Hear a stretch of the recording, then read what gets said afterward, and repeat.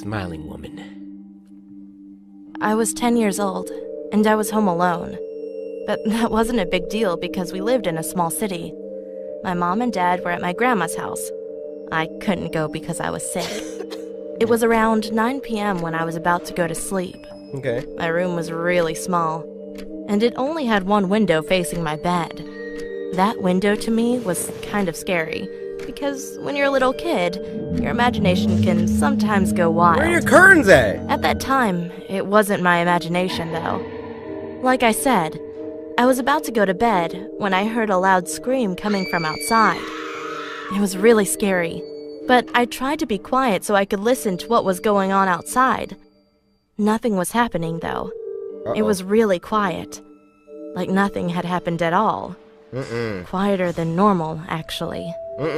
Some time had passed, and everything seemed okay, so I just laid down and tried to sleep. 1 hour later, I heard that loud scream again, but this time, it seemed to be closer. I froze.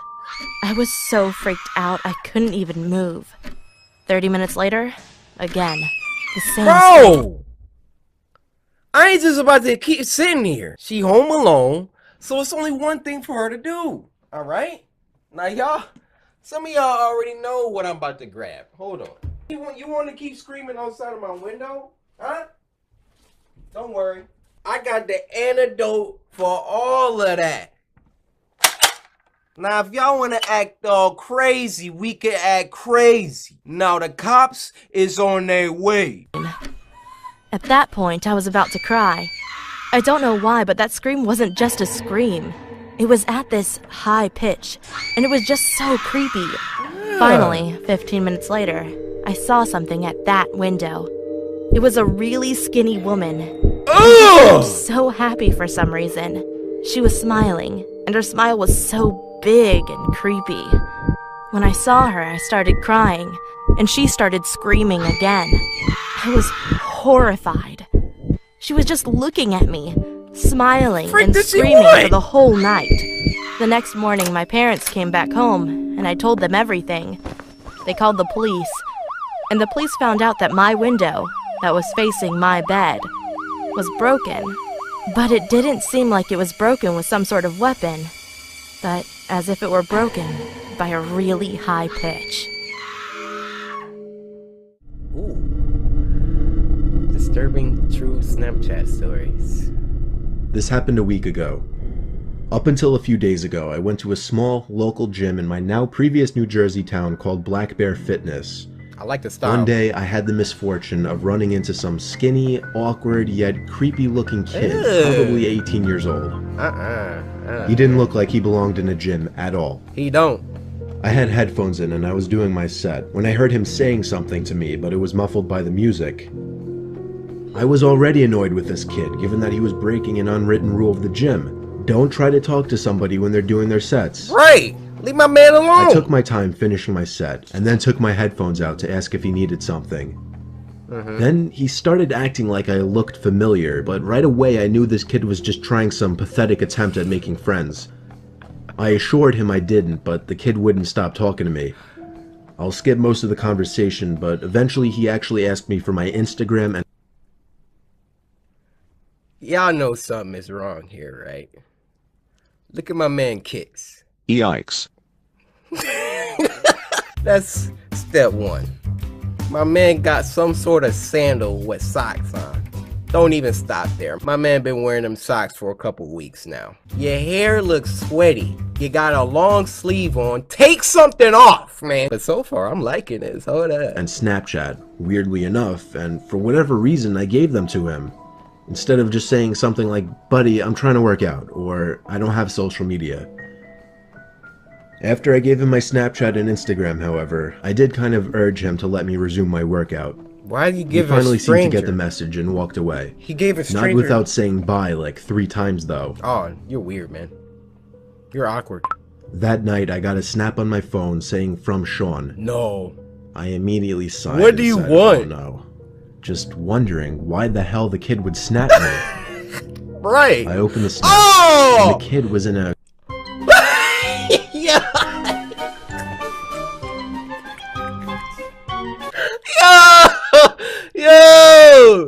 trying to get that man. Okay, if you're a straight dude sending another straight dude poses like this, sit down, chief. We gotta have a chat. Hit him with the just got out of the bath. You gave a stranger your Snapchat. Nah. Y'all can follow my Instagram though, I'll wait. Hey, we trying to get the numbers up, yeah? A creepy, weird pose, face way too close to the camera, with his head resting in his hand and a half smile on his face. The text over the picture was "Hey" with 2 Y's. Hey with 2 Y's. Y'all know what that means, right? I used to talk to this girl. I ain't gonna say her name because I'm pretty sure she watched my videos. But every time I sent her hey with the 2 or even the 3 Y's, yeah, you know what time it is, gat. I muttered the words, "What the f***?" Oh. Yeah, that is For the weird. record, I'm a guy, which made this even more weird. I understand. My thought process was, I've had enough of this loser already. I'm gonna remove him and make it clear I don't want to talk if I see him at the gym again. Okay. And so I did. I removed him minutes after he sent that snap. You're done. That's it. Out. I'm sure not even a minute later, again, a message popped up on my phone saying Snapchat from Sean. Yeah, you gotta get blocked. I waited a few minutes before opening it. This one was even creepier. Now the kid was sitting up on his bed. Oh, No smile, heck no. more of a surprised, angry expression. The text over the image said, "Why did you remove me?" No. Now I went as far as to block him, meaning he couldn't snap me anymore. Get that block work, boy. And that was that. We I done. threw my phone on the desk and sighed out of relief. Oh, man, that's... Half an hour How? later, my phone goes off, saying Sean added you as a friend, and then Snapchat from Sean. What? He actually made a new account. I opened the snap. I felt my heart drop. It was a picture of my front lawn. The text over it, "Answer me, Guys, my eyes are watering. Stuff like that really creeps me out.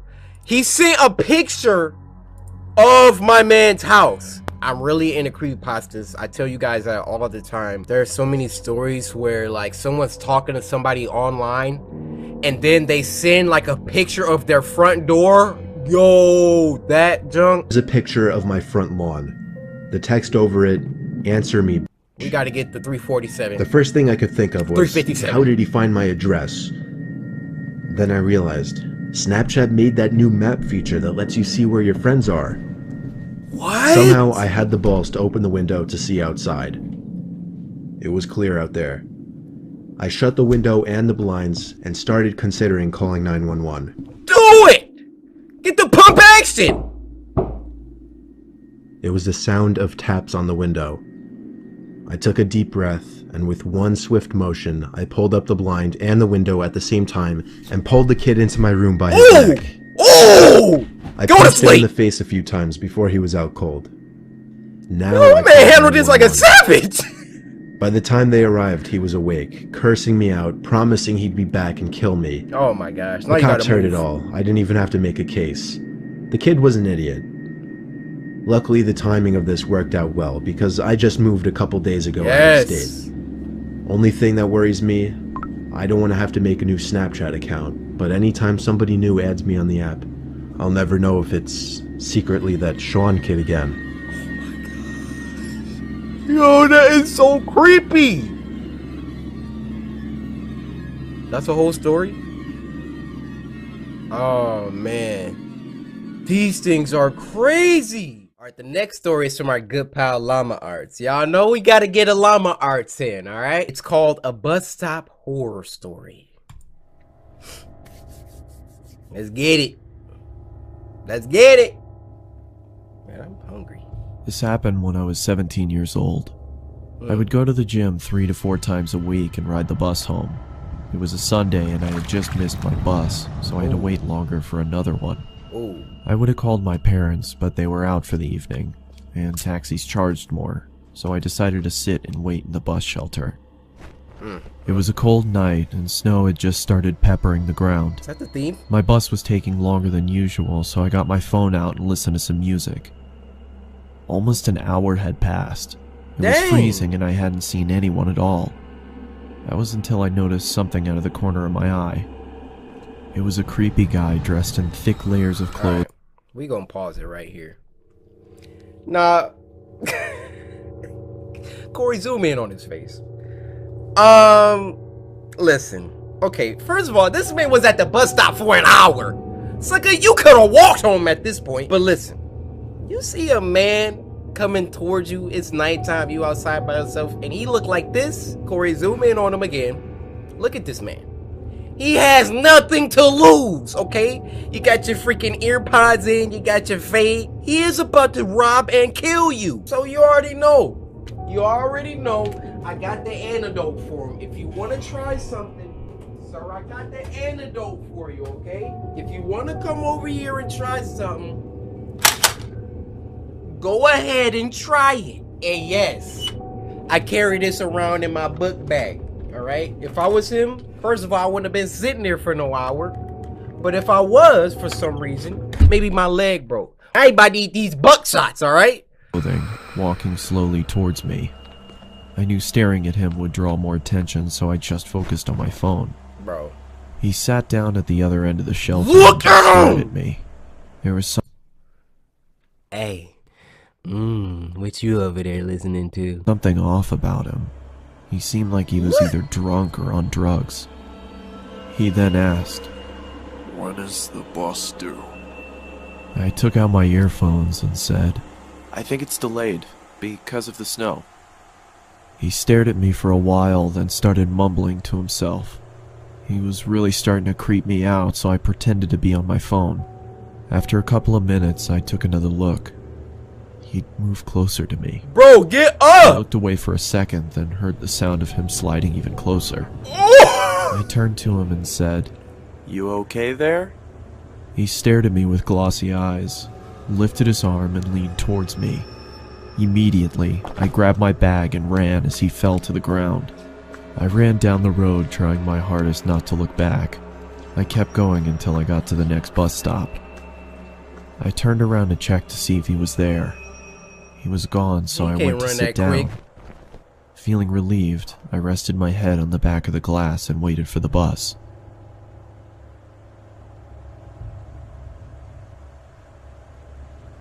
Bro. Oh! I jolted and turned around to see the same guy staring at me through Are you the glass. serious? What the hell is wrong with you? Then he started walking around the shelter towards me. Bro, get up! I'm warning you, stay back. I yelled in panic as I was backing up. I wanted to run, but I left my bag in the shelter and I couldn't leave without it.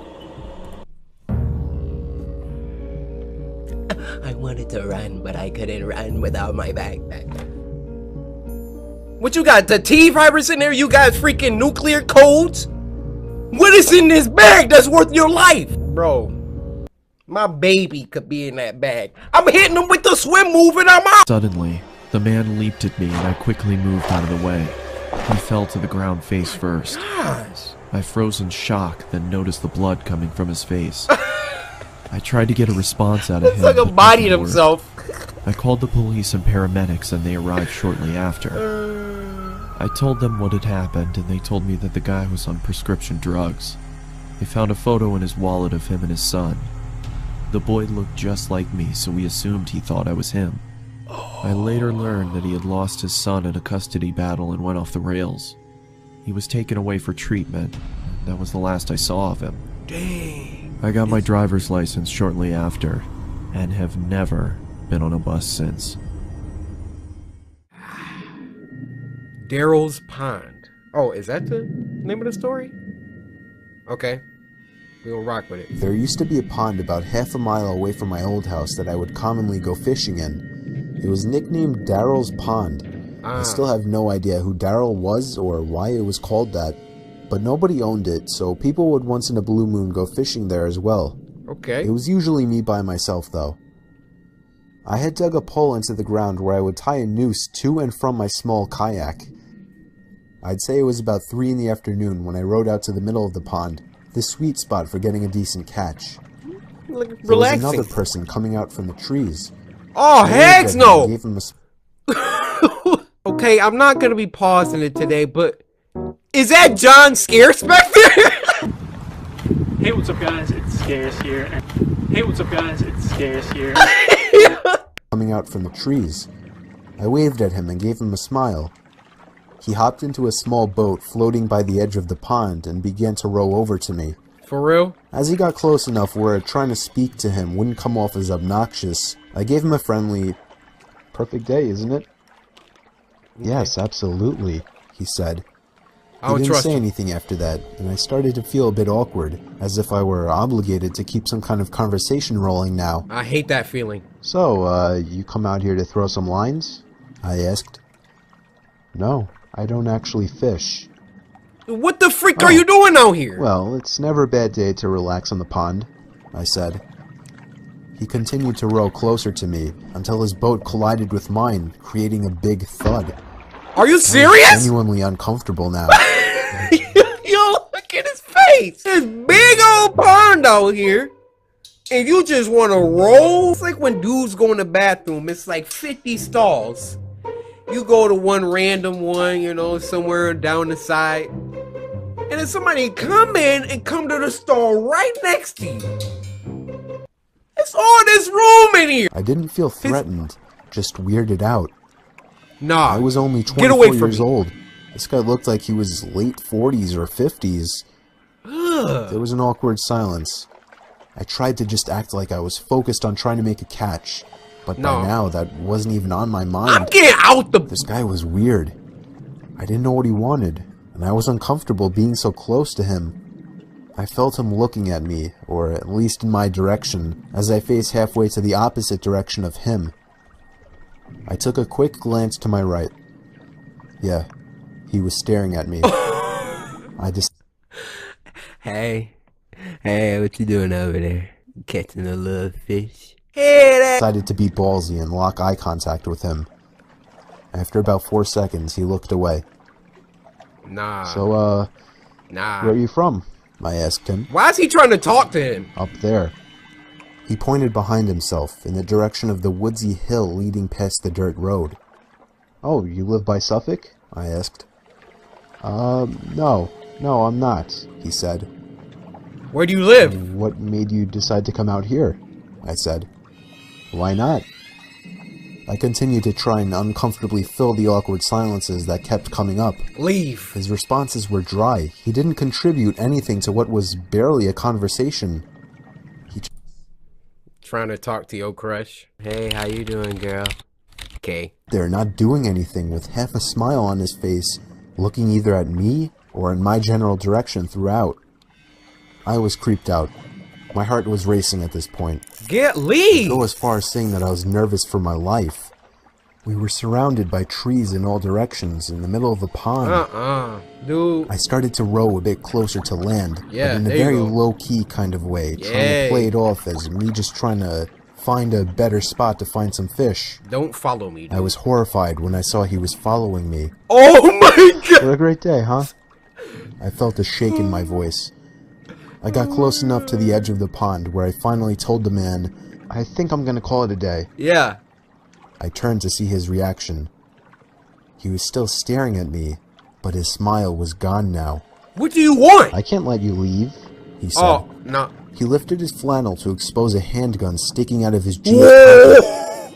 As soon as I could process what I was looking at, I dove out of the boat for land, ran the whole half mile uphill through the woods back to my house, and locked every door and window as soon as I made it home. I pulled down the blinds to the dining room window, leaving it open just a crack for peeking outside undetected. It started to get dark out, and I left every light in the house off, still peeking out to the front yard, making sure I wasn't followed. Nah, I'm going The to time came when I finally decided I wasn't followed. I realize now, like you, that not calling the police immediately was a huge mistake. Oh. I kept my bedroom windows open to let the room air out. My bedroom was on the second floor, so I wasn't worried about being watched through the window. About half an hour after shutting the light and falling under the covers, I heard the sound of leaves crunching from outside. No! He found your house?! I sat up to hear it more clearly. It was definitely something walking around out there. Normally I would assume it was a deer or a bear, But after what just happened, I would... Y'all know what time it is, right? Don't look at me confused. Y'all know what time it is. My man is outside the window. It's only one thing I can do. It's only one thing I can do. Hey, you want to be outside my window? That's cool. That's cool. I got something for you. I got something for you. You want to be outside my window? You about to get this buckshot, baby boy. Now what you trying to do? I'm telling you, y'all think I be playing over here? Let somebody. Still in paranoia mode. I sat up as still as a statue, except for my shaking out of fear, waiting as the sounds of the steps stopped. Hey buddy, you up there? Are you trying to sleep? Sorry, I didn't mean to wake you. I felt like 100 pounds just fell directly onto my chest. It was the same voice. I knew it right away. He's playing I didn't make a games with sound. him. I crept out of the room quietly downstairs to the kitchen and grabbed the phone, practically crawling on my way out to avoid being seen through the open blinds. I called 911 like I should have earlier in the temporary safety of my bedroom. I made sure to whisper into the phone, as I was still hoping that he hadn't yet heard or spotted me. 20 minutes felt like an hour as I sat behind my bed, waiting for the police to arrive in constant fear that I would hear glass breaking from downstairs, or a thud on the back door, or even just a voice again from down below my window outside. The police did a thorough investigation of the property in nearby woods, turning up nothing. They suggested I stay with a friend or a family member for a few days. You gotta move. So I did. You gotta move now. I never heard from or saw the man again. But I still moved a month later. I couldn't deal with the constant fear and paranoia of being watched through my windows. Thank you for I feel having much common more sense. comfortable fishing out by the bay now.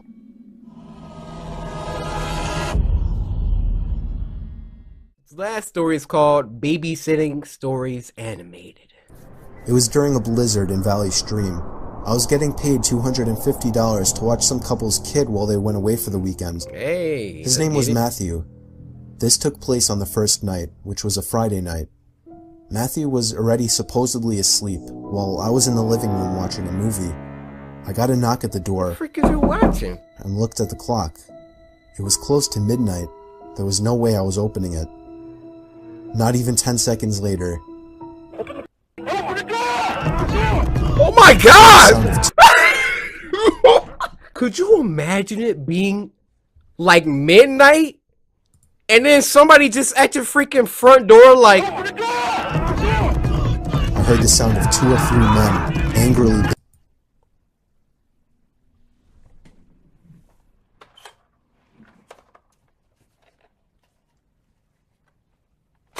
10 seconds later, I heard the sound of 2 or 3 men angrily banging on the door, telling me to open up. I felt like how many dudes is out there? I took a peek through the blinds, and there was somebody standing right on the other side of the window. Oh my god! I fell back in fear, and after managing to get back on my feet, I ran to the kitchen phone first thing to call the police. They said because of the weather, it could take a while for an officer to get here. I was told to take the child and hide somewhere until an officer arrived. They wanted to keep me on the line, but I wasn't thinking clearly in the heat of the moment and hung up. However, it wasn't until I ran through the living room that I realized the banging had stopped.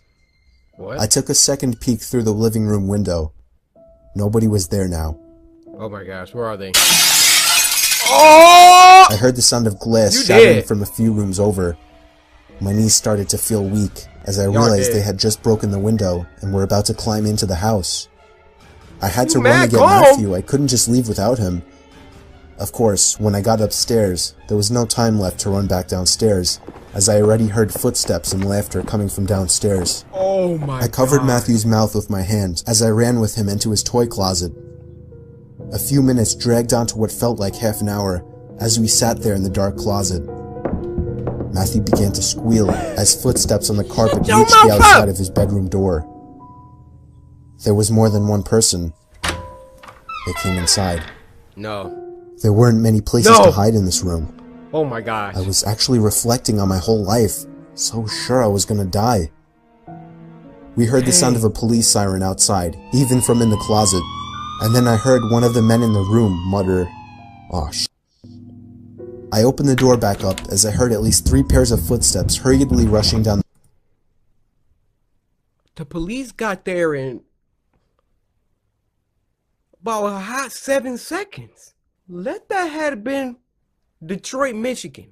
Good luck. We'll be there in about 45 minutes. Stairs. They didn't get far, as the police later found their footprints in the backyard, leading to our shed. There were 5 men in total, and they were all arrested. 5? Oh, this one is creepy. Why, his name is Maxie. I already know. I don't like it already. I don't like it already.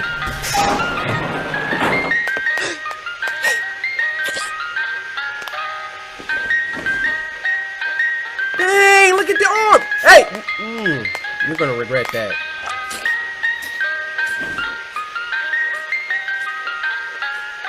Ah, it's not a good idea. It's not.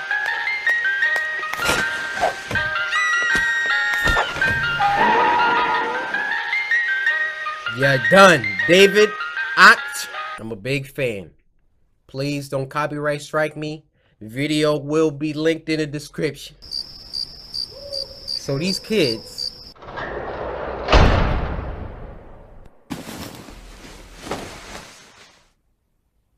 Oh my. Oh.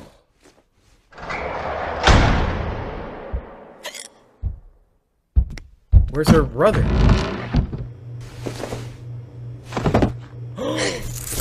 Oh! That was the last victim! Oh, he's frozen. He's done.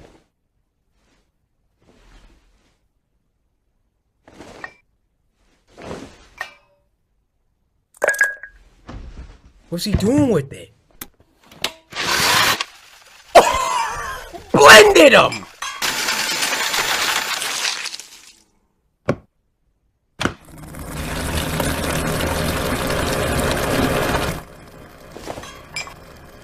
You gotta get out of here. This is on some Little Nightmares right now.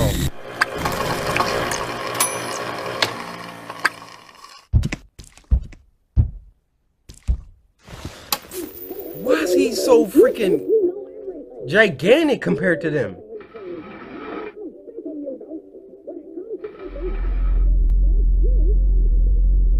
Uh-oh. Don't make any noise. Bro, tell me she ain't Sasha 6 right now. Yep. Why you got the hiccups? Okay, he didn't put a lock on it. He didn't put a lock on it. It's time to be a hero.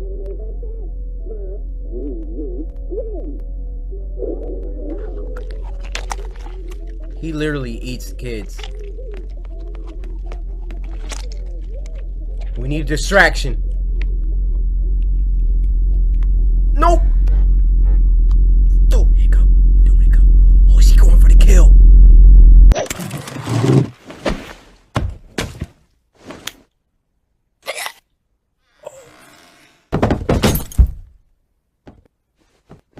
What? She hit him? She got him? Oh! Let's go. Let's go. Come on. This is all your freaking fault. Big Willie. Alright, come on, come on. Are you kidding me? Again? I have no... And you eating kid, by the way. Stop eating that! Come on!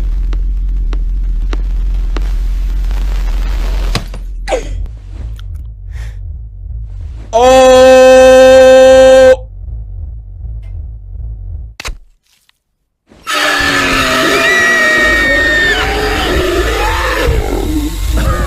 You're done.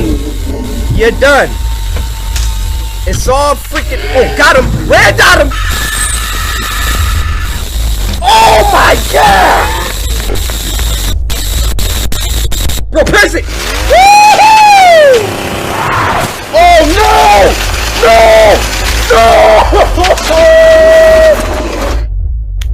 Let's go. Let's go. Woo!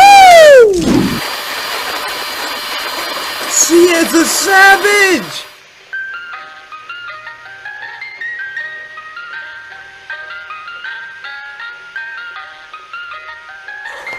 David, everybody clap that up. Yo, big old freaking jelly bean brother. But we gotta give him credit though. He saved her life at the end because she was about to get shredded, literally. Scary skinwalker. Y'all ever heard of skinwalkers?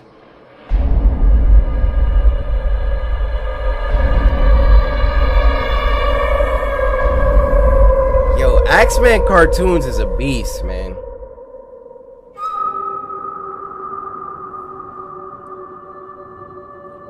Uh-oh. Hello. Oh. My family and I live in Arizona, and we occasionally visit our Navajo family in Albuquerque, New Mexico. We left early to get there by noon or less. It is a very long and boring trip there. But we get there before noon and we have time to running like that. talk with. No. Nah, hold up. Bring that back, young boy. Look at my man running. Get there before noon and we have time to mess around and talk with our extended family. And we, kids, start to play around till the evening starts to show. I love the animation style though. Like, I love it. Oh no. The house is too small for everyone to fit and sleep in. Some of the kids have to sleep in the trailer and truck camper, but two of my cousins and I had the amazing luck of sleeping in the old, slightly torn tent. Okay. Not very, you know, nice or safe.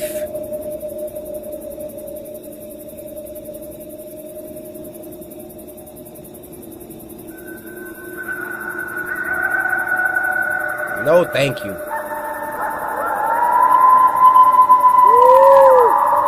We are well asleep at this point, and for some unknown reason, I wake up. Of course, I'm still tired and rubbing my eyes while yawning, meaning I wasn't well aware of my surroundings. Once I finish rubbing my eyes, I look straight at the entrance of the tent and see a figure, illuminated by the back porch light, standing in front of the tent. At first I was scared, but thought it was my other cousins just messing with us. As this person was still standing outside our tent looking at us, I turned to one of my older cousins who was 2 years older than me to wake him up and tell him that someone was standing outside of our tent. Bro, wake up! He tries to brush me off, but I persist and he turns to me and asks me what I wanted. I tell him to look at the entrance of the tent, and he does. Yeah, you see it? I've never seen someone go from the brink of sleep to sheer panic and alertness in their eyes that fast before. Yeah. He looks at me with this panicked face and tells me to be quiet. He whispers to me that it's a skinwalker and that we need to be quiet again. Skinwalker? We lay there for the longest time, and from my memory it was at least an hour or more. We were just about to go back to sleep because it hadn't done anything. Bro, stay back. Then it started to move around the tent. Bro, that thing Naruto running around the tent right now. Woo! Remember when I said this was an old tent? Yeah, it had some holes in it. Oh, fantastic. And you're probably cold, too. I mean, what if it rains? One of the holes was the size of a quarter, and I decided to be brave. As it continues to walk around the tent a fourth time, I slowly crawl towards the hole and try to take a look. Why? As I did this, my cousin told me to get back to the bed or it'll hurt us. Of course, as a kid, I ignored the warning.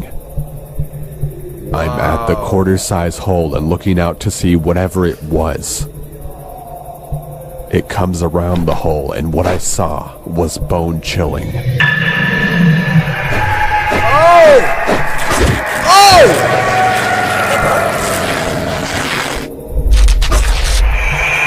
What? I bolt back and hide under my sleeping bag while my cousin does the same. This thing decided to stop moving and start looking at us again. I hid under the covers and spent every ounce of energy being scared. Bruh. And then There's one fundamental thing that I'm not understanding here. Right when I first saw that thing, help! Help! Help us! I mean, it's like 50 people in the inside. You're either gonna take your chance trying to stay quiet and just hope this thing doesn't kill you, or you're gonna at least, if you're gonna go, somebody gonna come out and see that junk, and then they could shoot it and do what they gotta do. It's just I look at things from a black perspective. You know, when I'm threatened, I just yell automatically. I hear some, hey, hey, who over there? Hey, you know, that's just me. I'm not like, oh shoot, we gotta be quiet. Like, it's certain situations for that, all right? And then I finally fell asleep. Oh, okay, so their way worked. Maybe my way would have got me 8. All right. So that thing just was standing over him all night. I'm never sleeping in a tent again if I'm this guy. Ever. I woke up early, maybe around 5, and I decided to look around the tent to see if there was anything there. I see footprints, bare footprints that send shivers throughout my body. I saw the footprints move around the tent. This hit me hard because I was now realizing it wasn't a dream. As I further investigate the footprints, I noticed that it went off track. It went off to the rocky hills nearby where we were staying at. I followed the track to the hills, about a football field away from the house. Why? As I continue to follow the tracks, something strange and scary happens. It goes from 2 footprints walking for a while to footprints and handprints in the dirt starting to form. I found that kinda strange because no person would do that out here.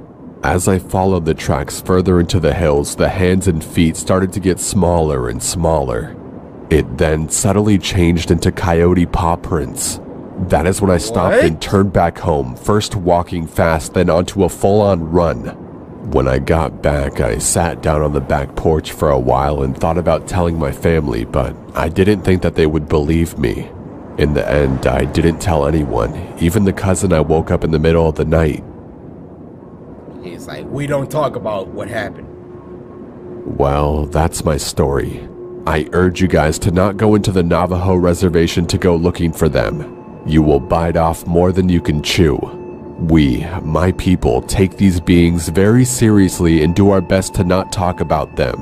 Even though I broke this code, I just thought to warn you guys about them. Whoever is listening are the first people to hear this story. I had a few more stories to tell, but this is by far the scariest one I had.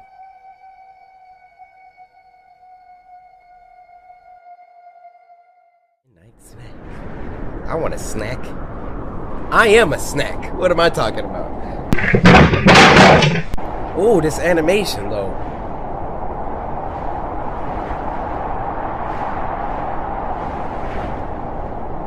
Bro, be grateful that you not homeless. I was thinking about this when we had that polar vortex last week.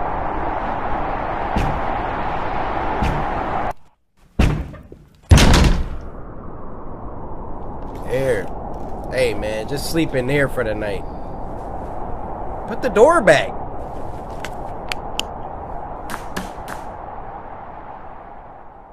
I would have put that door back. What the freak you talking about? Oh, this is an entire apartment complex? Building? Whatever.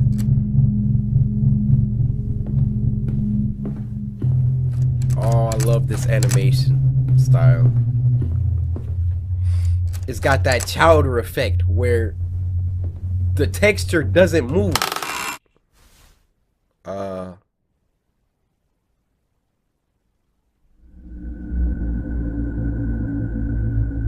Alright. We sleeping outside.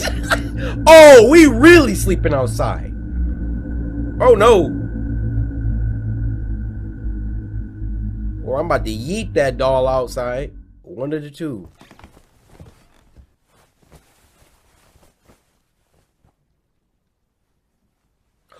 This is animated on a paper towel.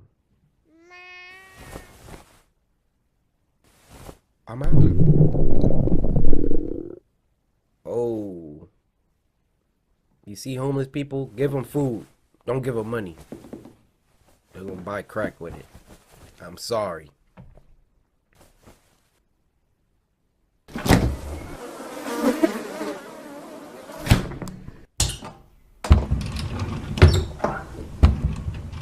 Bruh, ain't no food in there. You know that.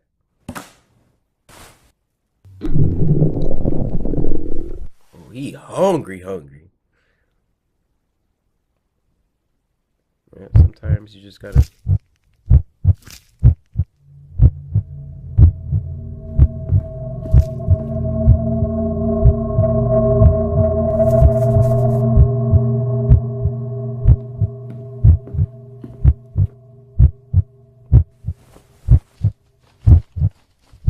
What are you doing?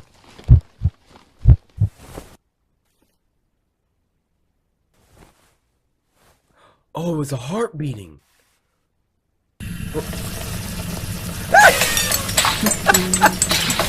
Yo, where you get all them utensils? And the gas is still on in this place? You could have had that on to be warm.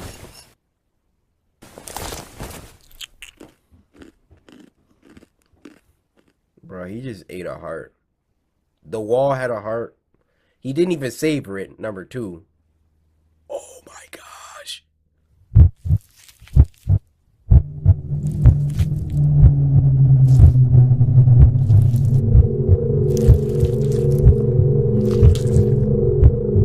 Another one?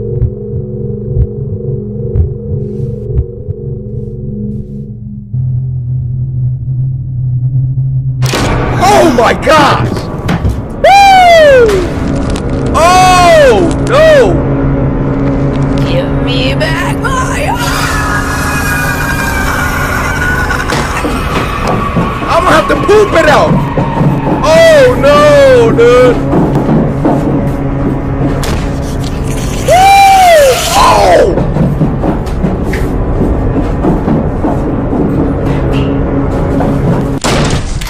Oh no, you were right there! Bro! No! Ah! Live!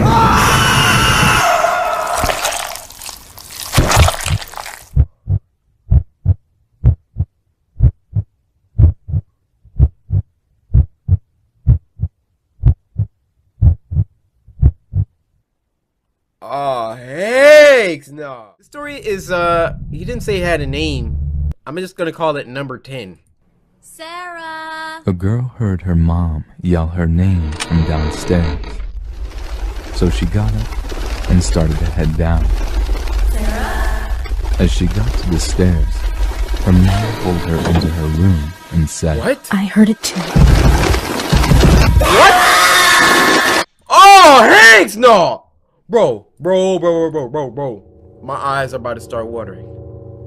Imagine you're in your room and then you hear your mom call you. You see her at the end of the hallway, but then your mom pulls you into a room and is like, I heard it too.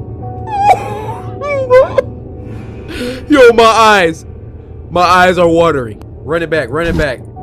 Sarah! A girl heard her mom yell her name from downstairs. So she got up and started to head down. Sarah! As she got to the stairs, her mom pulled her into her room and said, I heard it too. What the freak?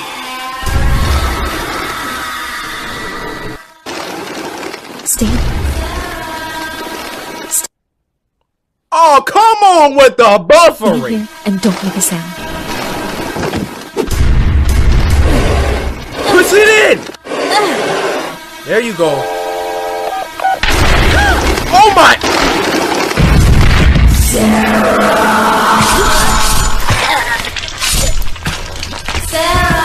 my god!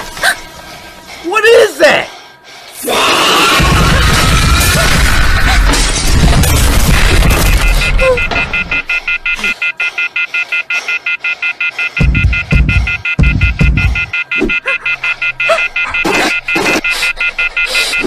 Why does that thing move like that? Be quiet. Dude, she just watched her mom get slaughtered in front of her. Don't leave yet!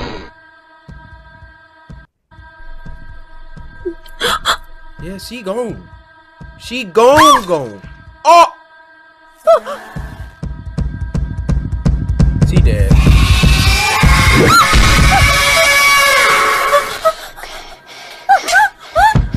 Oh, she smacked it?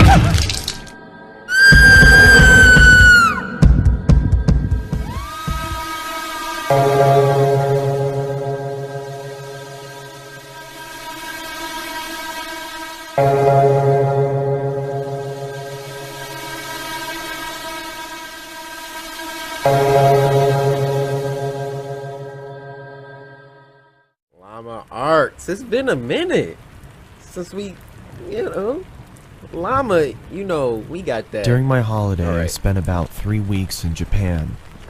I arrived pretty late, so I couldn't check into the hotel that I initially booked. So I booked the cheapest hotel that I could find nearby. Okay. Aesthetically, it was quite nice, but it did have easy access to the building, meaning anyone could come in and go to any room as they please. Plus, there was no security in sight. Oh, that's After not bad. arriving in my room, I ordered some food and watched some TV.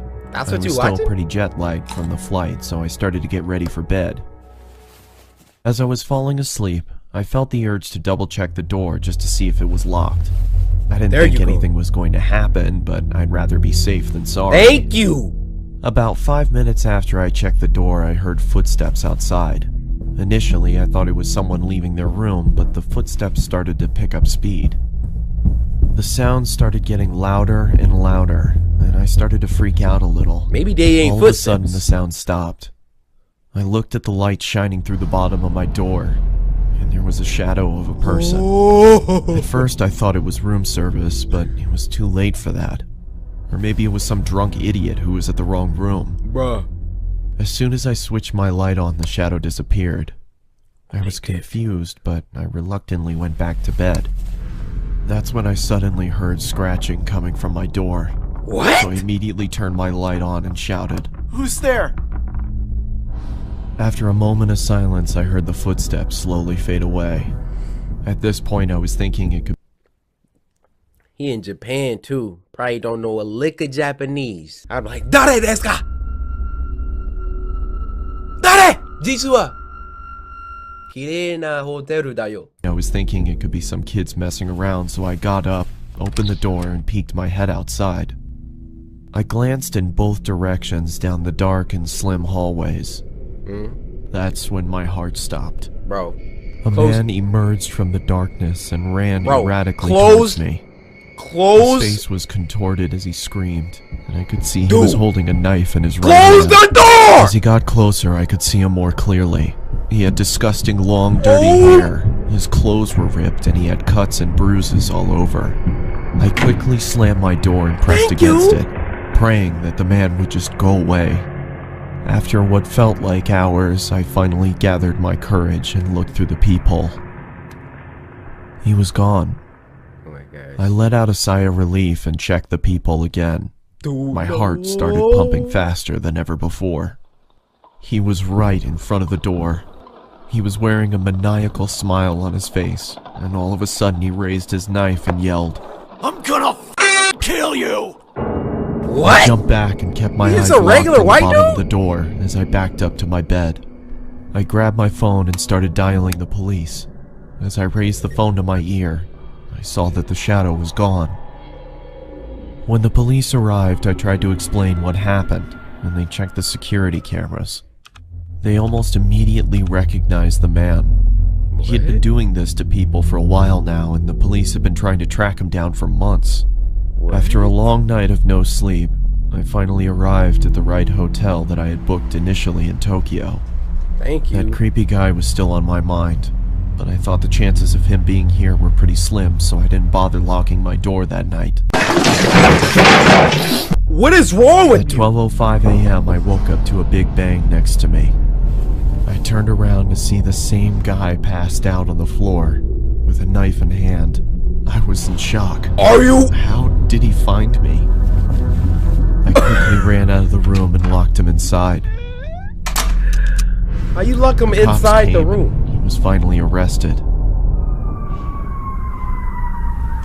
Let's just say I'm always going to be locking my doors from now on.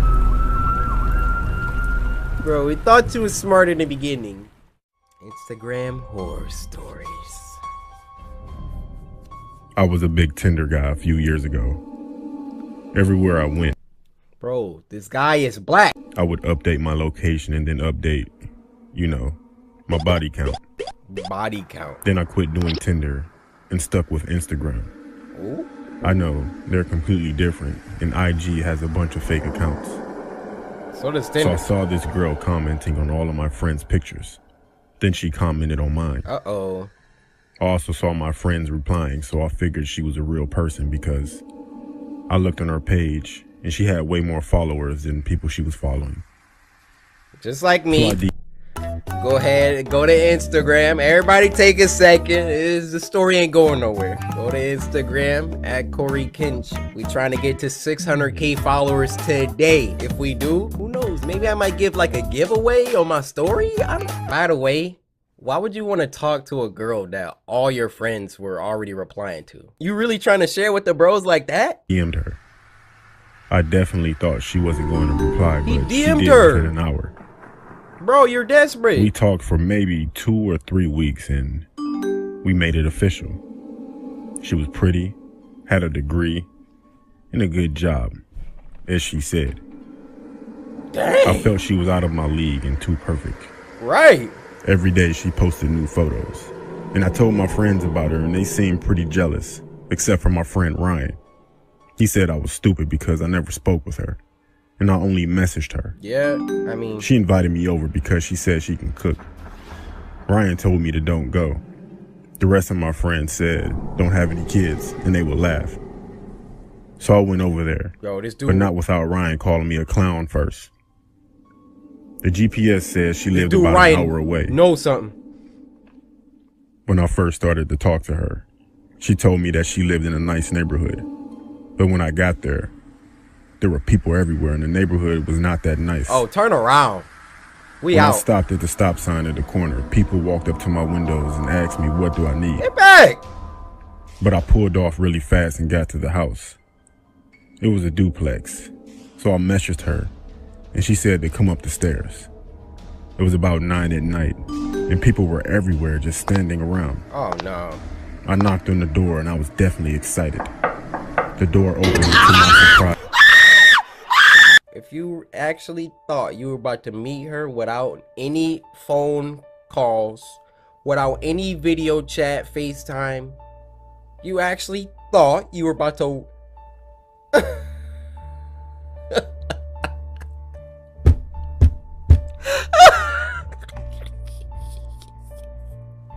He actually thought you...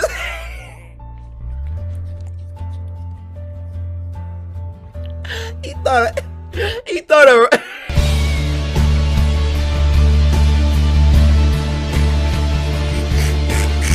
It was a bald-headed white guy with a patchy beard, tattoos everywhere including his head with a tank top on. That's a cholo.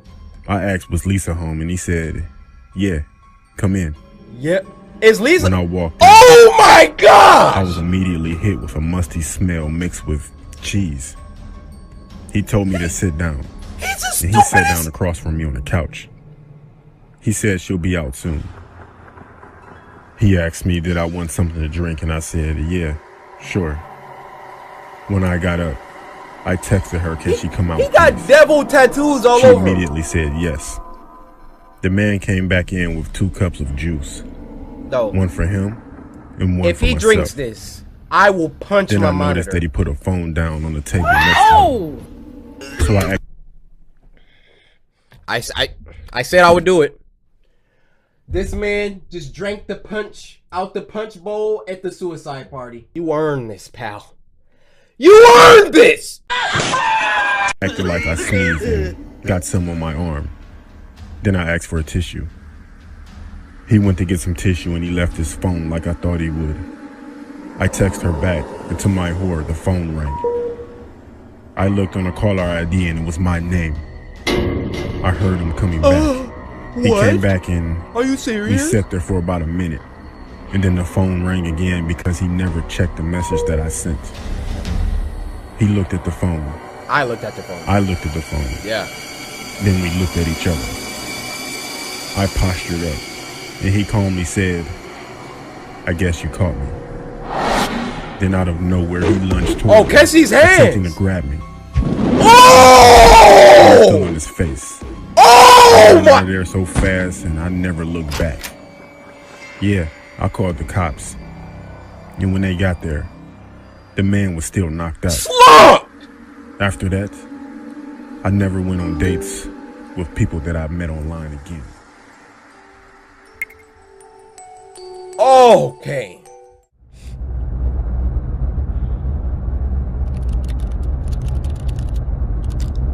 Alright. Deep I web. was 26 years old, and I was unemployed.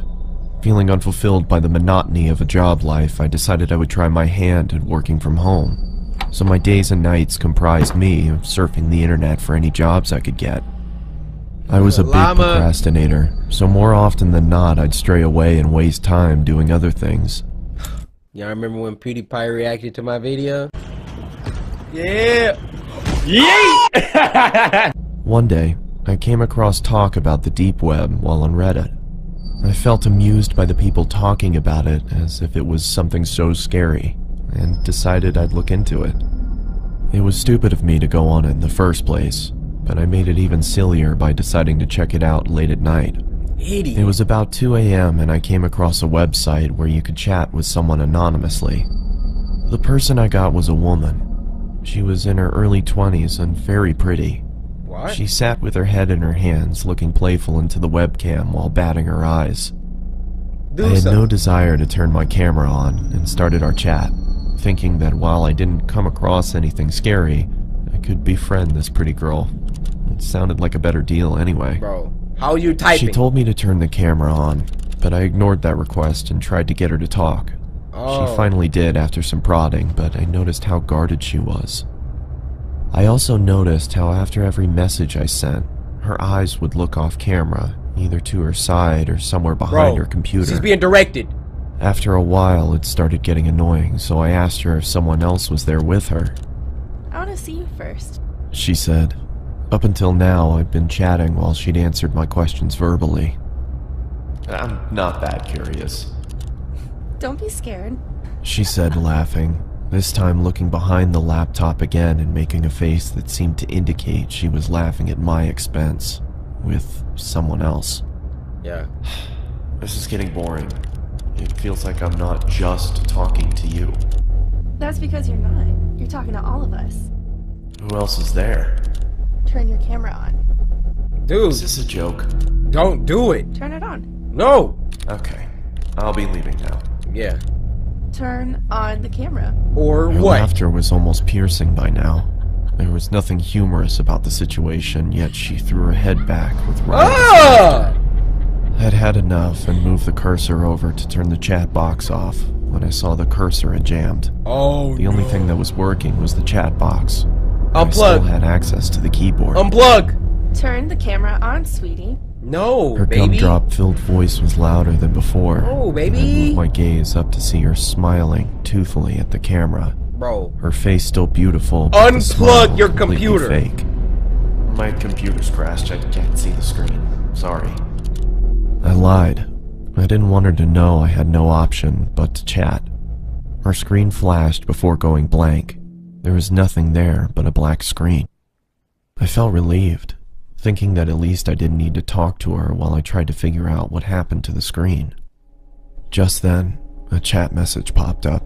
Open the damn camera, you... Oh my The god. aggressiveness in the message frightened me. Now, the fact that I couldn't see her face while she typed this made me feel nervous. Dude. I didn't dare reply back, but then the cursor moved. Oh! Oh no! Shell-shocked as the cursor twirled around the Bro, screen. put your camera down! Open the camera now. I still didn't make a move. There was no way anything good would be waiting Just for take me the if I did webcam! what she asked. The screen began flickering, as if a virus was causing the computer to writhe in agony. Do you want me to find you? My heart raced. Could it be possible she knew where I was? I started typing. Please stop bothering me. Then turn on the fucking camera. By this point, I thought she was some kind of sadist, and got her kicks by scaring unassuming people in chat rooms. So I obliged and turned the webcam on. I saw my frightened face staring into the screen. Judging by my face, my attempts at looking tough were painfully unsuccessful. You look I asked constipated. around for the girl looking straight into the camera, telling her I did what she wanted and to stop hacking into my computer. There were several seconds of silence. I kept my stare directed to the little box that showed her camera feed, but it was pitch black. I motioned into the camera in confusion, feeling as if she was messing with me now. He dead. Then I saw another message. Look here.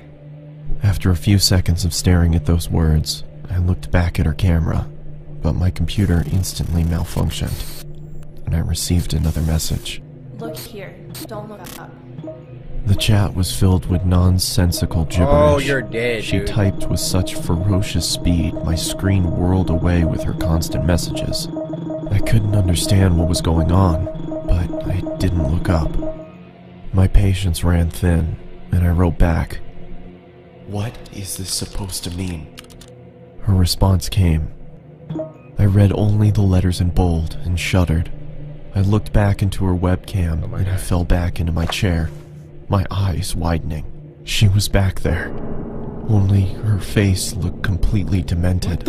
She had a savage expression, devoid of emotion, but her eyes were almost popping out of their sockets, and she was huffing as if she had extreme amounts of pent-up rage. The way she looked directly into the camera made me feel she despised me with all of her being. Look at her. There was no amusement there anymore. Her camera went blank again. Then the chat popped up. Dude, My heart stopped again. don't do it. For a split second, there had been the same blackness, only for the lights to come back on. Who the? She wasn't alone anymore. There was a man next to her with a black mask on. He made no movements other than look into the camera like the girl. The girl's neck creaked to her side. It looked like it was causing her pain. And then the lights went out again. Bro, she causing The her. chat resumed. This time, I screamed in fright and fell off my chair. There was another man with them now.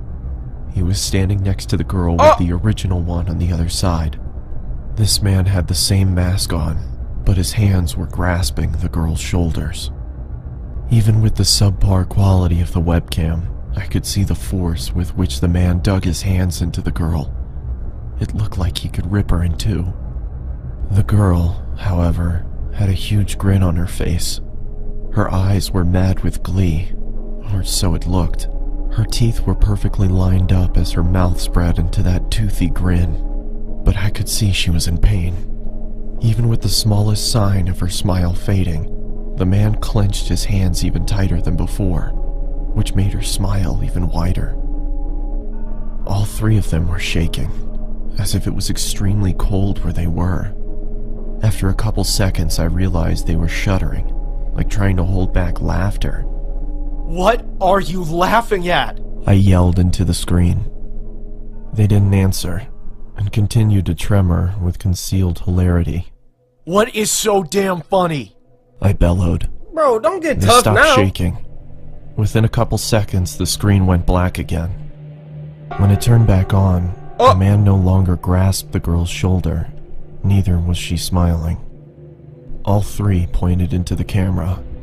Upon a closer look, I understood that they weren't pointing at me. They were pointing behind me. I didn't need to look back. I could see myself in the webcam. There was someone peeking from behind me. It was another man in a mask. and according to what I saw on my webcam, he was with me in my room, right behind me. I turned around quickly, but saw nothing where I had seen. Guys, that literally gave me chills, guys. Look at my eyes. Oh my gosh, the way that they did that! Llama! I haven't been genuinely creeped out like this in a while. That's the thumbnail of the video. The way that they did that is... Oh. Him in the webcam. I turned back towards the screen and, to my bewilderment, saw a third man in the girl's chat box. What? It was the same man I had just seen standing in my room. Now, she's dead. All three had their hands on the girl and were gripping tight. The girl wasn't laughing anymore. She had a look of utter devastation. A tear was dropping from her eye, but it wasn't just a tear. It was blood trickling down her eye socket. What? She then mouthed the words, "Help me," and the next second she screamed as if her lungs were being ripped off as the screen went black. I immediately got up and pulled the plug out of my computer and backed out of the room. You're too late! For a couple seconds, I swear I heard her screams, even though the computer was unplugged. The room went quiet, but I was too devastated to stay there and ran out of my house despite it being 3 a.m. I caught a cab and went over to my friends, who had to talk me down for an hour before I could be calmed. I returned back to my house with my friend a day later. Everything was the same, and after thoroughly checking around the house, we concluded that there was no one there. Dude, you're dead. Nor was there a sign of anyone ever having broken in. I've never gone back to the deep web. My friend suggested it might have been some prank by computer hackers, but the way that girl shrieked, the terror she had on her face, it convinced me she had been a victim herself. I'd wondered if I had stayed on for longer, if I would have become a victim too. Could those men have found me? Was there really someone in the room with me? There was nothing I could do, because there was nothing concrete to report to the police. What I did do was throw the computer out and buy a new one. There was no way I could even open it back up after what happened. Bro, they got your IP address. Bro, they don't even... Let's read. Number 1. These are 2-sentence horror stories. That means they're gonna be quick, getting them off like hotcakes. I was having a pleasant dream when what sounded like hammering woke me. After that, I could barely hear the muffled sound of dirt covering the coffin over my own screen. Oh! Number 2. Buried alive. I woke up to hear knocking on glass. At first, I thought it was the window, until I heard it come from the mirror again. Oh my God! Number 3. There was a picture in my phone of me sleeping. I live alone.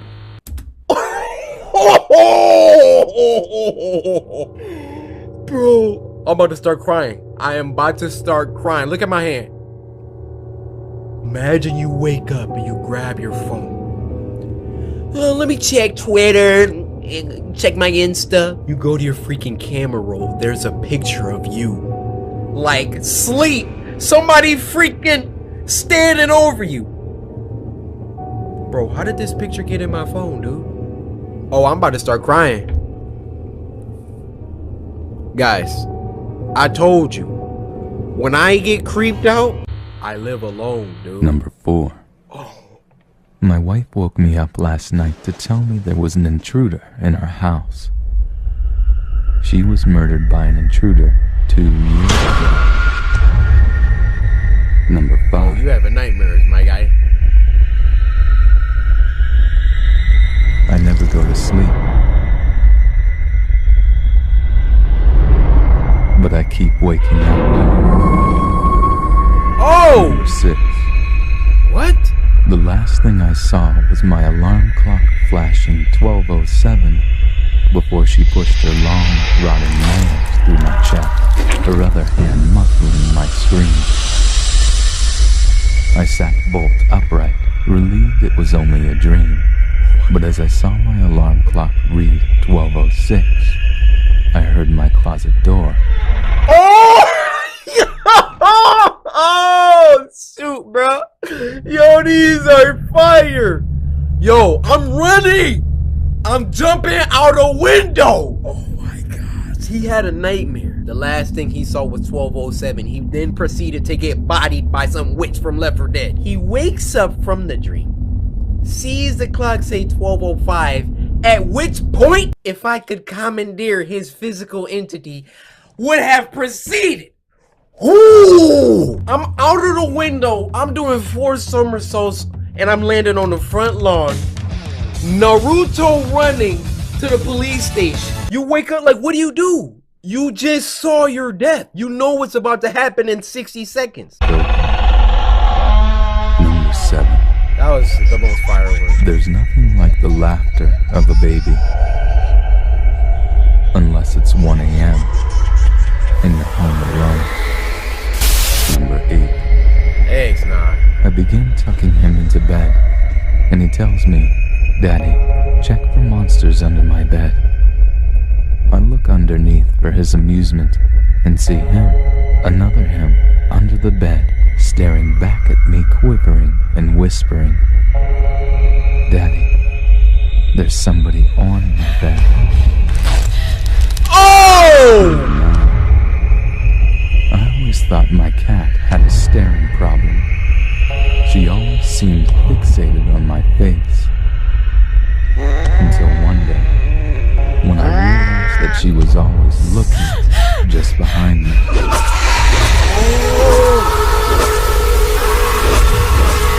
Yeah, you're dead. Oh, this is number 10. A girl heard her mom yell her name from downstairs. Yeah, we So saw she got this. This, I see why this was number 10. Right. If you got that message, then they not dead. It happened a few years ago. I was hanging out at the local mall with a couple of my friends, just chatting, as usual. Okay.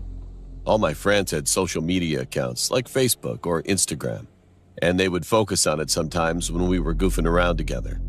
Okay. Drake, one of my friends, was saying that he met a girl from Facebook. He also told us that he really liked her, and that he was going out with the girl that night. Not bad. We joked with him that he was going to be going out with some 40-year-old man. Like those kind of jokes, you know. A couple of hours later, we had to go back home, so we all left the mall. When I got back home, I went inside my room to watch some TV. It was almost midnight when I got a text from my friend saying, "Hey, just finished the date."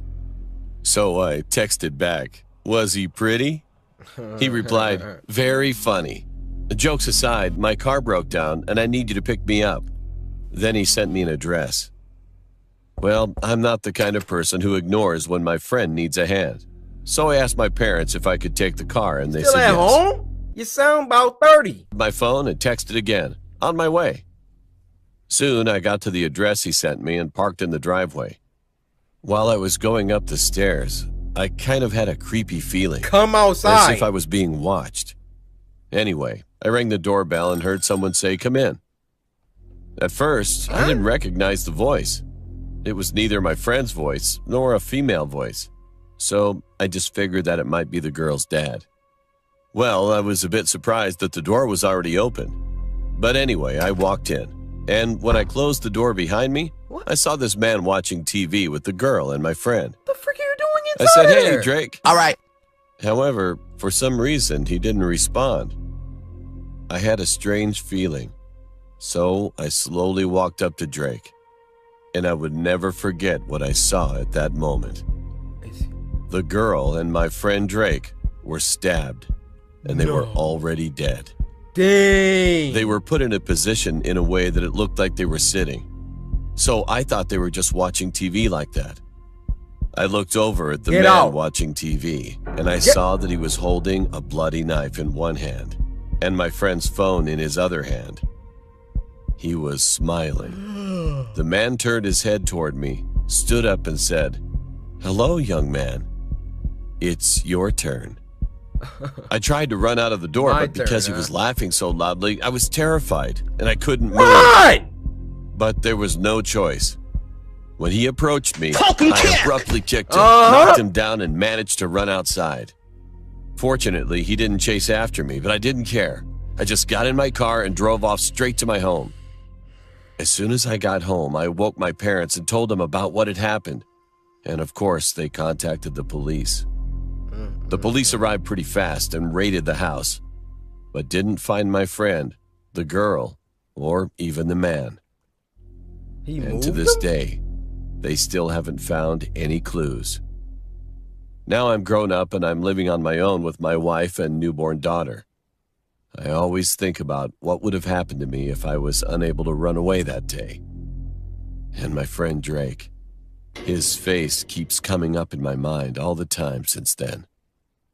Dang. Sorry, Drake. These intros, they just put you in a creepy...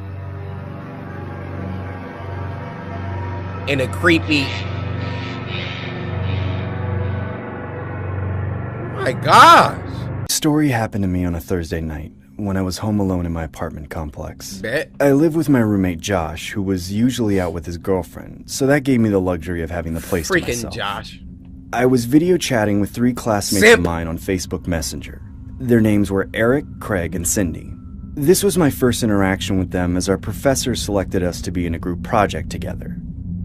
Okay. Throughout the night, we brainstormed ideas while getting more acquainted with one another.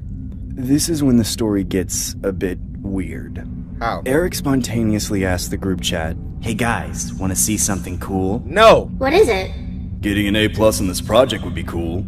"Sure, man, what's up?" That's Eric me. sends the group chat a photo. I click the chat icon and see a disturbing image of a woman with her arms and legs missing. Listen, Eric, what are you sending this to me for? This is gonna be... Oh my... Y'all know what this is, right? No! It's one of those chain email things. Send this to 5 people or you die. Then those 5 people gotta send it to 5 more people or they die. Now it's 25 people that's sending this. Thank you. And that sneeze does not take away this serious moment. Don't involve me in none of this foolery, Eric. What the hell? Ew! Why are you sending us this? Right! Dude, where the hell did you get that photo? I'll tell you, but you guys really need to keep this a secret. Promise me you won't tell anyone. What are you, a killer? This isn't marketing related, but okay, I guess. Sure, dude. Please don't tell me you were the sicko who took that pic. I didn't. I actually got the photo from the dark web. Dude, you go on the dark web? What's the dark web? Bad idea, don't. Supposedly it's this hidden part of the internet where you can buy illegal stuff. I personally wasn't that educated about the dark web, but I did hear rumors about it growing up. I've always acknowledged the existence of these kinds of things growing up, but I was still unaware as to what potential atrocities lie within the online world. Bad one. Eric then says, "Yeah, I just recently started getting into it. I found the photo from one of the forums I came across called Homemade Dolls. Here's the full-size picture." He then sends us the exact same photo, except this time it had a description. Homemade dolls? I want y'all to know that junk is real. Y'all remember Welcome to the Game. I look through the people? Oh! What the heck? Oh! That was the premise, where they kidnap girls and then they hollow them out and then, I don't know, wax them, or I don't know the process, guys. So that junk is real, man. I can't be convinced otherwise. Box next to it with the title Doll Number 20. Why the hell, of all people, did I have to be in a group project with this Eric? The details in the description stated inhumane acts that can be performed on the victims before being shipped to their buyers. I felt pretty disgusted reading the dialogue, but I was still somewhat skeptical about the whole thing. It was hard to deny its legitimacy, though. The authenticity of the image looked too real to be a hoax. To be honest, this looks photoshopped. I don't know. It looks pretty real to me. Yeah, Eric, Dude, don't send us no more of this disgusting. bullcrap. Why do you even go on sites like that? Right. Well, I only go on it occasionally. Midway through Eric's sentence, a random user joins the video chat. Who is it? Who's that? I don't know. I swear to God, we better not be getting hacked. Eric, is this one of your stupid friends from the dark web? I'm gonna call the cops if it is. That's when I decide to move my mouse cursor to exit the video chat. It's stuck! Why the hell isn't this working? Come on, work, damn it! Turn your computer My off! cursor was resisting to move no matter how many times I clicked or moved my mouse. That's when the random user's video turned on. It was a guy wearing a pig mask. The mask didn't look like some dollar store knockoff. It looked like the skinned face of an actual pig. He wore it like he was Leatherface from the Texas Chainsaw Massacre. Hey, is anybody seeing what I'm seeing? Eric, dude, I really hope this isn't a stupid prank. It's not, dude. I don't even know who that is. Why is there a guy wearing a pig mask on my screen? Guys, what's going on? I don't know why, but something about that moment, I just knew. I was looking into the eyes of what true evil looks like. That's when my classmate's video chat completely froze. The only screen functioning was the pigman's. It seemed like our computers were being hijacked. I couldn't quite comprehend what was going on till I heard the pigman say, "Can you see me? Say yes if you can hear me." Say it! I reply with, "Yes, what do you want from me?" in an uncontrollable stutter. You know that feeling you get when you're with someone for so long, every single day just drags and becomes a routine? Well, I just want something new and fresh, you know? Something vibrant that will make me feel alive again. I just need a new doll. What do you say? Does that sound like a brilliant plan to you? I was completely appalled by what was voice transpiring. acting is nuts. That's when I hear a muffled female's voice in the background. The pigman then swivels the camera towards the direction of the muffled voice, only to reveal a woman with no arms and legs. She had duct tape on her mouth and a chain bound around her neck. The woman was flailing her severed arms wildly in a desperate attempt to escape. A couple seconds later, the pigman approaches her while holding an axe, the kind of axe lumberjacks use to chop down trees. Kill me! I began to hyperventilate as I knew the inevitable fate this woman was about to endure. He then raises the axe up in the air. I begin screaming from the top of my lungs. Turn your computer Leave her off! alone or I'm calling the cops! As I took my last glance at the woman, I realized that it was the same woman in the photo that Eric sent. That's when the pigman smashes the axe against the woman's skull repeatedly. I practically leap up from my chair and begin to vomit.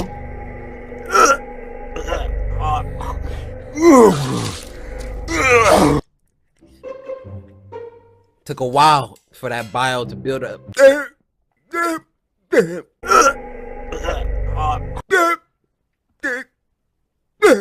This sadistic display was unbearable. What the hell is going on? Someone tell me I'm dreaming. There's no way this is real. I look back on the screen, only to see nothing. Like the whole thing was just a bad dream, or a figment of my imagination. What the hell just happened? I know I'm not going crazy. I immediately messaged my classmates in the group chat saying, "Please tell me you guys saw all of that. Did any of you see the pigman? We need to report him." Yeah, I briefly saw him, but then my video chat ended. Same here. That was weird as hell. Must have been a hacker. Thank God my screen went back to normal. Did you see anything, Terrence? I respond as nonchalantly as I can, saying, "Yeah, basically what you guys saw. I think it's best that we just put this behind us and move on from here, you know?" I didn't know if that was the right decision. I didn't want to further escalate the situation. Acknowledging the pigman's existence was one thing, but going into further detail about afterwards just felt unnecessary. This is the part where I wish the story ends. What? It's been a year since the incident. I ended up dropping out and taking the semester off due to the mental trauma. Look at these cereals. Yo, Horror Shorts Party. Let's just hook your boy up with a little Cory Kenshin Easter egg. And I already got the name for the cereal. Samurai Booty-O's. Oh, Booty-O's sounds like booty holes. I'ma press play. I endured. I now work at a local retail store. I was coming home from work one day and I saw an envelope sitting in my mail slot. I open it and discover the most horrifying thing that sends shivers down my spine. It was a picture of my classmate, Cindy. Except she had no legs and no arms. The picture was titled Doll Number 21. A few years ago, more like 10 years ago, What? I used to be Make big your into mind up. visiting weird websites. I had a lot of time on my hand due to not playing sports, nor did I volunteer for anything at all in high school. Lazy. I told my friend Mark that I was starting to get bored. Honestly, I was bored with what I was experiencing on these websites. He said I should go on the deep web. See, You know, I used to we all got a friend like Mark just putting bad ideas in our head. Maybe you should go into the deep web. Maybe you should get a different haircut, Mark. Why are you playing a DS? What is it, 2006? Oh, wait, he did say it's 10 years ago. I used to go on the deep web, but never found anything. So I decided to search through some more stuff, a little deeper. I searched for hours every day for about 2.5 months. Still nothing. Are you that getting I hadn't paid seen for this? already. I told Mark, and of course he said just visit the dark web. When I did go on the dark web, I saw chat rooms, all with different names. I came across one named I, as in EYE. It was all in caps. I entered the chat, but before entering the live chat, you are assigned a number. Mine was P34. Okay. I confirmed my number and entered. There were hundreds of people. The comments were coming in quick. At first, I didn't understand what was going on. The screen was black, then a name popped up on the screen that said Mr. Wiggles. Nope, I'm out. The comments immediately stopped and a voice came over my speakers. Welcome, P34. Then his name disappeared off of the screen and the comments continued, everyone giving me welcomes. A few minutes go by. Then a countdown from 10 pops up on the screen. Then the chat goes crazy. Once it reached the number 1, the screen went straight to what looks like a view from a camera just watching someone in what looks like their home. I sat there watching this for 20 minutes and nothing happened, so I shut down my computer. The next day I went to school, had a normal day, went to Walmart, then I went home. I decided to go back on the same chat from before. I confirmed my number P34 and again, there were hundreds of people commenting. Mr. Wiggles popped up and just like before, the comments stopped. Across the screen it said, no new members tonight. Then the countdown started again. Everyone in the chat started going wild. The countdown finished and then it was showing the point of view from a camera again. But it was outside of a school. My school from earlier that day. Whoa! At that point, I was intrigued. I couldn't tell if it was focused on a certain person or just watching the school. After 30 minutes of watching the video, our school bell rang and everyone started to come outside while whoever was recording was positioned across the street in the car. Once everyone came out, the person got out of the car and started to follow a crowd of kids. Everyone started to split from each other. And the person recording started to follow someone. Mark! It was my friend Mark. Oh no! It had to be at least 100 feet behind him. I started to call Mark, but he didn't answer. I kept calling him as I watched the video, but nothing. This is not live. The person followed him to his house and sat outside of his house for a few minutes. The man behind the camera finally said, "No parents are home." And he began to walk to Mark's house, rang the doorbell. Well, Mark, this is all your fault. Maybe you should go into the deep web. Maybe you should go into the deep web. Now you about to get samurai slice. I warned you. And waited as he continued to record. A few seconds go by, and Mark opened the door. He looked confused and the guy said, "P34 sent me." And Mark looked afraid that the camera shut off and everyone in the chat left. So I did too. I called Mark's house phone instead of his cell phone, and his mother answered. I asked for Mark and she said that she thought he was with me. I panicked. I then received a notification on my phone from my Gmail account. It said the sender was Mr. Wiggles. The message was, "I'm getting closer, P34. Mark says hi." I was shocked and didn't know what to do, so I called the cops. They didn't do anything about it because the email disappeared. I haven't been on the dark web since, and no one has seen Mark. Still to this day, I receive messages with pictures of me in random places, along with the same written message that said, "It can happen anytime." Bro, I'm checking myself into a mental asylum. I honestly wish I never went on the dark web. I bet. Look, did you see at the end? Somebody was standing behind him. Oh. I wish I never went on the dark web. Yup. That's Mr. Wiggles. Horror Shorts Party. True Omegle chat room horror story. This story happened to me a couple years ago. It happened on a Saturday night. I was typing out a school report for my English class and was pretty worn out from the tedious amount of thinking that transpired throughout the paper. Okay. I decided to take a break and procrastinate a little bit, maybe watch a couple of YouTube videos. Hold on. Let me rewind that. What was he watching? Right there. Did you wash your hands, mister? Oh, Jimmy. What did I tell you about not washing your hands? Yo, that's what's up, man. We got a samurai right here. I needed to take some stress off my mind, but didn't really have anyone to vent or talk to. This gave me the idea to visit a chat room called Omegle. Bad idea. For those of you who don't know what Omegle is, it's a chat room where you can literally video chat with random Run into strangers online weirdos through your computer webcam. Needless to say, Omegle definitely helped with my social skills growing up as a child, so I was always active on it. Wow. I remember this one particular night. I was having trouble meeting new people. This left me a little frustrated, to say the least, but that's the kind of thing to expect when you're on these kind of chat sites. That's when I stumbled upon this one guy. He looked to be I'm clicking next. Around the same age group as myself, and seemed like a pretty harmless individual.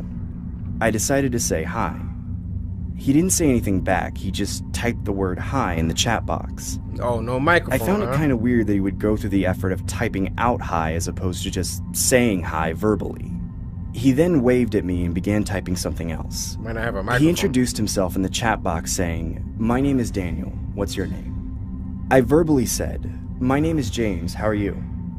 He then stares at the camera and doesn't say a word to me, completely dismissing the fact that I just asked him a question. Hello? At this point, I was convinced that this had to be some sort of pre-recorded video and that someone was just trolling me.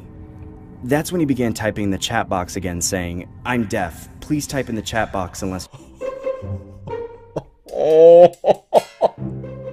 Oh, I feel bad now.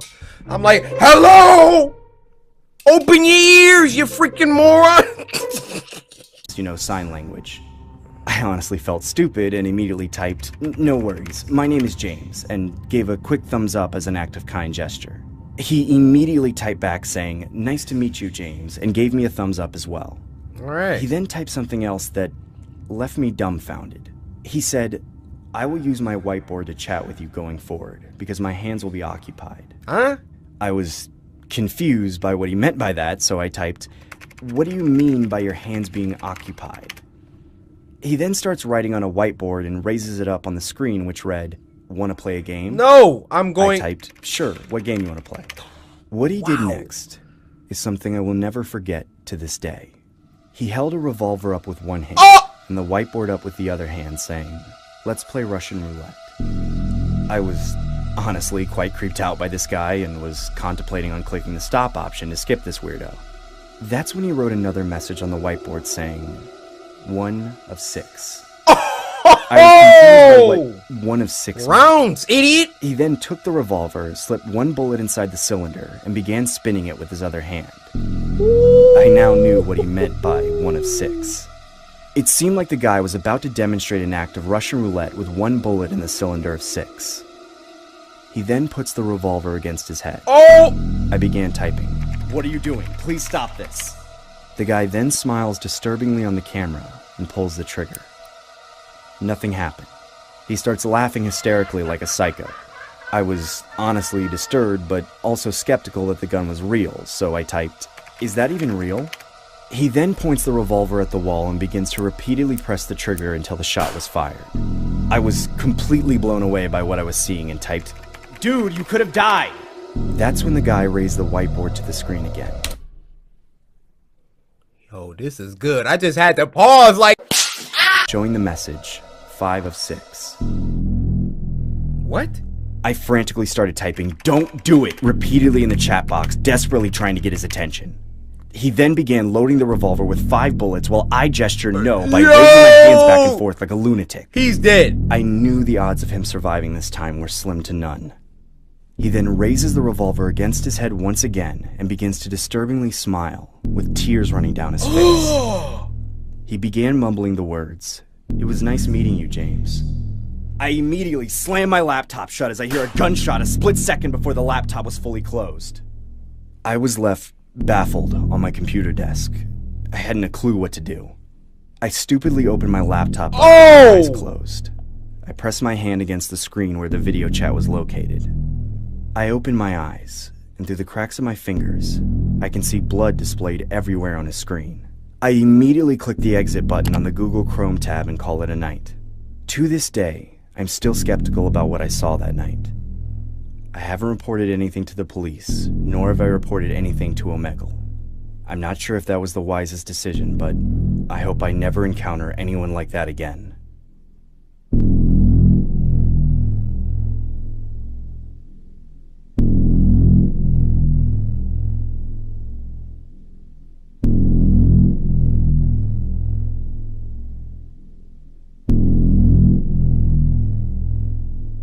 Cory's boyfriend had just inherited his aunt's house after she Jumping right passed in. away.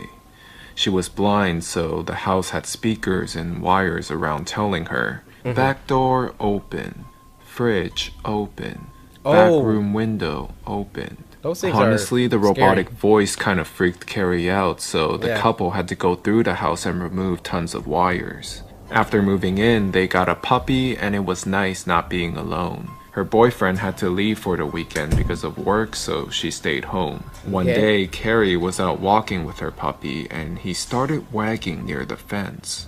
What? She turned, thinking he was making friends with a bird or critter again.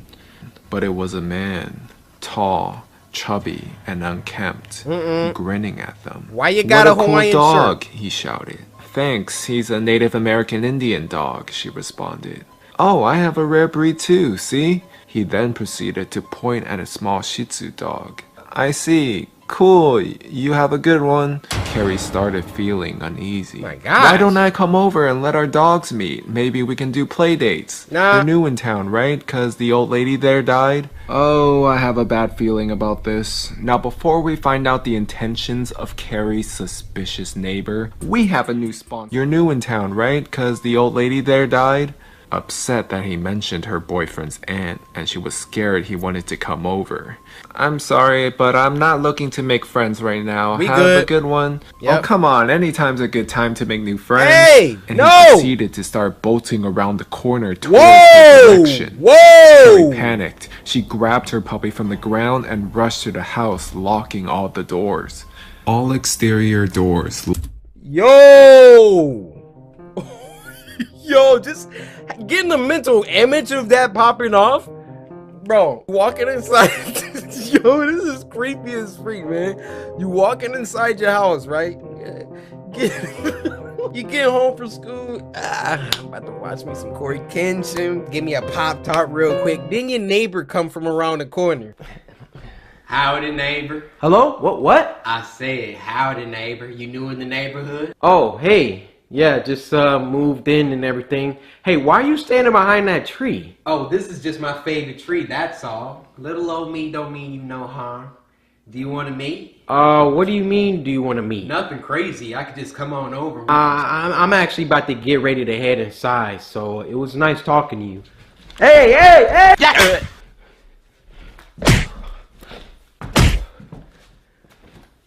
Don't you walk up on. I really just filmed a whole skit in the middle of the animation. I don't know why I'm so extra. Locked. House secure. Wait, I thought I removed all the wires.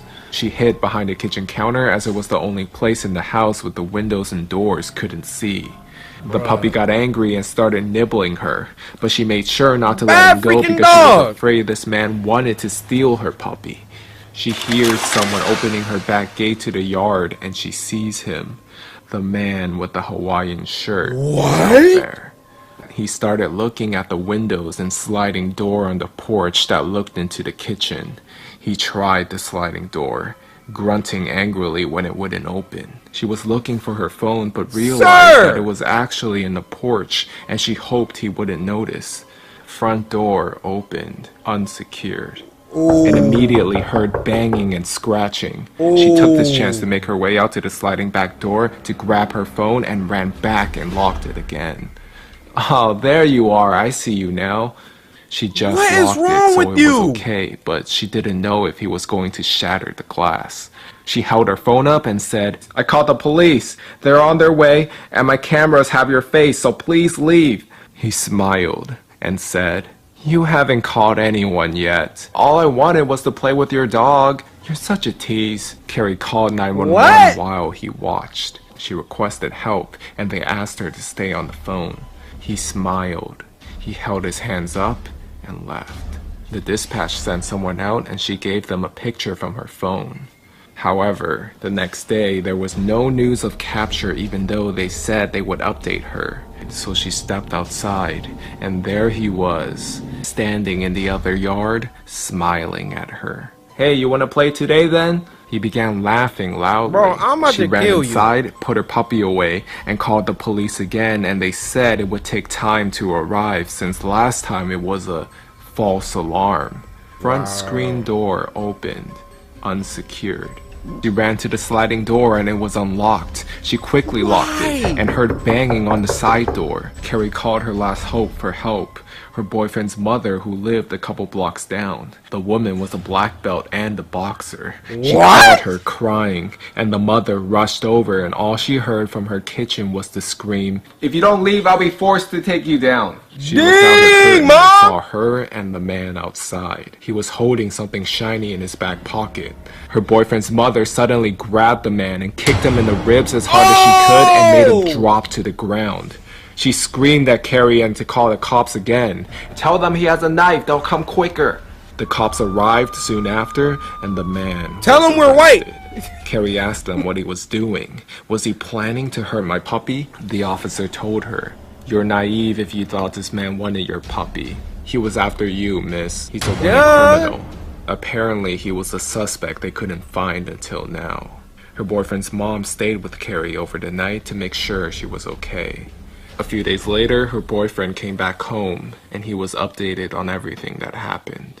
He proceeded to put up cameras and more security. He even put the speakers back into the house as well, as that voice was actually able to help protect Cory that horrifying weekend. Nightmare Tales. Black Steel Diner. On a cold, dark night, around 2 in the morning, a young man and his father sat in a remote 24-hour diner waiting to be served. This narrator got a nice voice. Guys, low-key, I feel like I have a great, narration voice. Check me out. There was a man. Stop making me laugh. The older man, who was sadly, slowly going senile, had insisted on going out for some soup. Not having the energy to argue, the son took him out, for at least this way his father would be happy, and then he could get some peace and quiet. Yeah. The waiter walked over, welcomed them to the diner, and then asked if they were ready to order, to which they replied they were. That looked The crazy. waiter recommended for them to try the burgers. Waiter looked crazy. Best in the West, he said, with a smile that made their skin crawl. They declined and proceeded to order what they came for. The old man ordered tomato soup, and the son a coffee. When the waiter walked away, the son asked his father if he had thought the waiter looked familiar. Not surprisingly, the father said he had never seen him before. But why? He asked. The son proceeded to tell him that he thought he looked a lot like a man he saw on the news that was wanted for murder in another state, but he could easily be mistaken. This made the father quite uncomfortable, so he told his son to shut up and change the subject. Instead, the son then got up, told his father he was going to the bathroom and would be back in a minute. Uh-oh. The father waited and waited. Almost 15 minutes had passed, and his son hadn't returned. Bro, go check on him. He also hadn't seen the waiter again.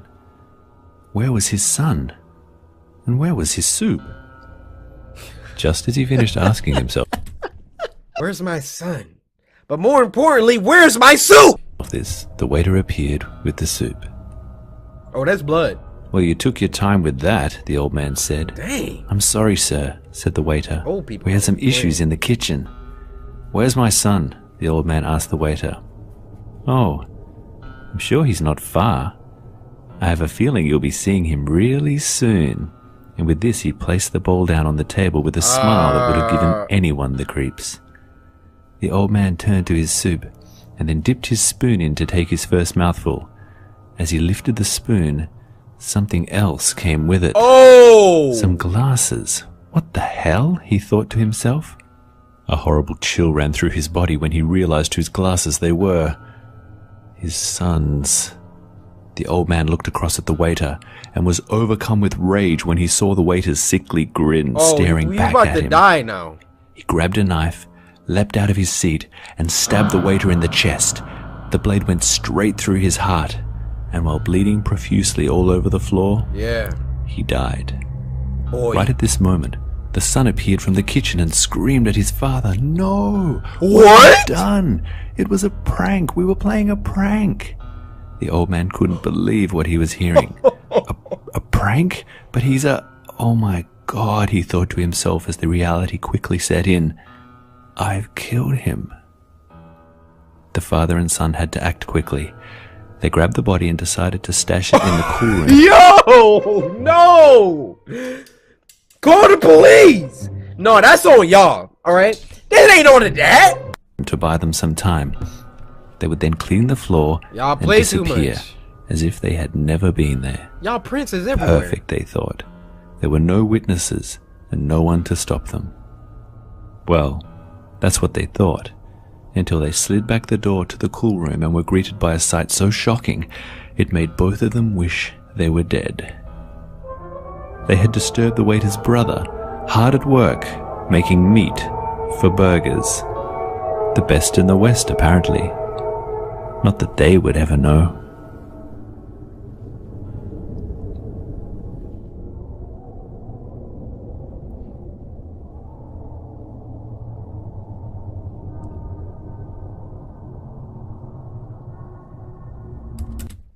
That was the cleanest double twist I've ever... Oh.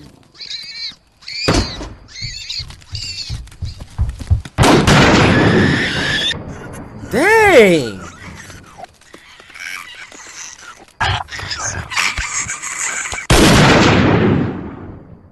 Now you know he did.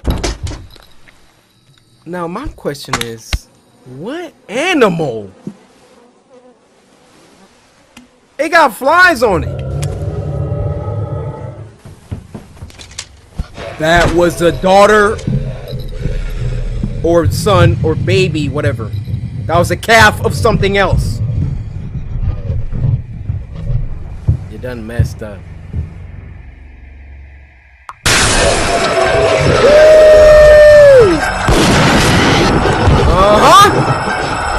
Reload. No, don't go down there. Reload. See, you back yourself into a corner. Actually, that's a nice camping spot. Hope you got some more buck shots in your coat.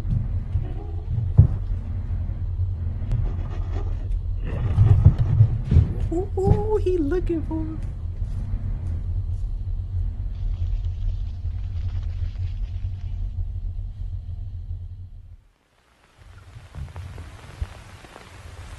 What?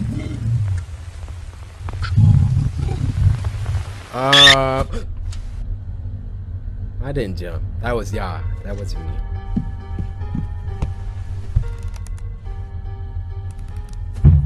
Oh yeah, he definitely sleep on that. Or he might have died. Dang. What? What?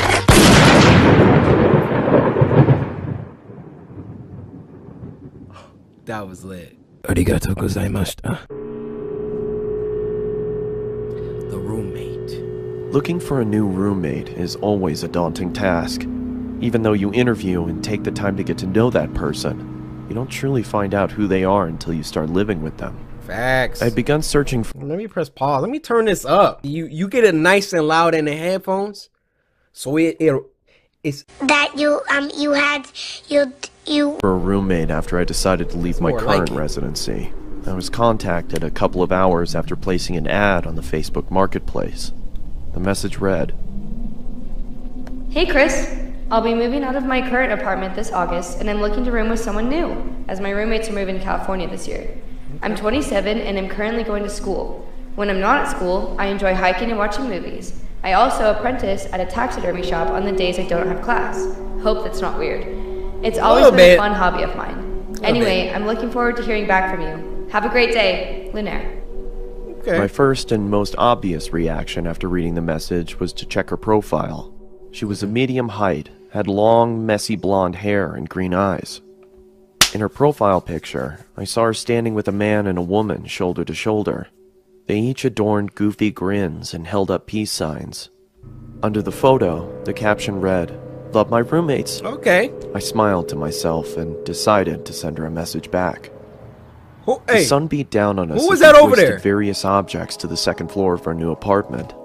It took us a couple days to get everything out of the moving trucks and into our new place, but as soon as we did, a wave of relief washed over our sweat-drenched and sore bodies. After a couple more hours of rearranging, we each grabbed a Look at beer the from the llama. fridge and sat on the porch. We reminisced about old 90s cartoons and what video games we obsessed over as kids, and as the sun started to set, I truly felt relaxed and confident that things were going to work out. But they didn't. Nah, quick question. How many of y'all would put out an ad for a roommate and accept a response from the opposite gender? Because I'm thinking, I put out an ad for a roommate. If you even a little cute. Guys, I'm joking. A week later, I started a new job for a construction company that was owned by a good friend of mine. As I was getting ready, I heard the front door swing open. I walked into the living room to see Lunaire and her friend David sliding in a large box. Hey, hold up! What you got there? Who is I you? asked. Through a strained grunt, she replied, "I bought a freezer to store some of the animals I'm planning on using in my taxidermy work. I hope that's alright." Nah, it's like you should have cleared I that was obviously before. hesitant It's at already first, here. as there was no mention of this happening in the first place, but I eventually accepted and returned to my room to continue getting She ready for already work. on that weird stuff. I came home at around 9 p.m. after having a couple of beers with friends and noticed that the freezer was nestled snugly in the lower part of the pantry. A low hum could be heard reverberating off of the inner walls.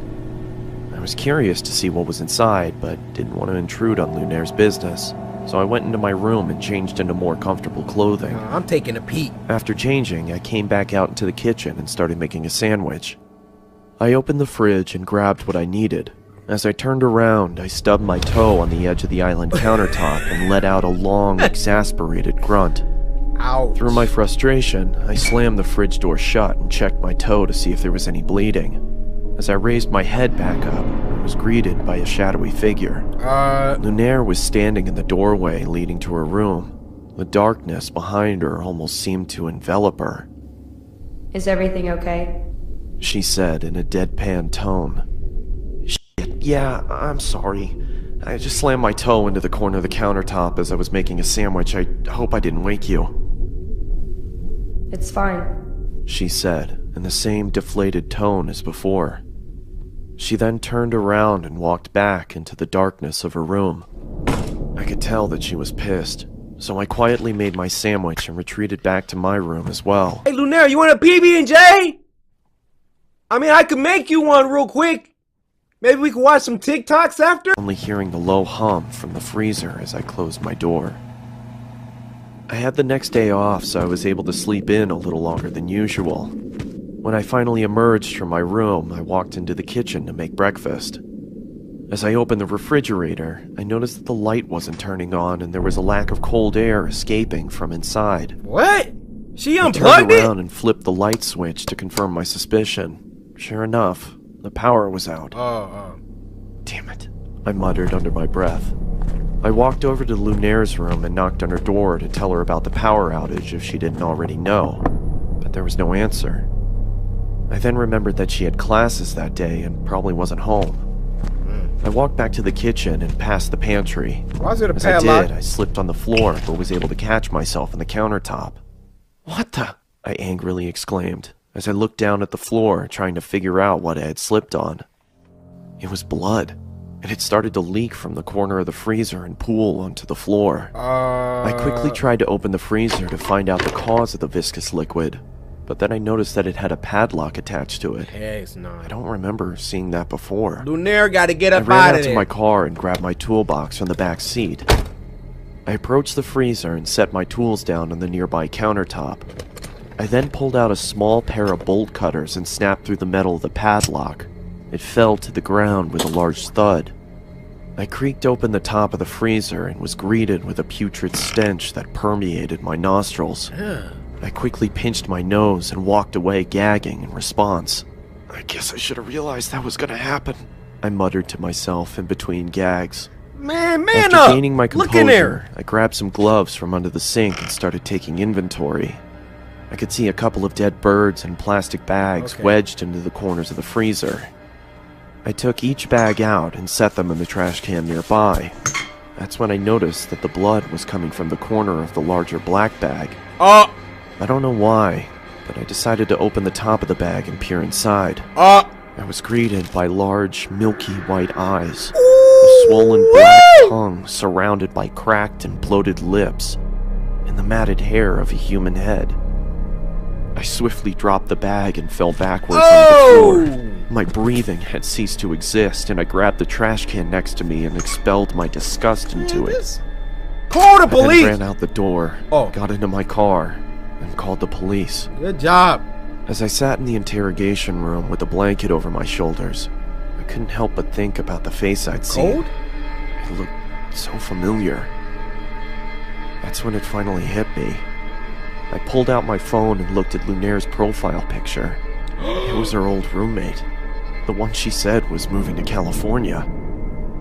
When the detective entered the room, she started the questioning process, asking me if I started noticing any weird behavioral occurrences around the apartment. Yeah, I stubbed my toe the other day and she creepily stood in the doorway. It seemed like she was pissed, but for some reason I had a strange feeling like she was concerned about something. That's when I connected the dots. She didn't come out into the kitchen because she heard me stub my toe. She came out into the kitchen because she thought I slammed the freezer instead of the fridge. A cold sweat started to form on my forehead as my surroundings became blurred. I could hear a low whine slowly starting to cover up the words of concern from the detective. As my vision started to clear, I could see another officer enter the room and whisper something into her ear as he handed her a piece of paper. Oh my gosh. "Do you have somewhere you could stay at?" she asked. I mean, I was planning on staying with my parents. They live about 30 minutes outside of town. Okay. Can I stay she with paused. you? Listen, I don't want to worry you, but we found this picture inside of your apartment. Oh no. Oh no, no. She slid the piece of paper across the table, and I immediately felt like someone kicked me in the chest. She's standing over him. The head of Lunaire's other roommate sat on the chair. In the background, scrawled on the wall in blood, read, "Love my roommates. All of them." Uh-oh, it's about to be lit. It's David Romero, guys. Y'all know what time it is. ASMR. Let's go.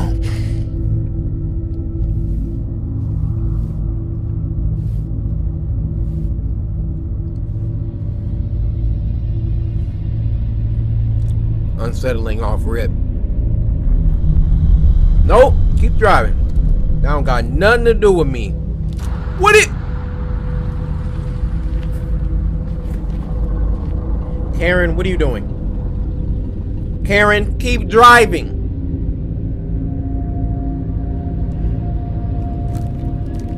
Can't mind your business, huh, Karen?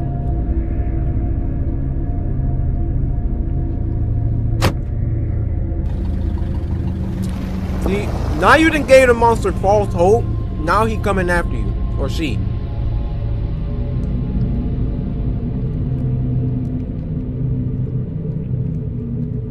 Guys, I know I'm chewing a lot. I'm trying to finish it.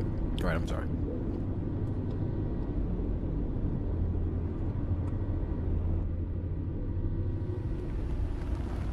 Let it in.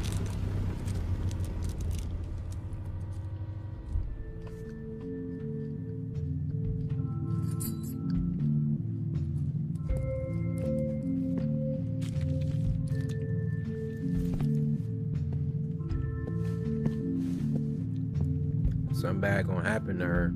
She shouldn't have stopped. I would have acted like I didn't even see it.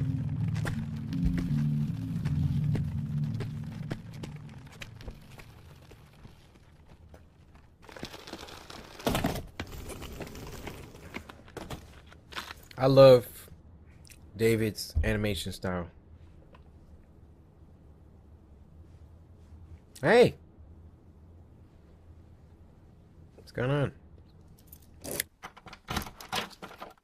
What's the point of that? That character's gonna be important.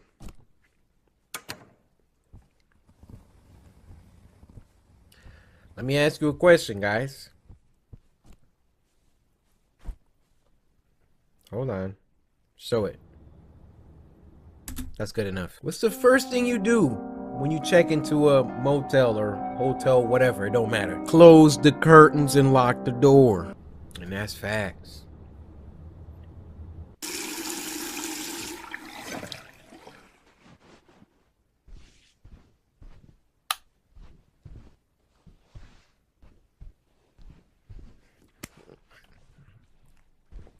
Y'all lucky I don't have long hair. I will be flexing it all the time. What's going on?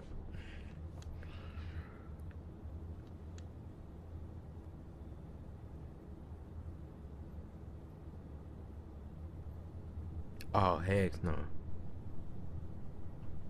That's that girl from earlier.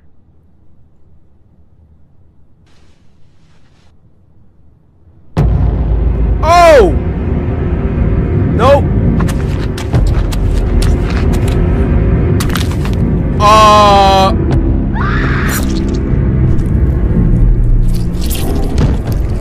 What the?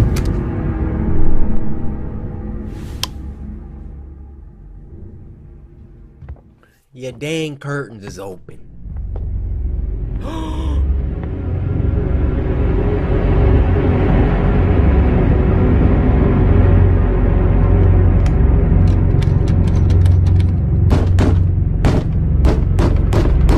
Heck no!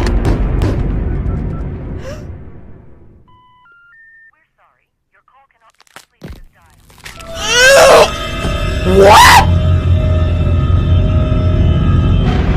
Oh my gosh!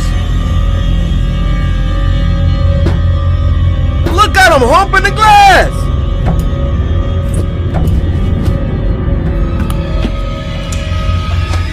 Yup. Look at him. Yup. Oh shoot. You got one shot, do not miss it. Woo! Oh my!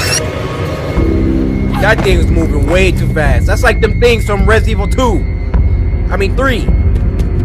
Y'all know them things. Y'all know what I'm talking about. If you ain't on my series,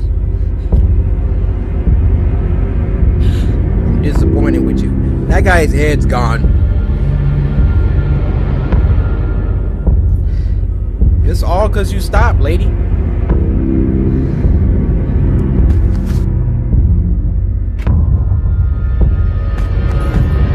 in! Get in! Let's go. I'm out.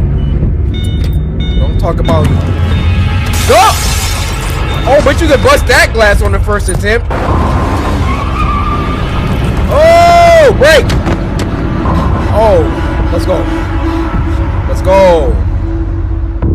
I'm driving to Mexico.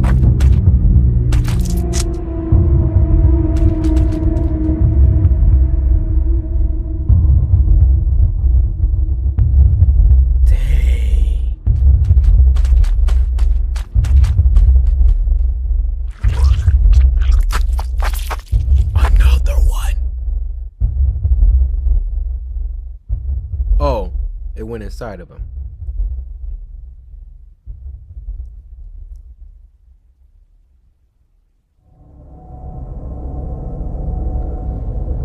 Heck, nah, man. I bet the next time you... See? Oh my gosh, he stopped.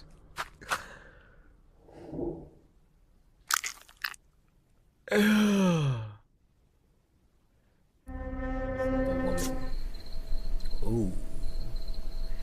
It was a late, moonless, snowy night. I heard the chilling cry of a bobcat as I arrived home from my parents' house, where we had just had Thanksgiving dinner in northern Michigan. Exhausted. Michigan? I recognize him! That's my boy Dylan! Exhausted, I had finally made it to my bed when my pregnant girlfriend asked for nacho cheese munchies. Reluctantly, I laced up my boots and went to my car.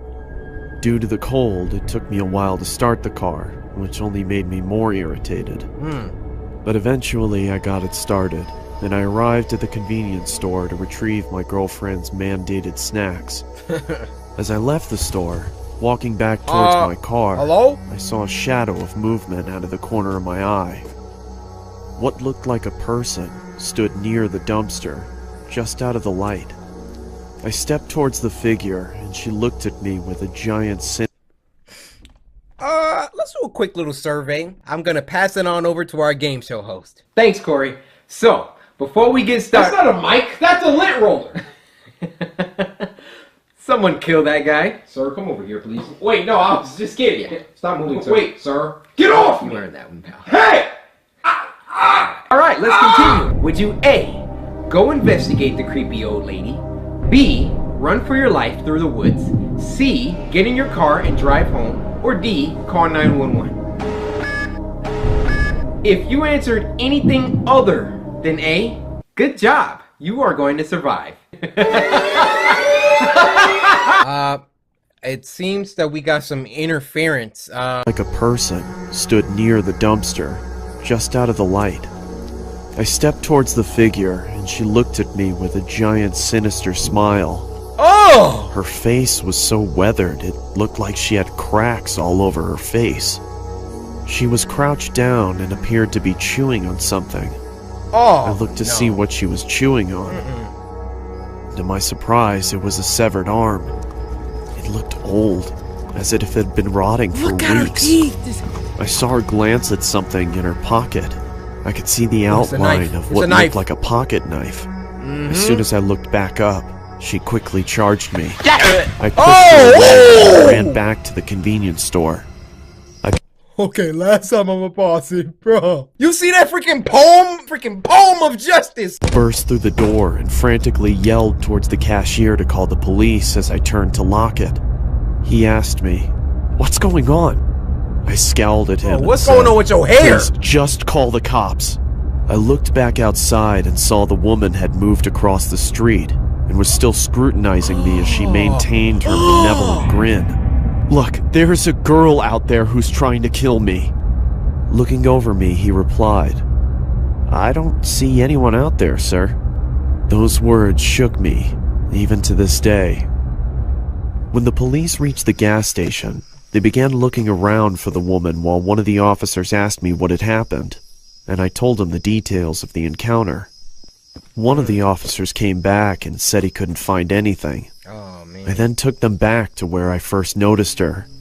We spent a few minutes intently searching, but there was no proof she was ever even there. No blood on the ground? The officer cocked his head and looked at me as if I was deranged and asked me in a judgmental tone, "Are you feeling okay?" I was about to defend myself, and then I started to think. I am tired, and I have had a couple of drinks, so I just told him, "Yes, sir. Sorry for bothering you. I hope you have a nice night." And then I drove home. I got home at around 4 o'clock in the morning. My girlfriend greeted me with an angered but concerning tone of voice. She asked me, "Where were you? Are you okay?" So I told her everything that happened. Of course, she didn't believe me. I couldn't get to sleep that night. I sat in my bed questioning my sanity, wondering if it was all even real. It was Am real. I crazy? Maybe I'm just tired. No. But no, that can't be it. I saw it. I palm fisted But her. if I saw it, why was there no proof? Where did the arm go? Where did she go? Before I knew it, it was 7 in the morning, and I had to go to work. I threw on my jacket as I was about to head to the construction site, and I put my hand in my pocket and noticed that there was a hole in it. It wasn't there the other day. I thought, what if she caught my jacket as I ran? Which further proves my suspicion that she was real. What? I couldn't believe it. My mind completely went wild until my girlfriend kissed me goodbye. I told my friends at work what had happened, and they didn't believe me either. They made jokes about it the entire day, but I had my bowling tournament that day, so that gave me something to look forward to. I got home and hung my vest and jacket up and rapidly put on my bowling shoes and got my bowling ball. My girlfriend looked at me with a pleasant smile and said, "When will you be back?" "Probably around 11. Don't be long. What you laughing at? I won't. Don't worry." At around 10:30, the tournament had finally finished, and we had won. I was so thrilled Look I had at my forgotten dude's about neck. the woman. As we were leaving, I noticed something at the other end of the parking lot. It was that psychotic woman. We stared at each other for what felt like an eternity. She slowly started moving towards me while waving her knife in the air and making cuts. Ask your boys, do I y'all quickly see jumped that? into my car and turned it on. As I looked up, I saw she was standing in front of me, staring at me. She slowly walked over to my window, and she said in a quiet, deep, and scratchy voice, Little pig, let me in. I was frozen in fear, but I snapped back to reality when she banged on the roof of my car, screaming. I quickly slammed my foot on the accelerator and didn't let off it until I couldn't see her anymore. When I arrived home, I told my girlfriend what had happened. Like last time, she didn't believe me.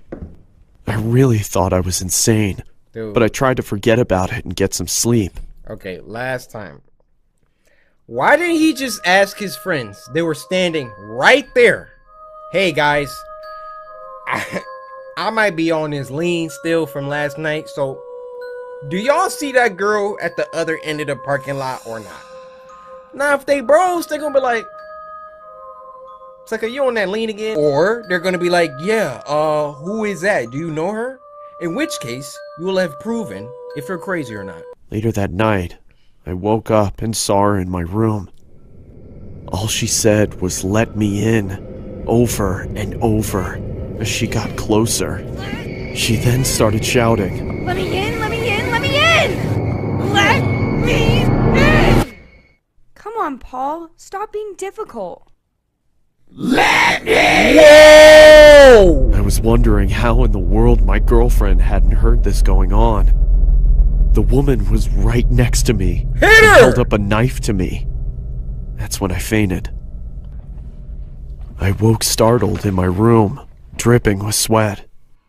Then I remembered I don't have a girlfriend, nor a house, or a family.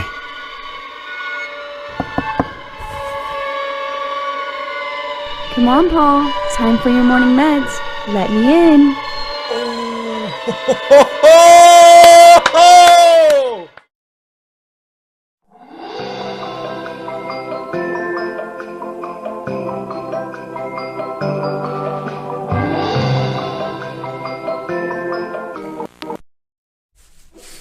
get it. Christmas time. Okay. Dad, Mom, Sarah. For Santa. Scotty.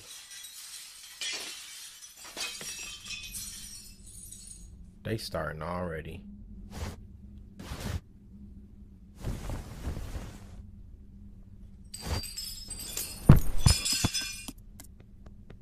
Nobody in the house hear all that glass? Oh.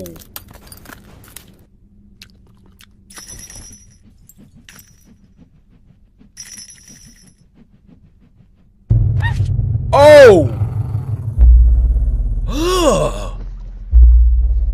Yeah, glass. Run away, dog.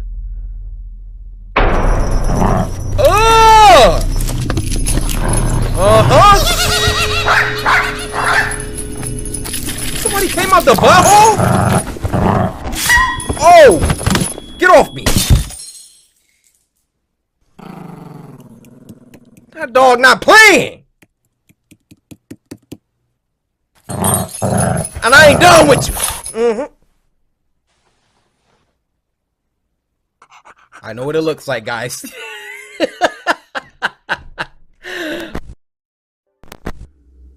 Back in the summer of 2016, I got my first job. Hold up! Let me turn that up. Back in the summer of 2016, I got my first job at 18 years old. I was excited about the work, but not about the commute. Without traffic, it was a 30-minute drive both ways. Dang! And I normally got off work around midnight, and the last thing I wanted to do was drive a half hour to get home. During the first few weeks, I was still getting used to my new routine, and one of the first things my mother told me was to keep an eye on my gas tank, and if I ever needed more, I should leave early and stop on the way, but never on my way back. True. I understood her concern. I was a petite 18-year-old female, and I looked even younger. But being who I was, I half forgot, half ignored that advice. And one night on my way home, I realized I legitimately didn't have enough gas in the tank to get me to my exit. I pulled into the first station I could find, not caring about the brand or the cost of the gas. I decided to make it as quick as possible, and only put in about $10 worth, just to get myself out of there. I swiped my card and began pumping gas, and once it got to the $10 mark, I shut it off and printed out my receipt. Thinking the worst was behind me, I was about to climb back into my car and book it home, when a voice came from the tiny intercom above the pump. "Ma'am, there was a problem with your credit card payment." I paused and glanced at the guy at the counter. I got my gas. If it was an issue, that gas shouldn't have came out the pump, partner. I'm out. And felt a chill spiral down my neck. He was one of those tall, gaunt, sketchy-looking clerks, and was staring right out the window at me, beckoning me to come inside. I stepped back towards the gas pump and pressed the button on the intercom. "What's wrong with my card? I have a receipt. It went through just fine." Yeah. I didn't try to hide the annoyance in my voice. I didn't like the look of this guy, or the way he sounded. "I just need you to come inside, ma'am. Your receipt is incorrect. I'm going to need to run your card in here." Huh? He replied, a bit too quickly. I looked back at the guy through the window in frustration. There was no way I was going in there, where I would be alone with him. Exactly. He was staring at me wide-eyed, like some kind of creep.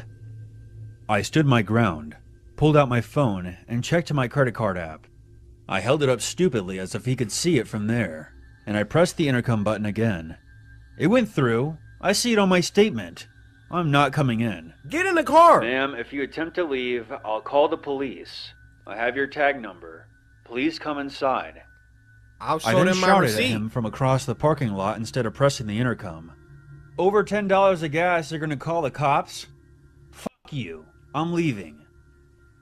I walked a few steps around my car and gave him the finger. I was just about to walk back around my car and climb into the driver's seat when I paused. He was mouthing something to me through the window. I would have ignored it, but he suddenly looked much more desperate than creepy. He kept beckoning me forward and calling out something that I couldn't hear through the window. I must have made a weird look, because 5 seconds later he slammed a piece of paper on the window where he had hastily written, "Guy in your car." Huh? Oh!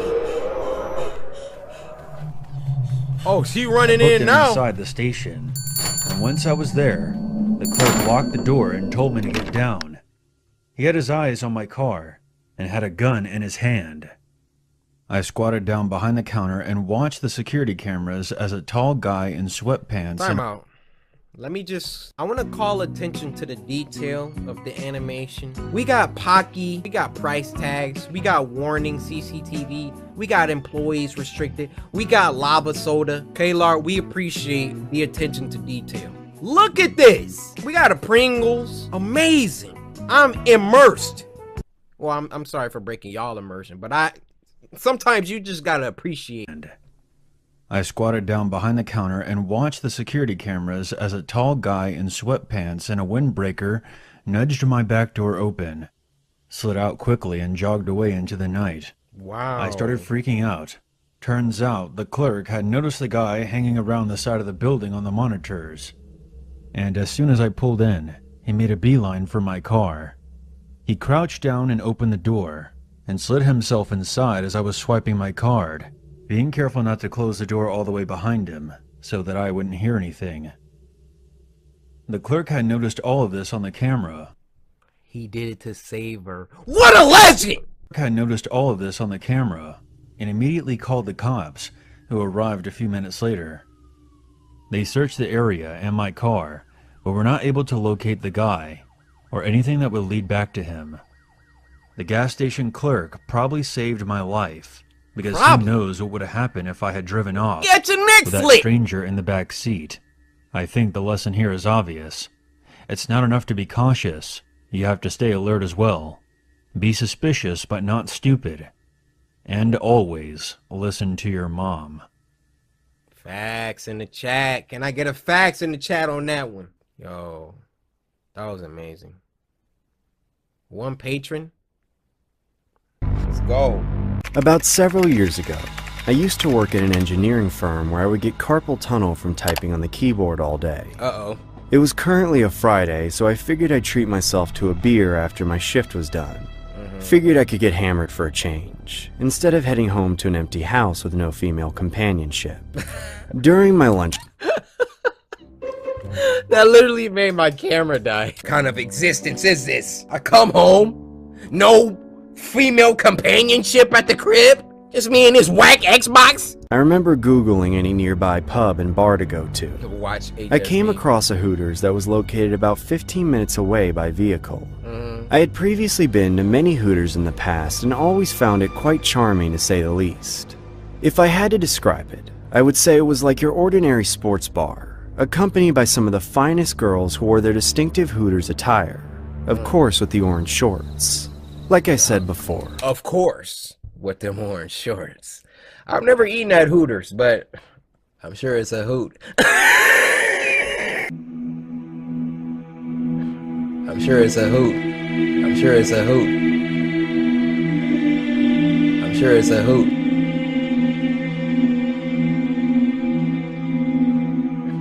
I'm sure it's a hoot.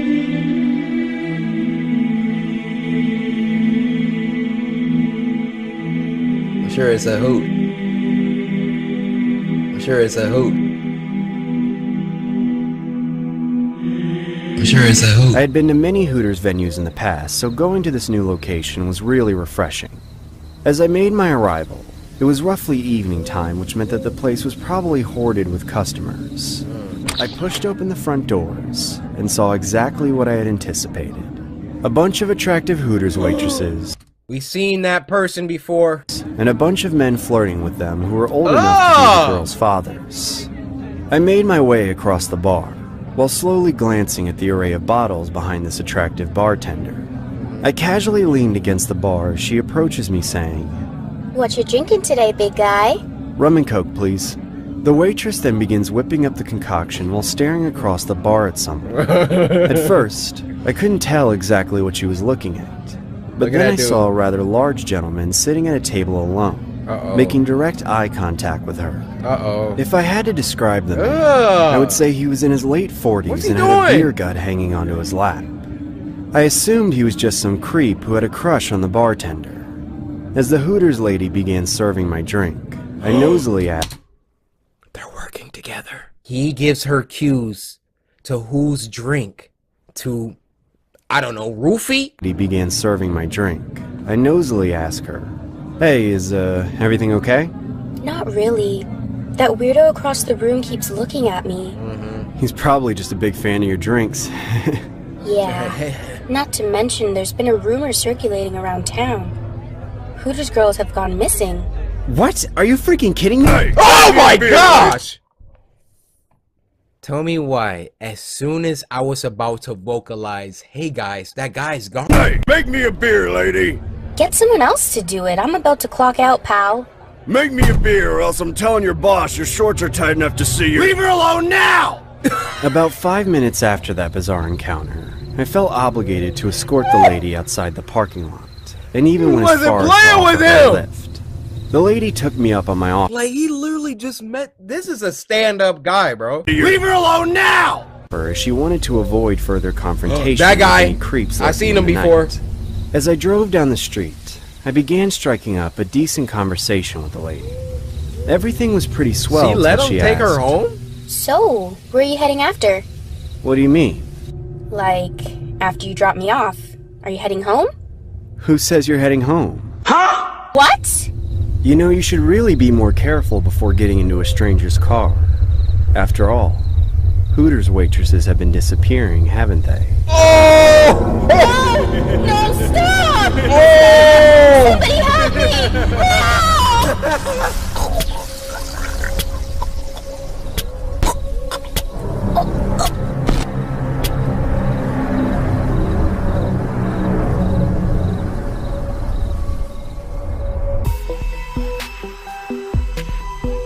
It's been I'm a 911 operator. Oh.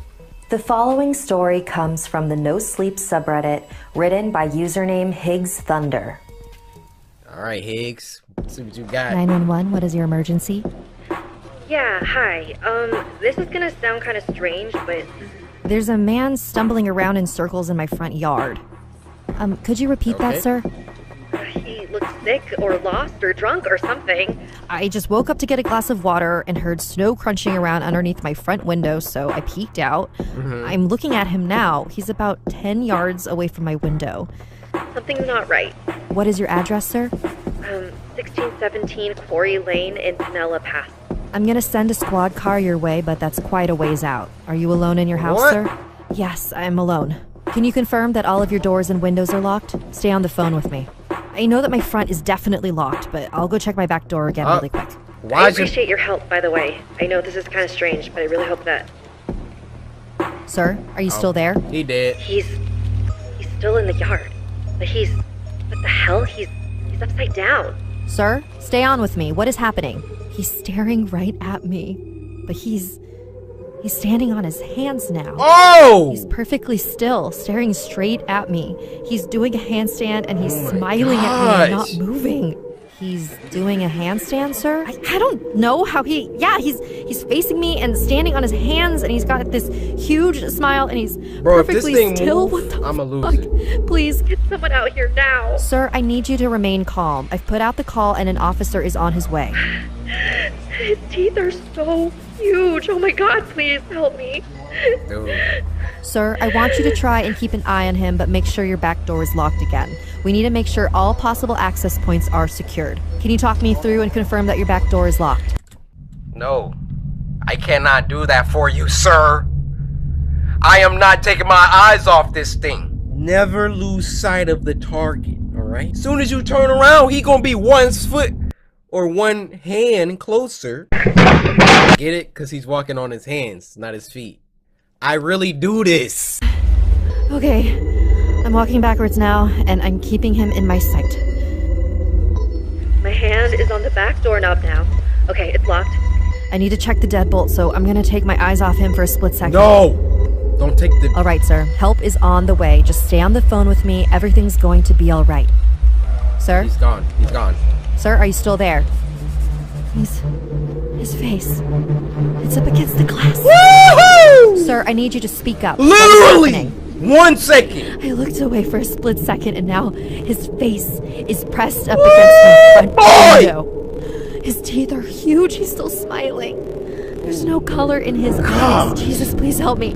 Why won't it just move? Sir, I need you to go to the nearest room and lock yourself inside of it. Do you have a basement or a bedroom that you can lock yourself in? He won't stop staring. I think he's gonna hurt me. Sir, I need you to listen to me. Lock yourself somewhere safe until the officer arrives at your house. Can you hear me? Yes. Yes. I'm gonna lock myself in my room. And you're positive that you're alone in your house, correct? Yes. I'm alone in the house. Wait a moment. He's moving. He's shaking his head. What? He's telling me no. Oh God, I think he can hear us. He's telling me I'm not alone. Oh my! Sir, are you still there? Can you still hear me? What was that sound? Is everything okay? Sir? Do you hear that mincemeat getting... Oh my gosh, dude. That's a lesson for y'all, man. Never take your eyes off. You know, if you're back against the wall, honestly, you got nothing to lose. Like, you're dead anyway. Honestly, when your back is against the wall like that, let's say like you are home by yourself, the police are not gonna be there for 30 minutes and someone is standing against your glass. You actually think you're gonna have time to stay on the phone until they... No. It's me and you, buddy.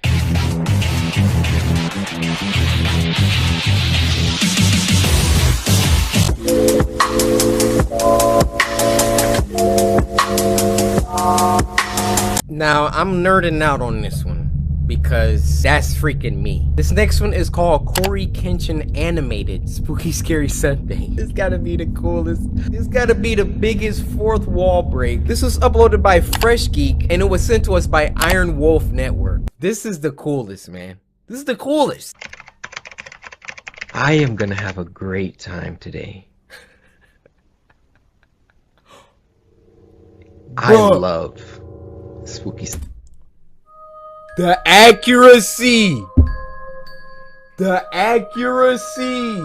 I love Spooky Scary Sunday. Do you?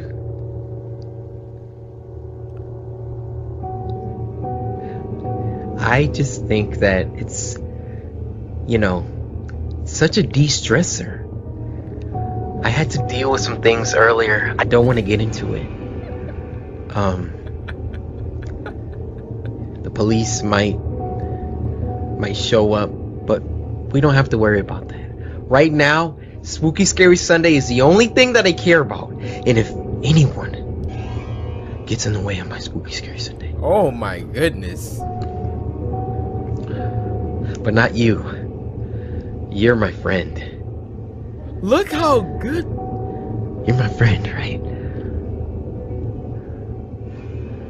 I like having friends. How did they draw? Oh, it's freaking fire. In the late 1960s, my great-uncle John was traveling by train from his village to another to visit family. He had to change trains at one point. This guy narrating feels, I mean... In the late 1960s, my great-uncle John was traveling by train from his village to another to visit family. He had to change trains at one point and was dropped off at what amounted to a platform and a hut in the middle of nowhere. There was no one at the station, and other than a dirt road that led off into the surrounding woods, there was nothing there. He waited for some time, but no train came. It was winter and getting colder and darker, and just about the time he started worrying about a place to stay and some food to eat, an old woman appeared out of the twilight. She asked if he was waiting for a train, and when he said he was, she said it wouldn't be long until the following day. She asked if he needed a bed for the night, and offered him a meal and a room at her house. He was glad to accept her offer and stay out of the cold. He took his suitcase and they set off together down the dark road into the forest. Why were you walking out here, Grandma? It was more than an hour away, and by the time they arrived at the woman's small two-story house, John was tired and hungry. They went inside and the woman lit some oil lamps and warmed some borscht for them. John finished his soup and asked where he would be sleeping. She led him up to the stairs to a tiny room with a window that contained a single bed and nothing else. He thanked her. They said goodnight and she closed the door. He did. Then she locked it, leaving him in the dark. Somewhat creeped out by this, John called to her, but she didn't answer and he heard nothing else. Figuring he would deal with it in the morning and that she had probably done it by mistake, I gotta pee! John set his suitcase down and laid on the bed. Before he could fall asleep though, he felt the urge to pee and got out of bed hoping to find a chamber pot or something he could pee in. He got onto his hands and knees and began to feel under the bed in the darkness, thinking that's where the pot would be if there was one. It's in the 60s. Who's that? Oh! He found the body. John went right to the window to see if he could exit the room that way. It was nailed shut. Bro, I'm breaking it! If he remained in the room, he was probably a dead man. But if he broke the window and tried to get out of the way, there was a good chance that the old woman would hear him and come into the room before he could get away. So he did the only thing he could do. He pulled the body from under the bed, heaved it onto the mattress, and covered it with a blanket. Then he got under the bed and waited. Sure enough, about an hour later, he heard footsteps coming slowly up the stairs and then toward the room. The lock clicked and the knob turned slowly. In the gloom, John saw someone moving toward the bed. Then he heard several sickening thuds. The person had bashed the body on the bed with a large crowbar, which then dropped onto the floor right in front of John. There was silence. Then the person went out the room and the door was shut again. John moved from under the bed and took the crowbar and was able to slowly pry the window open. When the window was up, he threw his suitcase out and dove through himself, not caring what was below him, only worried about what was behind. He landed without too much injury and began to run into a field behind the house towards some light in the far distance. It turned out to be a highway with some military and transport trucks on it, and luckily John was able to get a ride to another village where he could catch a train. He didn't bother reporting what had happened to the authorities, since at that time in the USSR, there was a distinct chance he would have been the one who got into trouble. He just thanked God he had escaped and decided that the next time he traveled to visit relatives, he would take another way. Annealed film. Missing Halloween. Well, I'm getting good vibes. Oh, it's super cute. This is definitely not gonna be scary. Aww. I want a trick or treat too.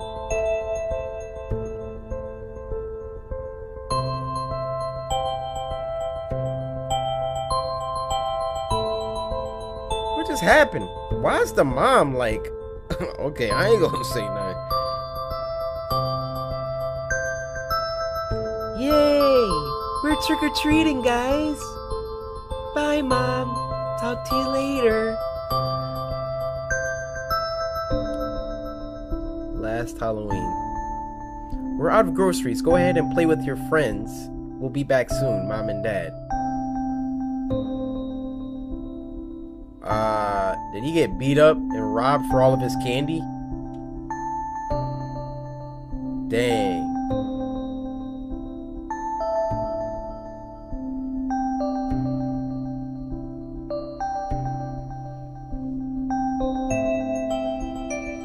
Yeah, look at his...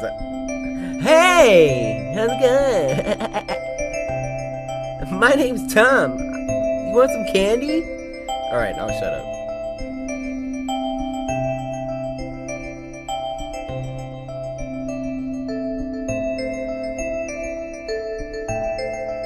Oh, she didn't get any candy? Dude, take this candy, alright? We'll both eat one. Yeah. Smile, girl.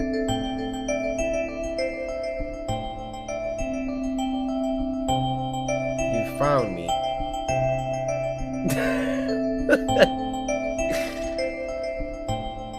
Forget dentist. I'm delicious.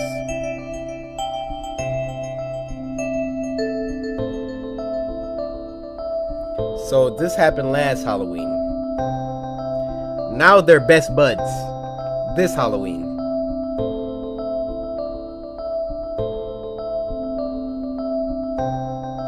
Bro, this kid is freaking so anime. Oh.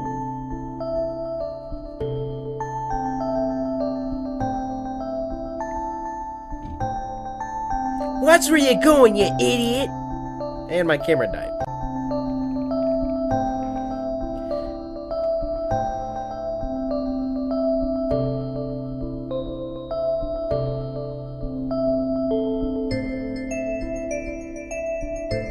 Trick or treat! Hey kids! Here's some candy! Yo, I miss trick or treating so much.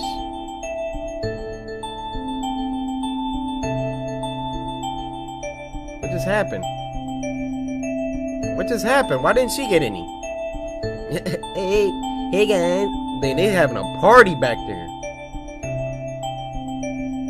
Man, these houses suck.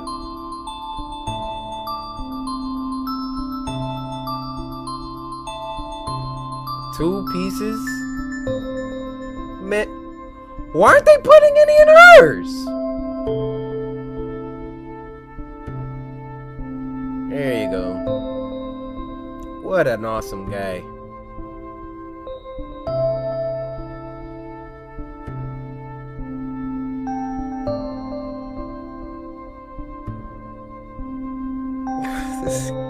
Let's be friends. You found me. Dude, is she like dead or something? That's what I'm already getting. Nobody can see her except for him or something? Why wouldn't anybody put candy in her bowl? Hey, Mom! Hey!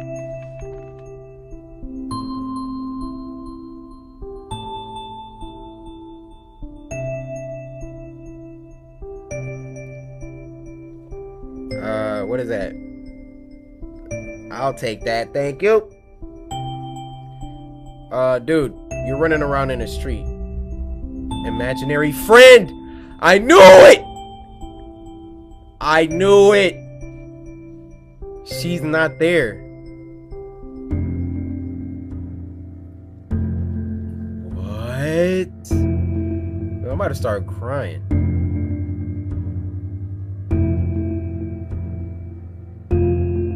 She's right there!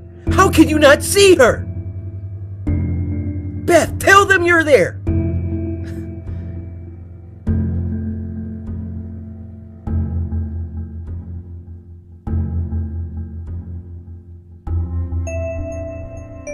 Dang.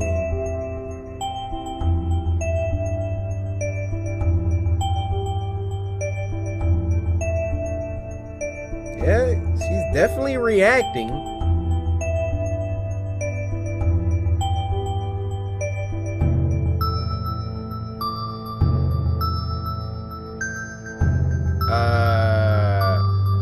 Beth, we're not supposed to cross the fence.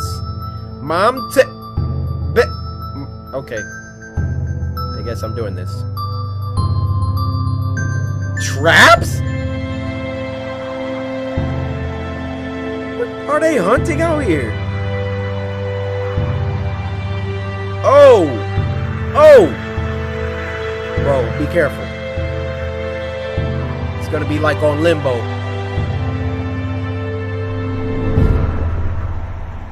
Ow, he got caught. Your leg is done.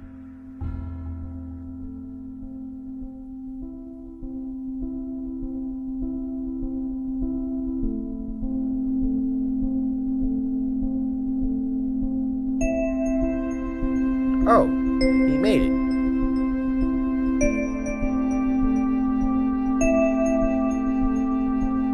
Thank you.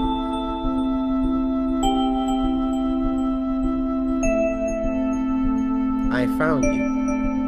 You found me.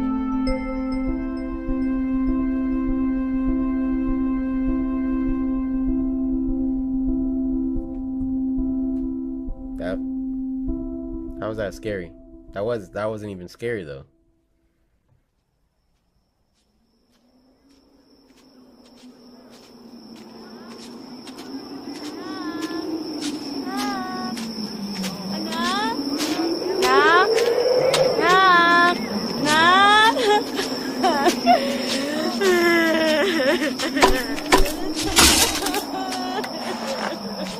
He died, dude. You good?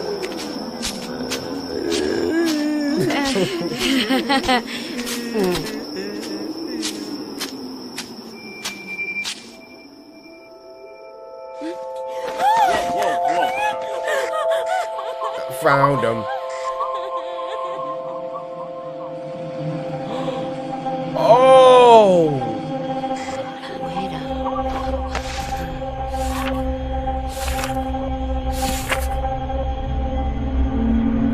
Oh no!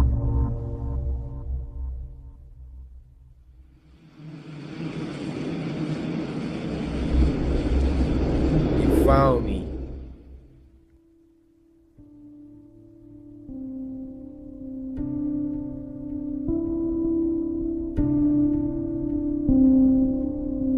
That was just a horrible twist. Like, I want to cry. Like, it was so beautiful, but at the same time, like, she was dead. Let's get it. Now, who narrating today? Who's narrating? Oh, no. She said your boy Terrence. Deep Web Series 2. Ooh. Terrence Nicholson and Harriet. Let's get it. Ooh. This story happened when my The Grinch. Oh, y'all remember this one? girlfriend Lindsay resided in Tokyo, Japan for her teaching abroad occupation. That's what's up. She taught English to foreigners for a fairly decent pay. Okay. I personally wasn't too cultivated by the idea, as the thought of Lindsay being in a foreign country by herself really stressed me out. I can't wait for you to fly over. Yeah, me too, babe. Hey, can you please make sure your doors are locked? I already locked it, silly. Stop being so paranoid. I know I'm being paranoid. I just love you, I that's just want all. you to be safe, okay? Dang. Don't worry, I am. Being away from Lindsay definitely took a toll on my health, as I would constantly get anxious from worrying about her safety. Knowing that I didn't have the capability of protecting her from any unlawful perpetrators always gave me extreme anxiety. Which is why my doctor prescribed an inhaler for me to use every time I felt the symptoms get out of hand. Okay. I didn't do too well with long-distance relationships, but I really wanted to support Lindsay in her career endeavors. Bet. I'd fly over there on occasion, usually around the holidays when work wasn't so strenuous for the both of us. Okay.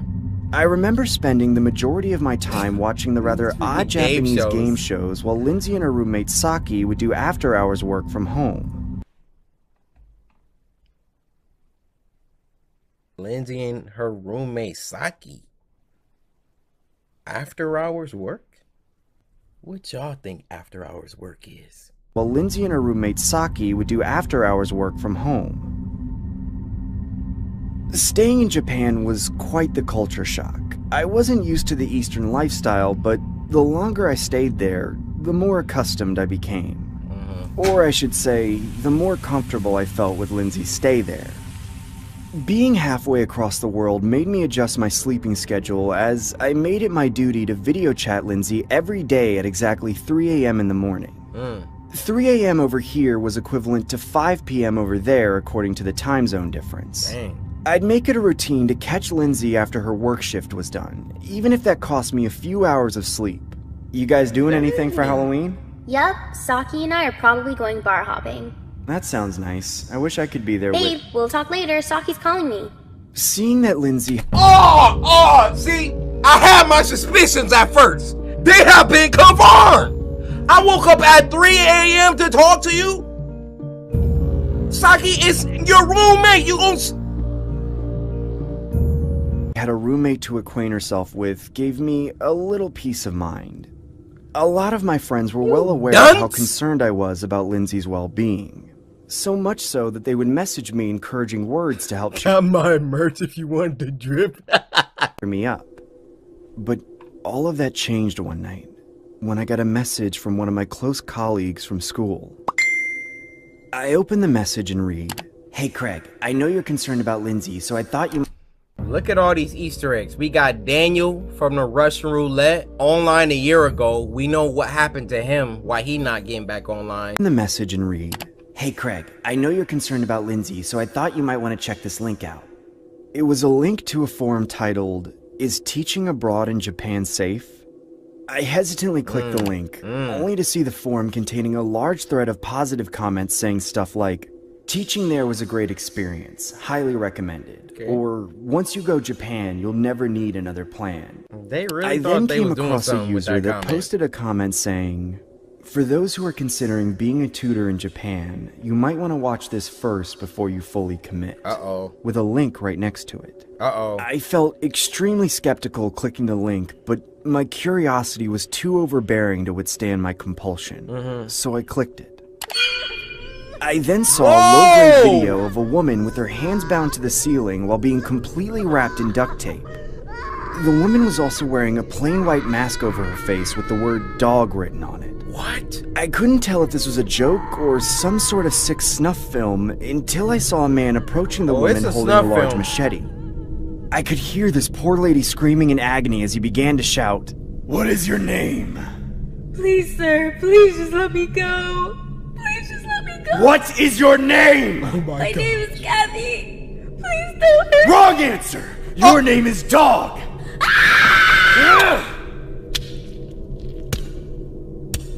Oh! That's when I exited my web browser and instinctively video called Lindsay.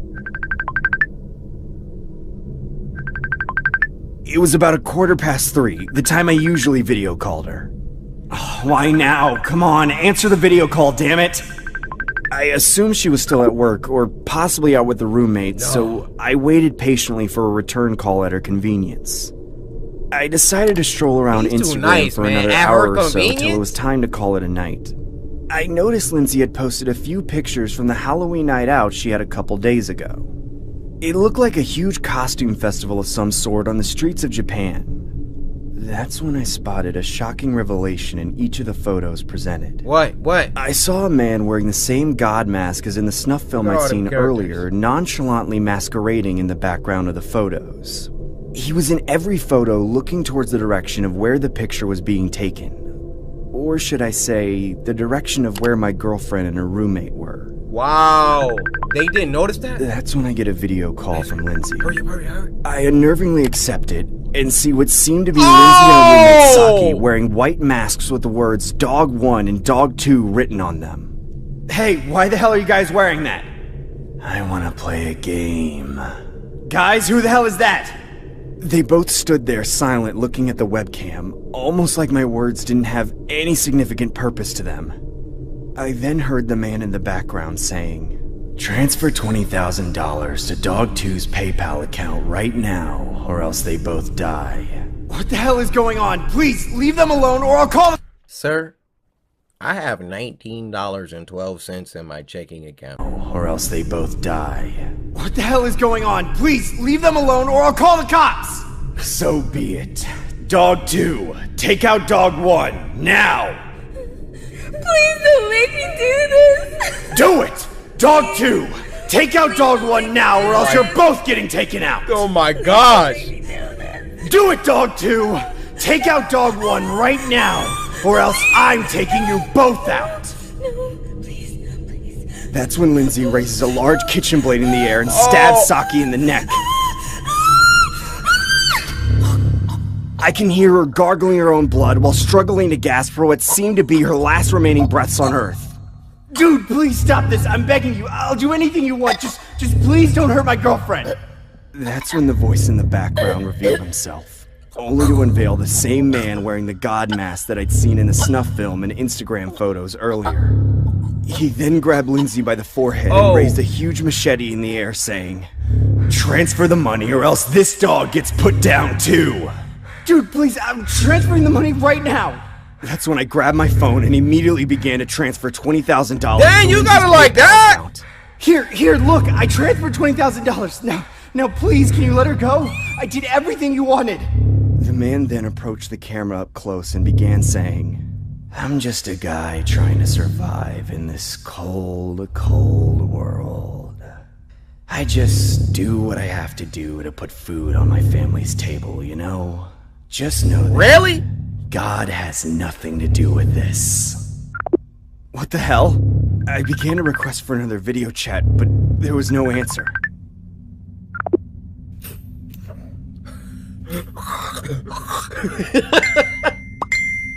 Please let her That's go. when I get 2 messages from Lindsay's account. I click the chat box and see an image of Lindsay's severed head on top of the computer desk. The other image was a meme face with the caption, "Gotcha."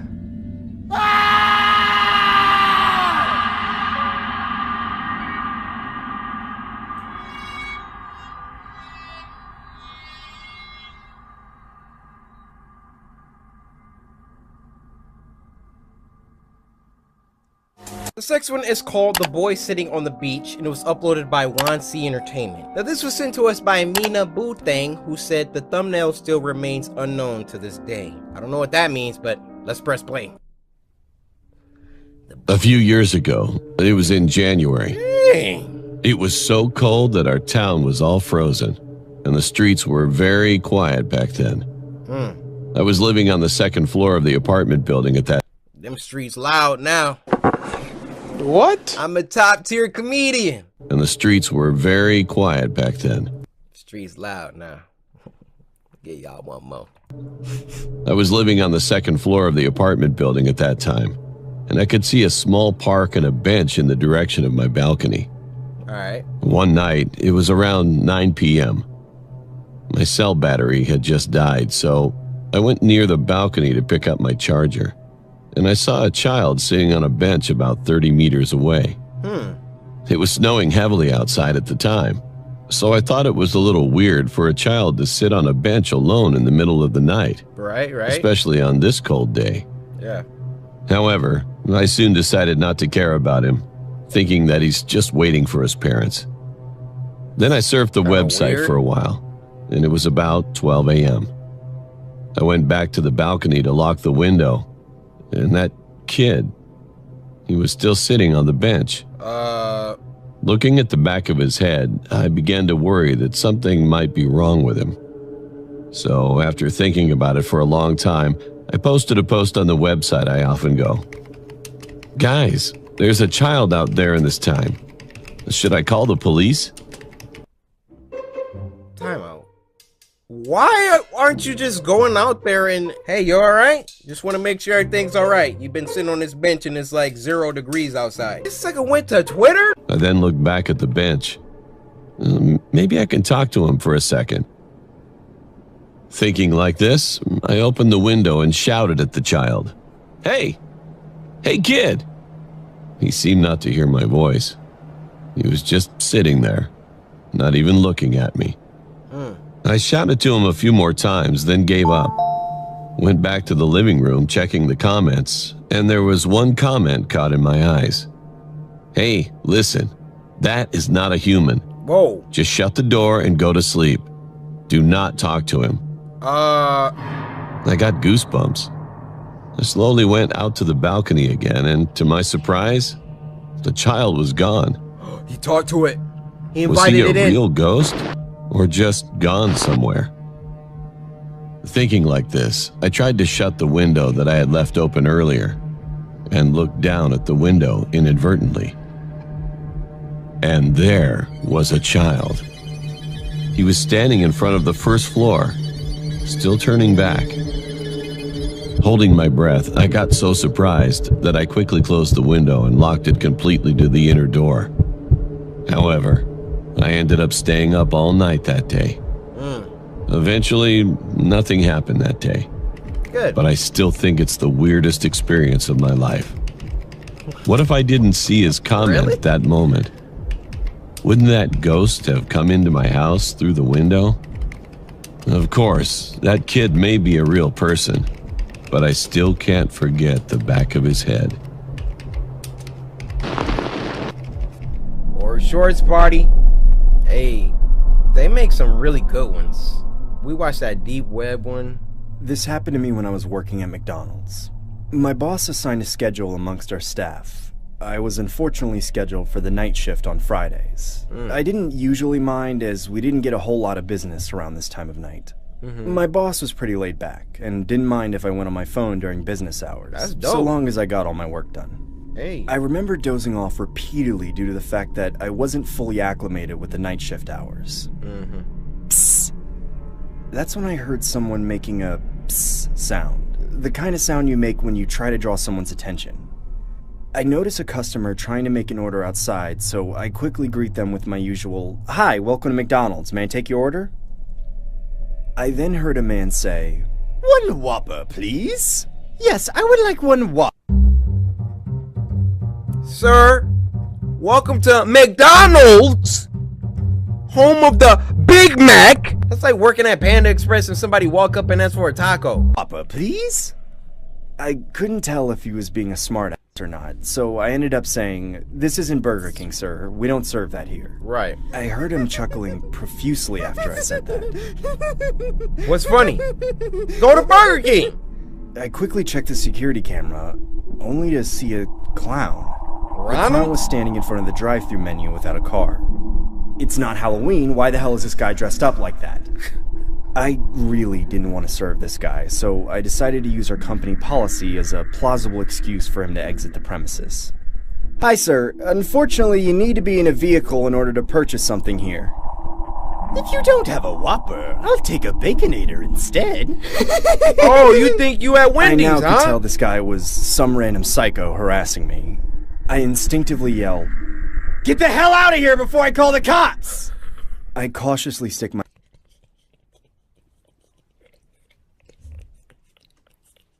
This voice actor, same as in that deep web story. He got the most energy, dude. "Get the hell out of here before I call the cops!" I cautiously stick my head out the window, only to see the clown no longer there. A couple hours later, near the end of my shift, I notify my boss and fellow employees regarding the situation. They all dismiss my accusations by saying ignorant things like,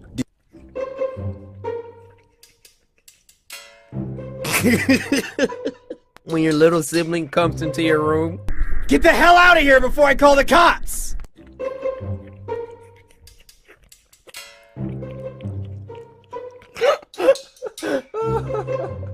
Oh my goodness. Oh. Okay. A couple hours later, near the end of my shift, I notify my boss and fellow employees regarding the situation. They all dismiss my accusations by saying ignorant things like, "Did you get his autograph?" Or, "Wow, it was probably some guy that thought it was Halloween." I annoyingly pretend to be amused and head home. The following Friday, it was my time to work the night shift again. No. I really dreaded working this shift, especially after what transpired that day. I tried to convince myself that it would be highly unlikely that I'd encounter that clown again. Please. As time went on, I remember dozing off as I get startled by always another going to sleep sound. I urgently check the security camera, but don't see anyone present. Oh no, he's inside. At this point, I genuinely thought I was hearing things due to my subconscious mind thinking about the clown. My paranoia must have been at the peak of its height. That's when I turn my head towards the drive-thru window, only to see the clown staring dead at me. "If you don't make me a Big Mac, I will kill you." You got money? My heart sank to my stomach. The clown knew my name. I immediately grabbed my cell phone to call the cops, but my hands were trembling so much that I actually wasn't capable of dialing anything. The clown started screaming my name, Trevor, repeatedly. "Trevor, Trevor, Trevor, I am not loving it! Trevor, Trevor, Trevor, Trevor, Trevor!" I see blood dripping down from his head. I started shouting from the top of my lungs, "Leave me alone or I will call the cops!" The clown runs away as another car approaches the drive-thru lot. I stupidly resume work and... Yeah, imagine. After all of that, leave me alone before I call the cops! Hi, welcome to McDonald's. How may I help you? Wait for my boss to come in. Upon his arrival, I explain the entire situation to him. He then dismisses me by saying, "Don't sweat it, kid. It was probably some drunk. You can go home now." As he was talking, I noticed a cut on his forehead. What? I could even see blood start to drip from it. No. It can't be. "Goodbye, Trevor." No!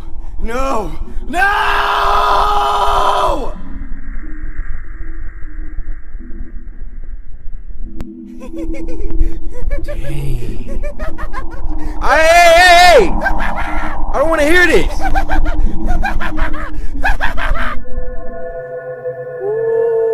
They setting the mood. They setting the mood. Oh! I know y'all see him. Narrated by none other than Terrence Nicholson. Voice acting is about to be on point automatically. Favorite voice actor ever. This story happened a couple years ago when I was in my early teens. It all started when I went to the movies with my friend Sam to go see the world premiere of The Dark Knight. The movie garnered a lot of notoriety at the time, obviously due to Heath Ledger's leading role as the Joker. I personally thought it was the greatest movie I had ever seen, considering I've seen almost every Batman movie that ever existed. I decided to buy some Dark Knight merchandise at the vendor Terrence Nicholson shop was located in the theater. What appealed most was how cheap the Batman masks were selling for. I didn't have a Halloween costume picked out for October yet, and neither did my friend Sam. We both Easter egg. collectively purchased one mask each and figured it would make for an easy costume to trick-or-treat with. I can honestly say it was an astronomical improvement from the cliche bedsheet over the head ghost I was last year.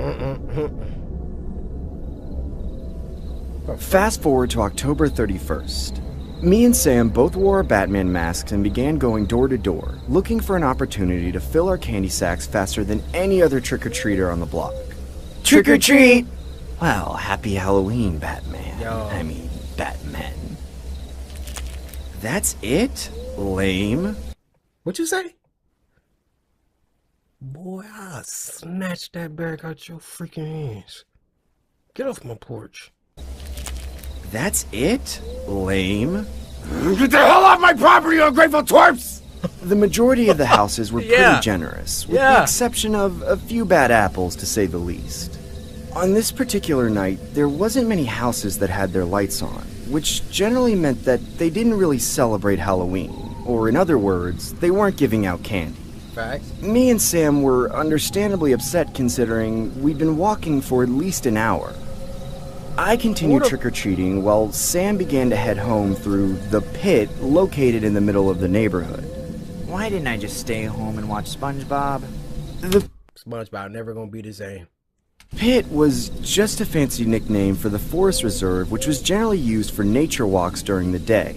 But me and Sam went there solely for the sake of a shortcut home. I began walking about half a block down when I see more houses without their lights on. Screw this, I'm going home. I eventually approached the pit while beating myself over the head for not leaving at the same time as Sam. As I entered the pit, I instantly had second thoughts of taking the longer route, as this route seemed nothing short of irresponsible and dangerous. Yeah. I ultimately decided to man up and continue walking through the pit, as I didn't want to prolong my already dreadful night. Why the hell did I have to take this route? I can barely see anything. Right. I knew I should have dressed up as a skateboarder. I would have been home already. I remember the pit being so dark to the point where I could virtually see nothing except for whatever my cell phone light was illuminating. No! What the Not hell that clown was that? again. I began walking faster as I could hear faint sounds of what sounded like a maniac clown laughing. What the hell? Who's there? Who's there? At this point, I was so it's the petrified McDonald's I clown. instinctively dropped my candy due to the adrenaline rush flowing through my body. I couldn't care less about the candy, as I genuinely felt like my life was in danger. Run! That's when I saw the source of the laughter standing a few feet in front of me. It was a man dressed as the Joker from the Batman movie I saw previously. He honestly looked like an exact replica of Heath Ledger's with a hint of blood on his costume. What made this more disturbing was how casual his demeanor was. He just stood there smiling at me like my appearance was amusing to him. No. I didn't want to express the fear I felt internally, so I tried to playfully marvel at his costume and say, "Hey there, I really like your Joker costume."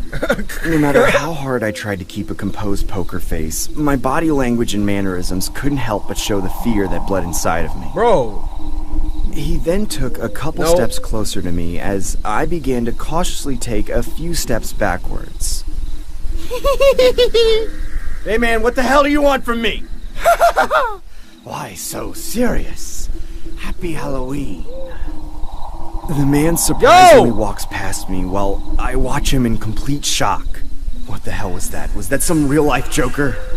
At this point, I continued walking home while looking back every 2 seconds to make sure the man wasn't lurking behind me. I eventually make it home and watch a couple of YouTube videos, trying to forget the creepy encounter that just took place. That's when my dad pops into my room and asks me to answer the house phone. Hey, Mark, answer the house phone. Hello? Hey, Mark, is Sam still with you? That's when I felt my heart drop to my stomach. Oh, that was his friend. No, he left to go home way before I did. Oh my god, why would you leave without him? He's not even home! Sam's parents end up calling the police, which resulted in an entire block search party. What came of such an innocent Halloween night turned into a nightmare. Sam's remains were eventually found in the pit, with his face lacerated into an exaggerated smile, and his head decapitated from body.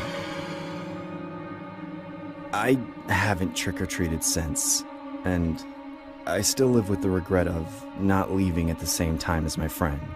I informed law enforcement about the bizarre encounter with the man I saw that night. Call it speculation or whatever you want, but I know the death of my friend Sam had something to do with that sick man. Or should I say, the Joker.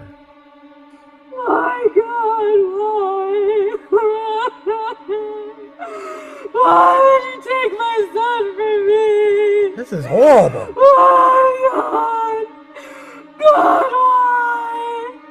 Why did you take my son from me? Police are looking for any witnesses to come forward in the connection of a deadly homicide of a teen. The victim's remains were found at the local park observatory. The suspect is described to be approximately 6 feet tall, Caucasian, and was last seen wearing purple attire with a green vest and tie. Police say the suspect is described to have face paint imitating the Joker from the blockbuster hit The Dark Knight. If anyone has any tips, please contact your local Batman, where was you? and you shall remain anonymous. Alright, Karen, back to you.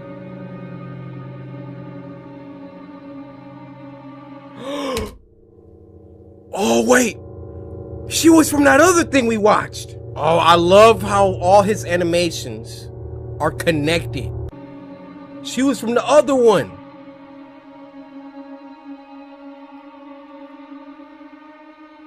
Look at him. Sick. Trick or treat! Well, happy Halloween, Batman. I mean, Batman. That's it? Yo! Y'all see what happens when you ungrateful? Lame. Get the hell off my property, you ungrateful twerps!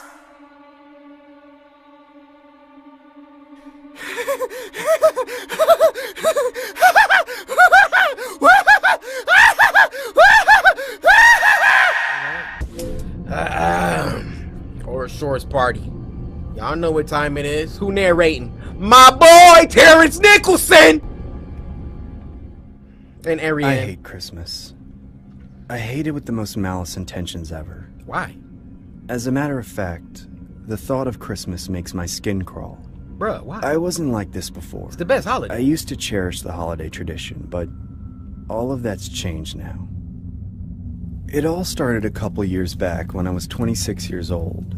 Okay. It was the holidays, so Christmas was around the corner while festivities were in full effect. Fact. Hey, I'm on my way to pick you up. I'm excited to go Christmas shopping. Hey. Yeah, me too. Talking to your girl? Me and my girlfriend Emma had dated since high school, so the bond that we shared was something most couples couldn't fathom, to say the least.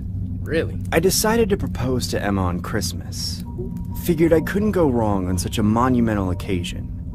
I remember it being a snowy evening when me and Emma went to the mall to do some holiday Christmas shopping. Bet. The mall was bombarded with more shoppers than usual as there was a holiday sale going on in almost every store. One thing I love about Horror Shorts Party, there are so many Easter eggs. Exhibit A, zoom up there. You see that? He was on one of them other episodes. Let's go back a couple frames. Foot lettuce, as in Burger King foot lettuce. Number 15, Burger King foot lettuce.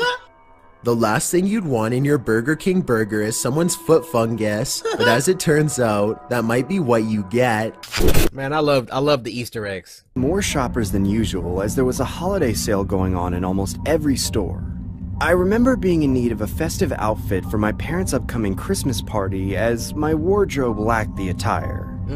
I decided to check out the clothing store Forever 21 as I could see they had a wide variety of selection from first glance. Some heat in there sometimes. I picked out an array of various Christmas sweaters and headed to the fitting room while my girlfriend waited outside for me. Y'all see what I'm seeing? Emma got that dump truck. Oh yeah, fits way better than my dad's lame hand-me-downs. Hey babe, how does this look? I noticed my girlfriend Emma wasn't there. Sure. I figured she must have gone back into the store to look at more clothes. As I left the changing room, I noticed from the corner of my eye that Emma was outside the store waiting in a huge line for something. What? I ended up purchasing one of the sweaters and began to approach Emma. Why you leave? Hey babe, why'd you leave me hanging in the fitting room? I wanted to line up and take a picture with him. Emma, this line is huge. I'll just dress up as Santa later and you can take a picture of me. He's not Santa, though. I looked towards the direction of where the lineup began and realized that there were two separate lineups. One lineup was for a professionally taken photo with the mall Santa. The other lineup was for a picture with a man dressed as the Grinch. We were unfortunately in the lineup for the Grinch as Emma was a pretty big fan of the character. I personally found the whole ordeal bizarre considering he didn't have any professional setup like how the mall Santa had. No platform, no chair, no professional photographer, no elf services, just him and the bench he sat on. I assumed he was one of those street performers that just dressed up for donations, except there was no tip jar or anything that would allow guests to donate in. Emma, this guy looks kinda sus. Can we just leave? Please just relax, Henry. It'll only take a couple of minutes. I decided to bite my tongue and proceed with Emma's request as there was nothing I could have said that could convince her otherwise. As we got closer to the front of the lineup, I could visibly see the Grinch's eyes light up with exhilaration. Almost like I brought a sense of enthusiasm into his day. I decided to be ballsy and lock eyes with him, just to express more of my alpha male side towards this Yeah, let him know! What you looking at? Let him know who the alpha male is. We could stare all day. That's how I be in public, too. He be looking, I'm like, we could take this outside. If you want. As time gradually progressed, I realized that he wasn't making eye contact with me, he was looking at my girlfriend Emma. It was blatantly obvious he had an interest in my girlfriend due to the lack of attention he was giving others taking photos with him. What the hell is this guy's problem? Why is he checking out my girlfriend? We eventually reached the front of the line and approached the Grinch to take a three-way selfie with my cell phone. Hey, buddy, the girl gets a picture first. Dude, that's my girlfriend. He sound like Jim Carrey, too. Get behind the girl, kid. Stupid green prick. Another beautiful hoe. What did...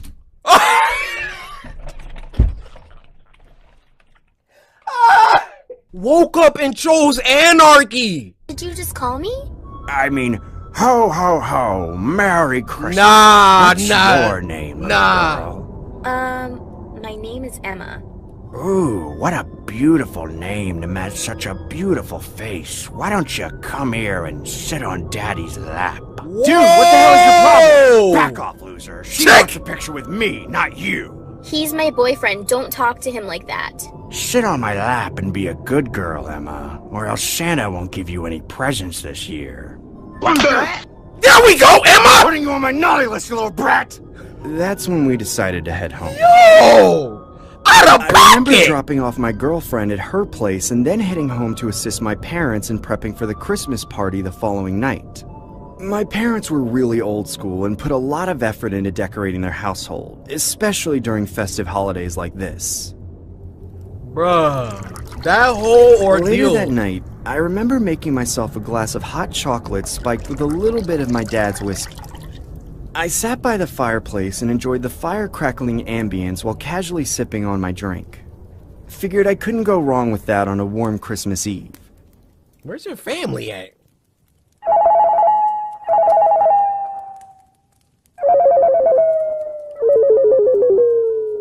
Oh, he lit. I remember hearing my cell phone ringing throughout the night. I recall being so intoxicated I couldn't see nor hear anything distinctively. Everything was blurry. It felt virtually impossible to move any fiber of my body, almost like I was stuck in a subconscious state of sleep paralysis. I began to close my eyes and doze off again. Bruh, that's his girl hitting him up. It's going down over there. A couple hours later, I recall a voice whispering my name. Hey, Henry. Henry, wake up. Hello, wake up, little drunk. It's me, Santa. I could vaguely see the outline of a man that looked like a Santa figure standing in front of me.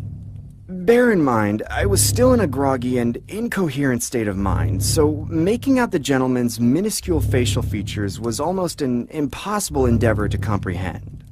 Hey, Henry, I brought you a Christmas present. Dad, is that you?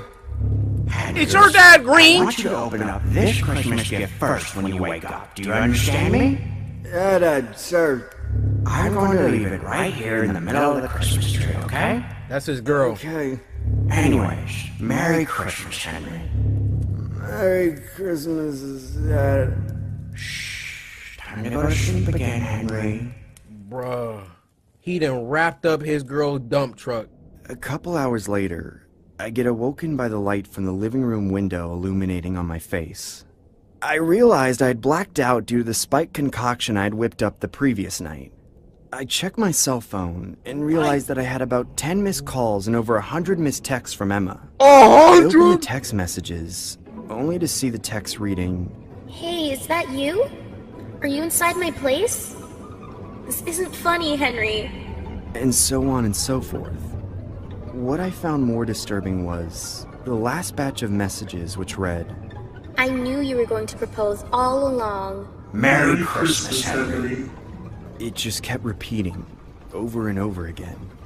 I began calling Emma's cell phone and only got her voicemail. That's when I closed my eyes and began recollecting the imagery of what transpired last night.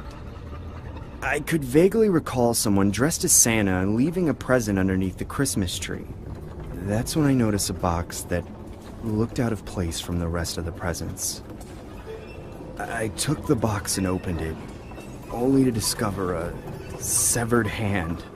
The hand had a message on it which read, Marry me.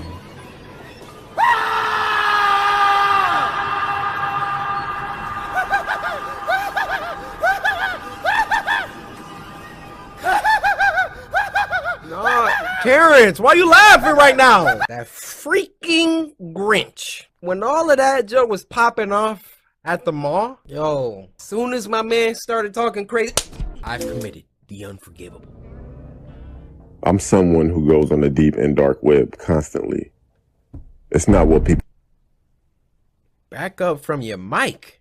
think, where it's evil and overpopulated with crazy people. That's only a small percentage of the dark web. Okay. Years ago, my girlfriend broke up with me, and I put her personal information on a forum. And soon after that,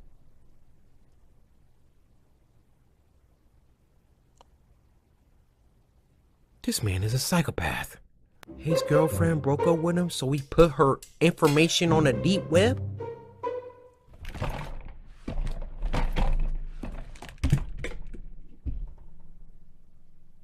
personal information on a forum. And soon after that, she disappeared. It's been a while since that happened. She dead! And I've ran into people that have disrespected me since. I'm not an intimidating guy, nor do I look intimidating. Nor do I ever have physical or verbal conflicts. I always think to myself that these people don't know what could happen to them. I work at a fast. This dude is like Yagami with the death note. You make this dude mad? I'm putting you on a deep web. Oh, you stepped on my shoe? Deep web! Oh, didn't match me on Tinder, huh? Deep web! Didn't Samra slice the like button on this video, Maya? You know where you about to go, huh? Food restaurant. And at the time of this story, my manager was really on my case about everything. I would be late, mess up orders, have an attitude with customers, and some other stuff I could name, but it's so much. I understood that I was messing up, but the tone that this guy would talk to me embarrassed me in front of my coworkers, and sometimes in front of customers. One day, though, that was the last straw. So one day I walked into work to the deep 5 minutes before I was due to clock in, and my manager out loud said that the window liquor is finally on time in front of customers and my coworkers. Everyone laughed at me. During my whole shift that night, he would direct smart comments toward me, while still yelling at me for everything that I did wrong. Dang. I made up my mind.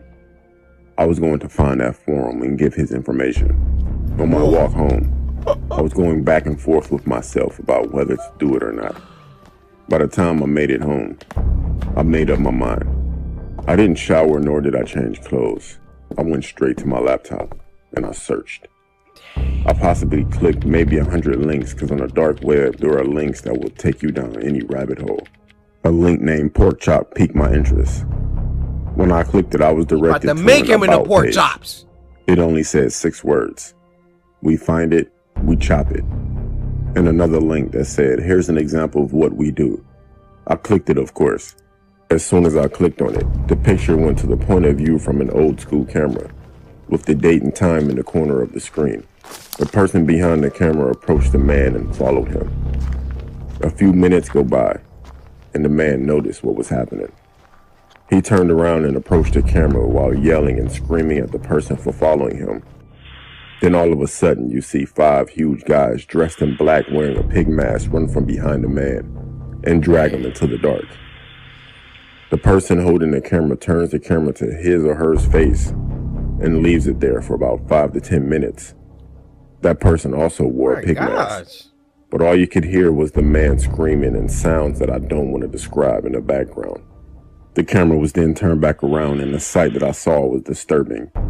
It was something that no one would ever want to see. Some people say that they wouldn't wish it on their worst enemy, but I did. Yeah. After the video was over, there were links. One said pork and the other said chop. I clicked on the pork and it prompted me to put in a code. I didn't have one, so I backed out. So I clicked on chop. There was information that needed to be filled out, like name, height, description, and place. I filled out all the info for my manager. And the place, it was my job. I submitted the form. At the end of the screen, it said, see you soon. 4 days later, while at work, my manager approached me and decided to apologize for the way he treated me, and offered to give me more hours and said that he will work with me more often because he sees potential in me. Sorry, pal. I already put the head out. I'm sorry. Hours later, it was close to the end of the night. My manager helped me with the trash and took it out for me.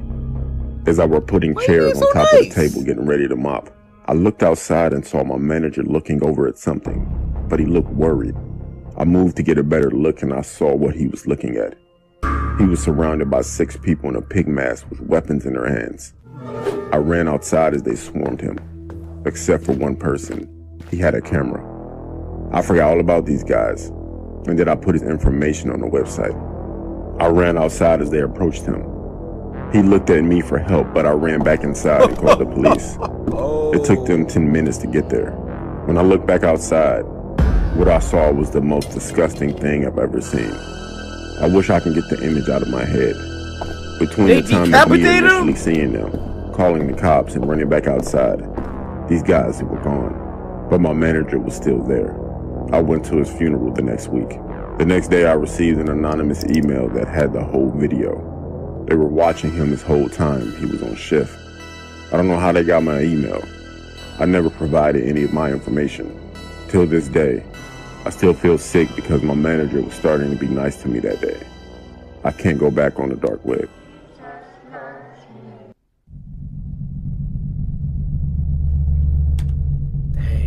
Y'all see that? Be nice to people. You never know the last person that you bully just might be the one that put you in a death note, or in real terms, the deep web. This was uploaded by Horror Shorts Party, and this was sent to us by Mac2725, who said this animation disgusted me. So let's get disgusting. OnlyFans, link in bio, baby. I will never look at life the same way after what I experienced. It still bothers me just thinking about it. It happened a while ago when I was working as a cashier at Starbucks. I worked part-time as there was unfortunately not enough hours available, so moving out of my parents' house wasn't the easiest endeavor to accomplish. Hey, I've been at my parents' house for 2 days. I'm already ready to go home. My parents always nagged at me for the latter part of the day, which always had me stressed out. I feel that. They would always send subliminal jabs alluding to me moving out. Dang! I'll never forget the time my dad confronted me while I was doing laundry. Hey, Jason, can you ask for a raise at work? I can't exactly do that, Dad. I'd probably get fired if I tried that. What? Well, can't you work somewhere else then? I'm gonna need your room soon, because I plan to make it Charlie's room. Charlie was my baby brother. Oh, okay. Well, can't Charlie stay in your room a little longer? I said I'm gonna need your room, damn it! Well, where the hell am I supposed to stay then? Figure it out! You've had plenty of time now! I've always avoided going home. Dad, chill! Especially after confrontations like that. Oh I would my much rather God. procrastinate at work after my shift was done, just to avoid the inevitable arguments that awaited me. Sounded like a better deal. I wouldn't want to go home either. Anyway, it'd been a few weeks since the tense clash with my dad. My life had been a little bit more bearable since I started going to this local karaoke bar located down the street from my workplace. I would make it a routine to go there after work just to instill a little more enthusiasm in my already dull life. Get some happiness. I was a regular, so I knew all the employees on a first-name basis. Who that What is? you drinking tonight, hot stuff? How about I'll you, get the baby? usual, Sally. Wait a minute. It's you again. Jason, right? Yep, me again. Good to see you again, Jason. One order coming right up. Thanks, Sally. I really enjoyed coming Hey, here Sally, as what you it was doing the after perfect work? place for guests to lounge with just a small admission fee. The bar always held live performances from various bands, so there was usually a decent-sized crowd always in attendance. Hey, girl. Ladies and gentlemen, here's the final Drake performance over of the there? night. Please give it up for the lovely Katie! Oh, Katie about to hook it up. All right, Katie. What you talking about? Falling for you. I can't keep away. Yo, low key? Are you listening? I'm listening. I want you to stay. Hey, kid. Doesn't Yo. she have the prettiest... Don't talk to me, bruh. Head shaped like a jumbo peanut. eyes you've ever seen? Yeah, she's definitely a pretty gal. Katie had a lot of diehard fans that would show up to support her. She was really attractive, which made older men look like young teenage boys fanboying over her. I've had the privilege of chatting with Katie after her shows before, but this time I mustered up the courage to ask her out. Hey, Katie, Jason? it's me again. Who are you? Jason, we met on several occasions after your performances. I'm a big fan of your voice. Thanks, Jason. I really appreciate I think you're the best singer ever, and you're really gorgeous. Jason, relax. Thank you? I was wondering if we could potentially Oh, exchange... Jason. All you men are alike. I bet you just want to see what I look like without my clothes, right? Yeah. Yeah, I gotta be honest, but at the same time, I'm not saying that it can't grow after that. Like, but I'm not about to walk up to you if I'm not trying to get to know you. No? I mean, yeah. Katie nonchalantly takes my cell phone and begins punching in her contact information. Really? Holy crap, this is actually happening. I must be dreaming. Okay, Here you Jason. go, Jason. Hope to chat with you more. Definitely, baby. I mean, Kate, He needs some milk. She should have took his phone and deleted her info. Definitely, baby. Come on, bro. Come on. As I was on my way home, I decided to be ballsy and give Katie a goodnight text. Oh my god. I then noticed she had given me a link to her OnlyFans page as opposed to her phone number. Oh my god. What the hell is this? Well, at least I might get to see some nudes. I've personally never used an OnlyFans before, but if there was going to be someone's account I was going to check out, it'd be Katie's. I eventually make it home and open up her page on my computer browser. A subscription of $10 a month? Netflix doesn't even charge that much. Facts. I unfortunately they didn't do. have the funds to purchase such things, but my curiosity was what put the nail in the coffin. I took out my credit card and shamefully typed in the details on the site. I was now officially... Let me speak to y'all young boys. Don't y'all simp for no woman. All right? She gonna take that $10. She gonna string you along. Oh, Jason, oh my gosh. Give you a little shoulder. Jason, yeah, thanks for coming to my OnlyFans. And that's all you ever gonna get. She gonna take that $10 and she gonna buy some food for another dude. What more do you want from me? Message from the Shogun. Initially subscribed to Katie's OnlyFans account. I began scrolling around, seeing a lot of mature content throughout her page. I can honestly say it wasn't the most regretful decision I ever made, as I got to see a different side of Katie. Or should I say, a different side of my longtime crush. Oh yeah, this is what I'm talking about. Bro. Throughout the night, I continued to browse through more of Katie's content till it was time to head to bed. It'd been a couple of weeks since that whole ordeal occurred. I still worked as a cashier at Starbucks and made it a routine to go to the karaoke bar after work. Everything had pretty much been the same except I hadn't seen or heard about Katie since. Uh-oh. I couldn't help but feel like I had some sort of role in Katie's sudden disappearance from the bar, so I decided to snoop around her OnlyFans once again. It's that guy. Later the that peanut night, head. I had Katie's OnlyFans open on my computer. The monthly subscription I had paid for previously was still in effect, so I could still view her content. There were 5 observations I accumulated right off the bat. The first observation was that her status said... That's good. Oh yeah, I'm recording. What's up? Oh yeah, okay. Close the freaking door. ...active 5 minutes ago.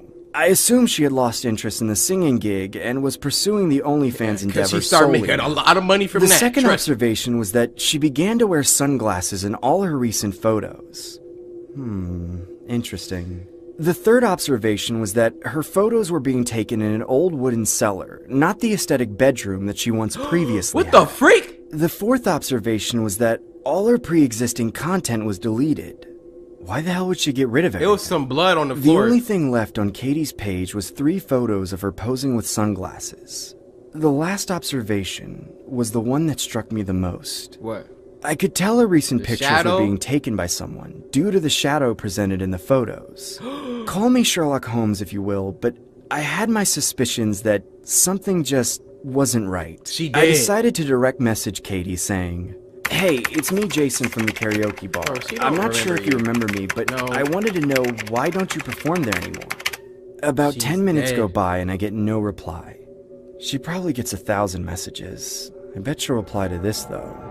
That's when I decided to bribe Katie by sending a convincing message saying, "Hey, if I tipped you $5, could you send me a video of..." Oh, we got money bags over here, $5. I bet you gonna say something now. I'm sorry, it's the difference between Starbucks money and OnlyFans money. Smiling on camera. About a minute later, I surprisingly got a response from Katie showing a hidden video with an option of unlock for $5. Wow. I end up accepting the purchase, only to see a video of Katie wearing sunglasses. She just stood in one spot, not saying anything. She moved? I then heard a male voice in the background saying, "Smile for the camera, you vermin." Katie then involuntarily puts on this bizarre and unnatural smile, almost like she was a cartoon character from a Disney movie. I felt really disturbed from what I was witnessing. I decided to continue the game of charades and say, "If I give you $5 more, could you send me a video of yourself kissing the friend you're with?" About 5 minutes had passed and I got no reply. I honestly thought Katie was done with my pathetic games until I got another message of a hidden video with a $5 price tag on it. That sucks that you gotta... Is that... I never been on OnlyFans. I ain't simping for nobody. But can they really do something to where you have to unlock it and then watch it? Because what if it wasn't what you paid for? She could mess around and be like, "Oh yeah, unlock for $500. Then it's just gonna be foot pics." Yeah, I know some of y'all into this. I'm gonna give y'all a couple seconds. Go ahead. I hesitantly unlocked the video, only to see a disturbing clip of Katie saying, "He's not my friend! Don't ever say he's my friend, because he's not. I knew it! He's more than that to me. He's my everything. He's my one and only love." "That's my good girl. Oh yeah, the young boy wanted some kissing action. Let's make his money's worth, shall we?"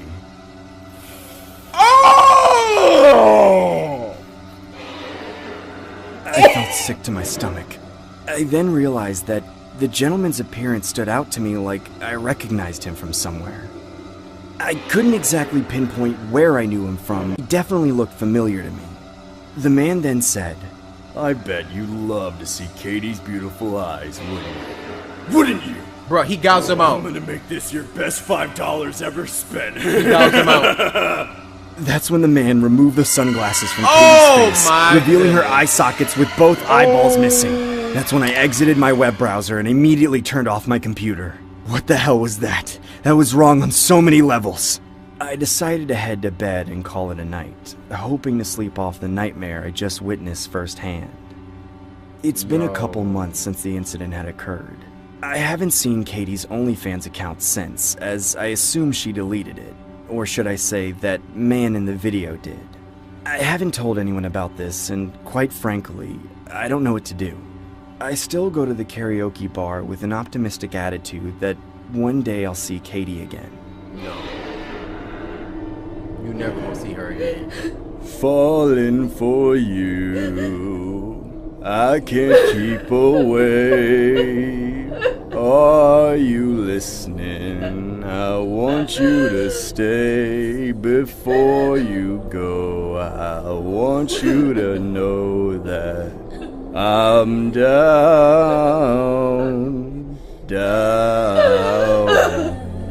Hey kid, doesn't she have the prettiest eyes you've ever seen? For you.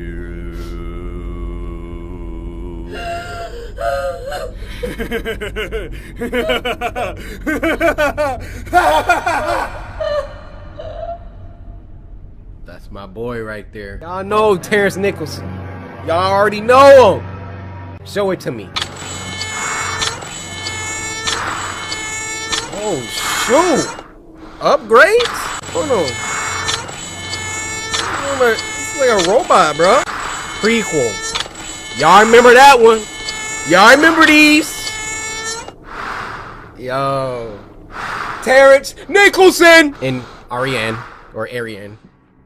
She's awesome too. This is a story that took place back when I was living with my ex-girlfriend Jasmine. Tell me what happened. I had recently moved from my parents' house and into an apartment complex where it was surprisingly quieter compared to the suburban area I was used to. Okay. Jasmine and I were both college graduates who worked full-time in our respective fields of study. I was in the construction business as I was always a blue-collar— You know you the same guy from Snapchat, you not slick. As I was always a blue-collar kind of guy who enjoyed hands-on work revolving around the trades industry. Jasmine was a financial advisor, so she usually got to work from home while I had the usual 9-to-5 that I've become accustomed to for the latter part of my life. Okay. On my off time, I would usually hang out with Jasmine at our local park or simply kick back and binge watch several shows on Netflix till I had completely passed out. Hey. Going to our local park around the evening time became a daily occurrence of ours. As rowing back and forth on the swings was Jasmine's way of de-stressing just before the very next day at work. This became a daily routine of ours since we moved into the new neighborhood. Frick you doing here? Feel more comfortable within our new whereabouts. Hate that dude. Well, at least with the exception of Saturday nights, when I usually video called 3 close friends of mine from where I originally resided. Their names were Joe, Max, and Steve. This was a way I could stay connected with my friends, as I didn't want to tarnish my friendships with them, nor did I want to be known as the odd friend who cuts people off because he was quote-unquote whipped. Hey Rick, how's your stay over there? Must be good getting some action without your parents in the next room. No comment. Hey boys, we gonna keep talking about Ricky's love life or we gonna get this party started? Cheers to that, Stevie boy. Dang, what's the rush? We have all night, dude. Alright, who wants to go first? This was how me and my friends socially interacted with one another. What are y'all doing? We shared our personal scary stories and videos from around the internet that would be categorized within the horror genre. My friends and I have been horror addicts since childhood, so geeking over anything horror related was equivalent to our summer camp days back when we were still in elementary school. Okay. I didn't want to abruptly end the so-called tradition we had established despite living miles away from them, so I would make sure I video called them every so often. Okay. I recall dozing off from the lackluster stories being shared by my 2 friends Joe and Max, until it was Steve's turn to share his story. You guys ever been on the dark web? No, not me. Stop right there. Not me. People get Dude, kidnapped don't tell on me there. you actually went on it. I personally didn't, but my Good. younger brother did. He recently showed me this You did weird too. snuff film the other day that I thought you guys might like. I personally felt intrigued by the idea as I didn't know or see much content regarding the dark web. You know what a snuff All film I knew is? was that it was a hidden browser that sold illegal products you would find on the street, And except people. everything was online, or at least on the dark side of the internet. That's when Steve extemporaneously invites his younger brother in his room and introduces him. Hey boys, say hi to my brother Eric. What up, dude? What's up, Eric? You guys want to see something cool? No. Hell yeah. Box chin. Sure, dude. This better be good or else I want 5 minutes of my life back. Eric shares his screen and opens up a video from an array of MP4 files shown on a folder. I then saw a low-quality video of a woman No, is that the girl? Because y'all know Horror Shores Party's animations are like all connected. Wait, was she from OnlyFans too? No, I think that's the girl that was like a singer at the bar, maybe? Either way, we know who that is. suspended in midair with her arms and feet attached with steel chains. She was oriented in this awkward bird-like position, almost like her perpetrator had no intentions of providing any circulation to the woman's extremities. Oh my God. I could see this poor lady desperately wailing through the duct tape on her mouth while hopelessly trying to free herself by vigorously shaking her arms and legs. Bro. I remember gasping in awe Look as at him. I didn't know if this was some sort of weird hoax Maybe you or if shouldn't this be was on a there. legitimate snuff film about to unfold. That's when I heard a loud sound abruptly come from the background, like someone was revving an engine to a motor of something. A chainsaw, I then maybe? saw a large man approaching the woman while wearing a pig mask and holding a running chainsaw in a barbaric fashion. It looked like some psycho wanting to Renaissance Leatherface from the Texas Chainsaw Massacre, based on the way he held the chainsaw and the attire he presented himself in. You're my lucky number 20. You know that? I never thought I'd reach this milestone. You know? All that hard labor just to get to you. Do you even know what you put me through? Huh? Oh my God! Tell the people watching at home how much you appreciate my hard work. Maybe this isn't the girl from the bar. Say it! I got tape on my mouth! You're going to be the best doll I've ever had. She's still saying it! Rick, what the hell is going on? Babe, listen. Turn it. You know when you try to X something out real quick? Babe, hold on. Start clicking real fast. Babe, hold on. Let me X this out. Babe, hey. How you doing, girl? Looking cute tonight. How you doing? But babe, I heard screaming. Yeah, this got dark real fast. Jasmine, get out! I don't want you seeing this! Bro, he didn't even try to exit out. Pierced the chainsaw into the woman's arms and legs as each limb dropped from her torso and was left dangling from each chain. No. This can't be real. Nah, what it's kind of too sick late. person would do this to someone? I remember feeling the sensation of a trickle of blood running down my nostrils as I see my friends visibly shaken up by the footage. Whoa! The woman had all 4 of her limbs dissected by the chainsaw as she eventually collapsed on the floor and began having a seizure. I abruptly end the video call. Maybe that is the couldn't bar watch that lady. anymore. I decided to message my friends through a group chat saying that I was throwing in the towel and heading to bed. Trying to comprehend what had just occurred was almost impossible. Look at this man. I couldn't help but tremble in the same spot for about several minutes. I eventually end up crawling into bed and laying next to Jasmine while trying to force myself to sleep and not think Bruh. about what transpired on that video Watch chat. the whole snuff film. This is when the story gets more disturbing. What? Fast forward about 2 years. My life has taken a drastic turn for the worst. What? My girlfriend and I mutually agreed to separate while my dad passed away at the age of 45 due to heart failure, leaving my mother and 3 children, including myself, alone. That's sad. I never felt so depressed in my life. I would sometimes spontaneously cry at work while trying to hide my emotions from the other employees. It honestly felt like the days were getting longer and my weekends were getting shorter as time went on. I couldn't help but think that that video was some kind of curse. I Why? remember being at the stage where I had completely isolated myself from everyone around me, including my close relatives. I eventually developed an obsession over the dark web and installed a Tor browser on my laptop. I wanted to climb further in the rabbit hole. I wanted to see if I could discover anything related to the pigman or the woman he had mutilated that night. I recall surfing the hidden wiki only to come across Michael a few Jackson's links selling breath in a various bottle? weapons, illegal services, and narcotics. I obviously wasn't interested in such things, so I began browsing some more. After 2 hours of intense searching, I found similar style images of females having their extremities amputated and then being sold as so-called dolls. Welcome to the game. Y'all remember that? Oh, my eyes about to start watering, bro. That junk is so real! I came across an MP4 file on the homepage of one of the links on the hidden wiki. I pressed play and saw a video of a woman swinging back and forth on a swing with a paper mask on her face. This honestly looked like the same setting as the previous video. I then saw the same large man approach her as he kicked the poor lady off of the swing and began yelling, "Bark for me! Now walk, doll!" That's when the amputated woman began walking on all fours as if she was a stray dog or something. As the pigman got closer to the camera, I could see he was wearing what looked like the skin face of an actual human. What makes this story more disturbing was how similar the skin mask looked in comparison to Jasmine's face.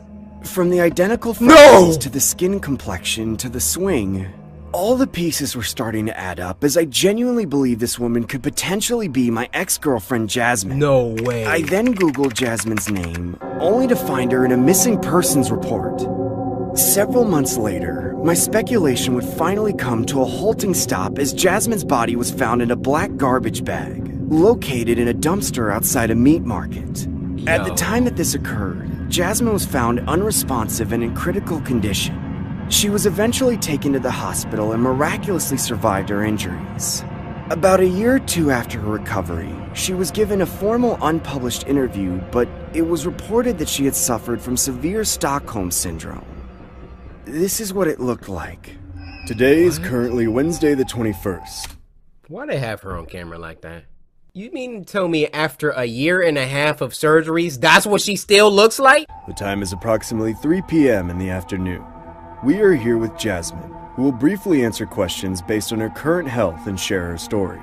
Now Jasmine, if you feel uncomfortable at all during the interview, feel free to let us know and we'll take a break, okay? I want to return home to Master's Swing, where the world is divine, and the dolls are beautiful. So, first and foremost, how is your health today? I want to return home to Master's Swing, where the world is divine, and the dolls are beautiful. Jasmine, how would you describe your experience while being held in captivity? I want to return home to Master's Swing, where the world is divine, and the dolls are beautiful. Can you describe your captor's appearance? Why are you still talking to her? Jasmine, are you okay? Do you need some water? Home to Master's Swing, where the world is divine and the dolls are beautiful. I want to return home to Master's Swing, where the world is divine and the dolls are beautiful. Can you please tell us what his name is? Swing, where the world is divine and the dolls are beautiful. I want to return home to Master's Jasmine, Swing. please, where disclose the your world is captor's divine name and the to dolls us. are beautiful. I want to return home to Master's Swing. Tell us his where name, the world damn is it. divine Oh my- and the dolls are beautiful. Tell I us want to his return name. home Oh my to God. Master's Swing, where the world is divine. What is and the your dolls are master's beautiful. name? His name is Pigman.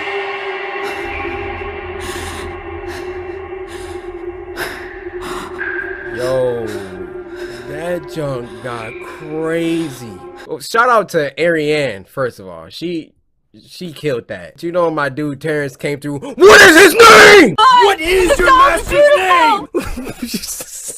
Now, since this is the Halloween special, I wanted to do one that we've already seen, but it's one of my personal favorites for Spooky Scary Sunday, which is I Heard It Too. And this was uploaded by Eden. Now, this was sent to us by Mystery2, who said this gave me nightmares for weeks. I remember the first time we watched this, I was so shook.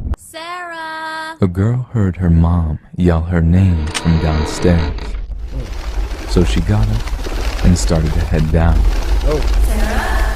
As she got to the stairs, her mom pulled her into her room and said, I heard it too. So what I want y'all to do is put yourself in that position. You hear your mom or your dad call you from downstairs. As you're about to go downstairs, your mom or your dad grabs you and says, I heard it too. S-tier terror! Heck no. Heck no. Stay. And it Stay keeps here just and don't make a sound. calling her name.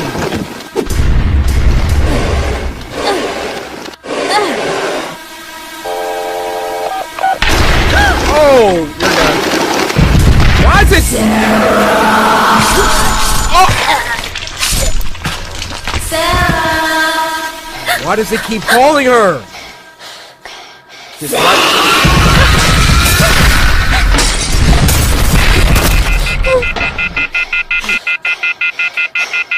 Just watch your mom get bodied.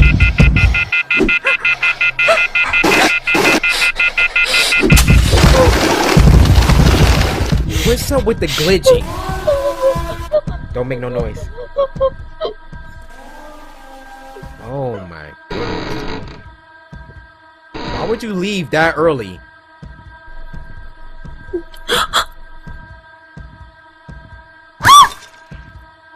Good job.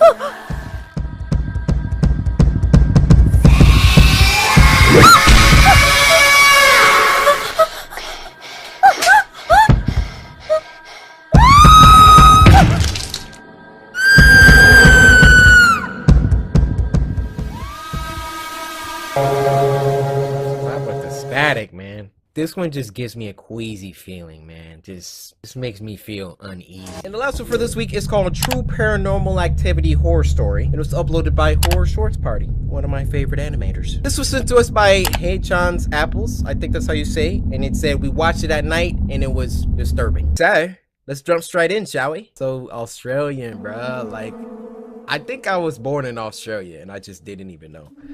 Don't you think so? Outback. This is the most terrifying thing that has ever happened to me. I want to share my story with the world, now that I have closure. Oh.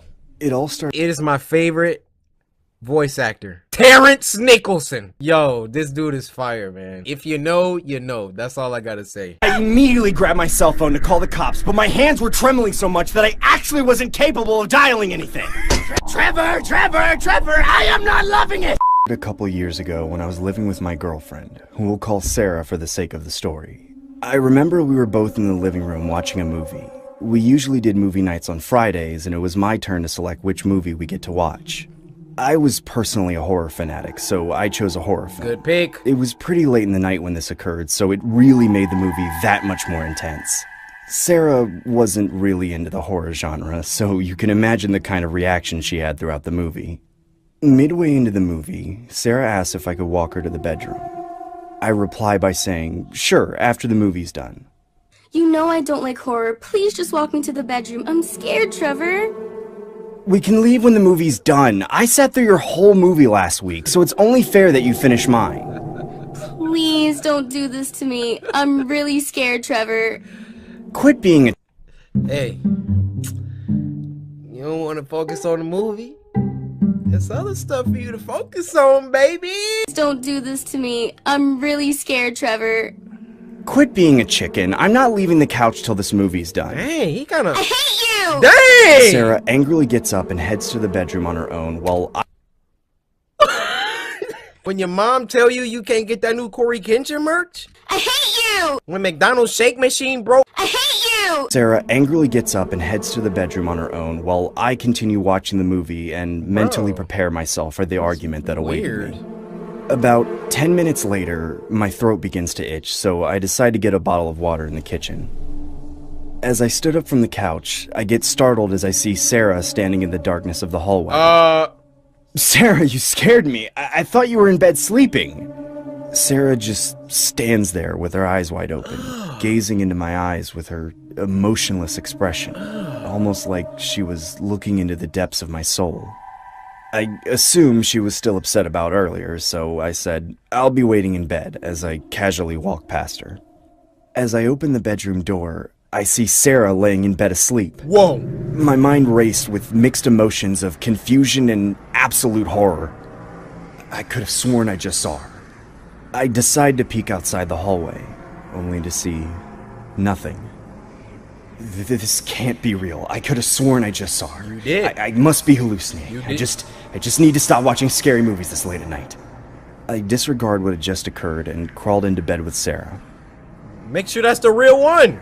At 3 a.m. in the morning, I wake up to a loud sound which sounded like glass being shattered. I noticed Sarah was no longer in bed with me, which I found quite bizarre as it was very uncharacteristic for her to be awake at this time of night. I could hear weird noises coming from the washroom outside the bedroom. I cautiously get up and began to approach the washroom. I could hear Sarah in there. It sounded like she was talking to someone, or something. A voodoo chant. I opened the door, only to discover the most terrifying thing I had ever laid eyes on. I can see Sarah standing in the bathtub covered in blood. She had smashed the mirror and used the broken shards to lacerate her body entirely. She then began yelling the words, I hate you! I hate you! I hate you! Her voice was demonic.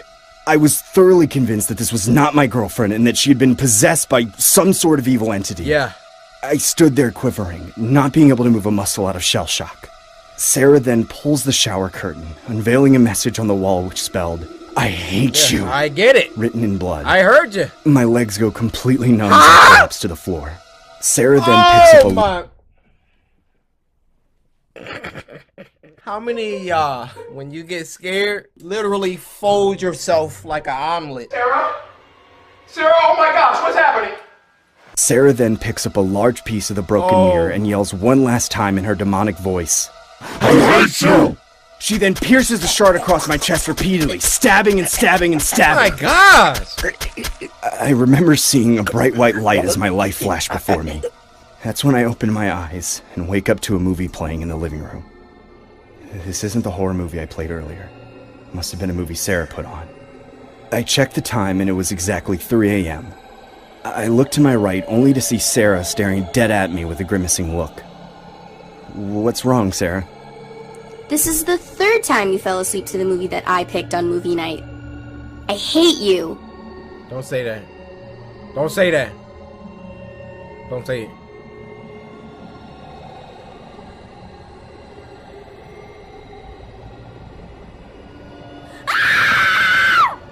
Sarah? Run! Sarah?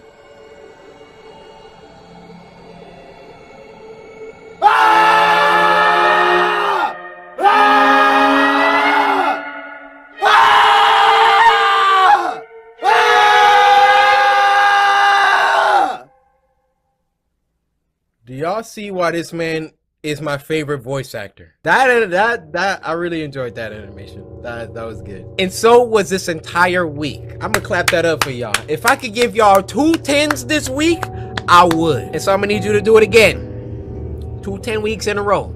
I need it. I need it. I crave it. I require it. I'm gonna see y'all on Sunday. Y'all only got a couple days this time to get the best of the best together. I need it. Until then, Spooky Scary Sunday.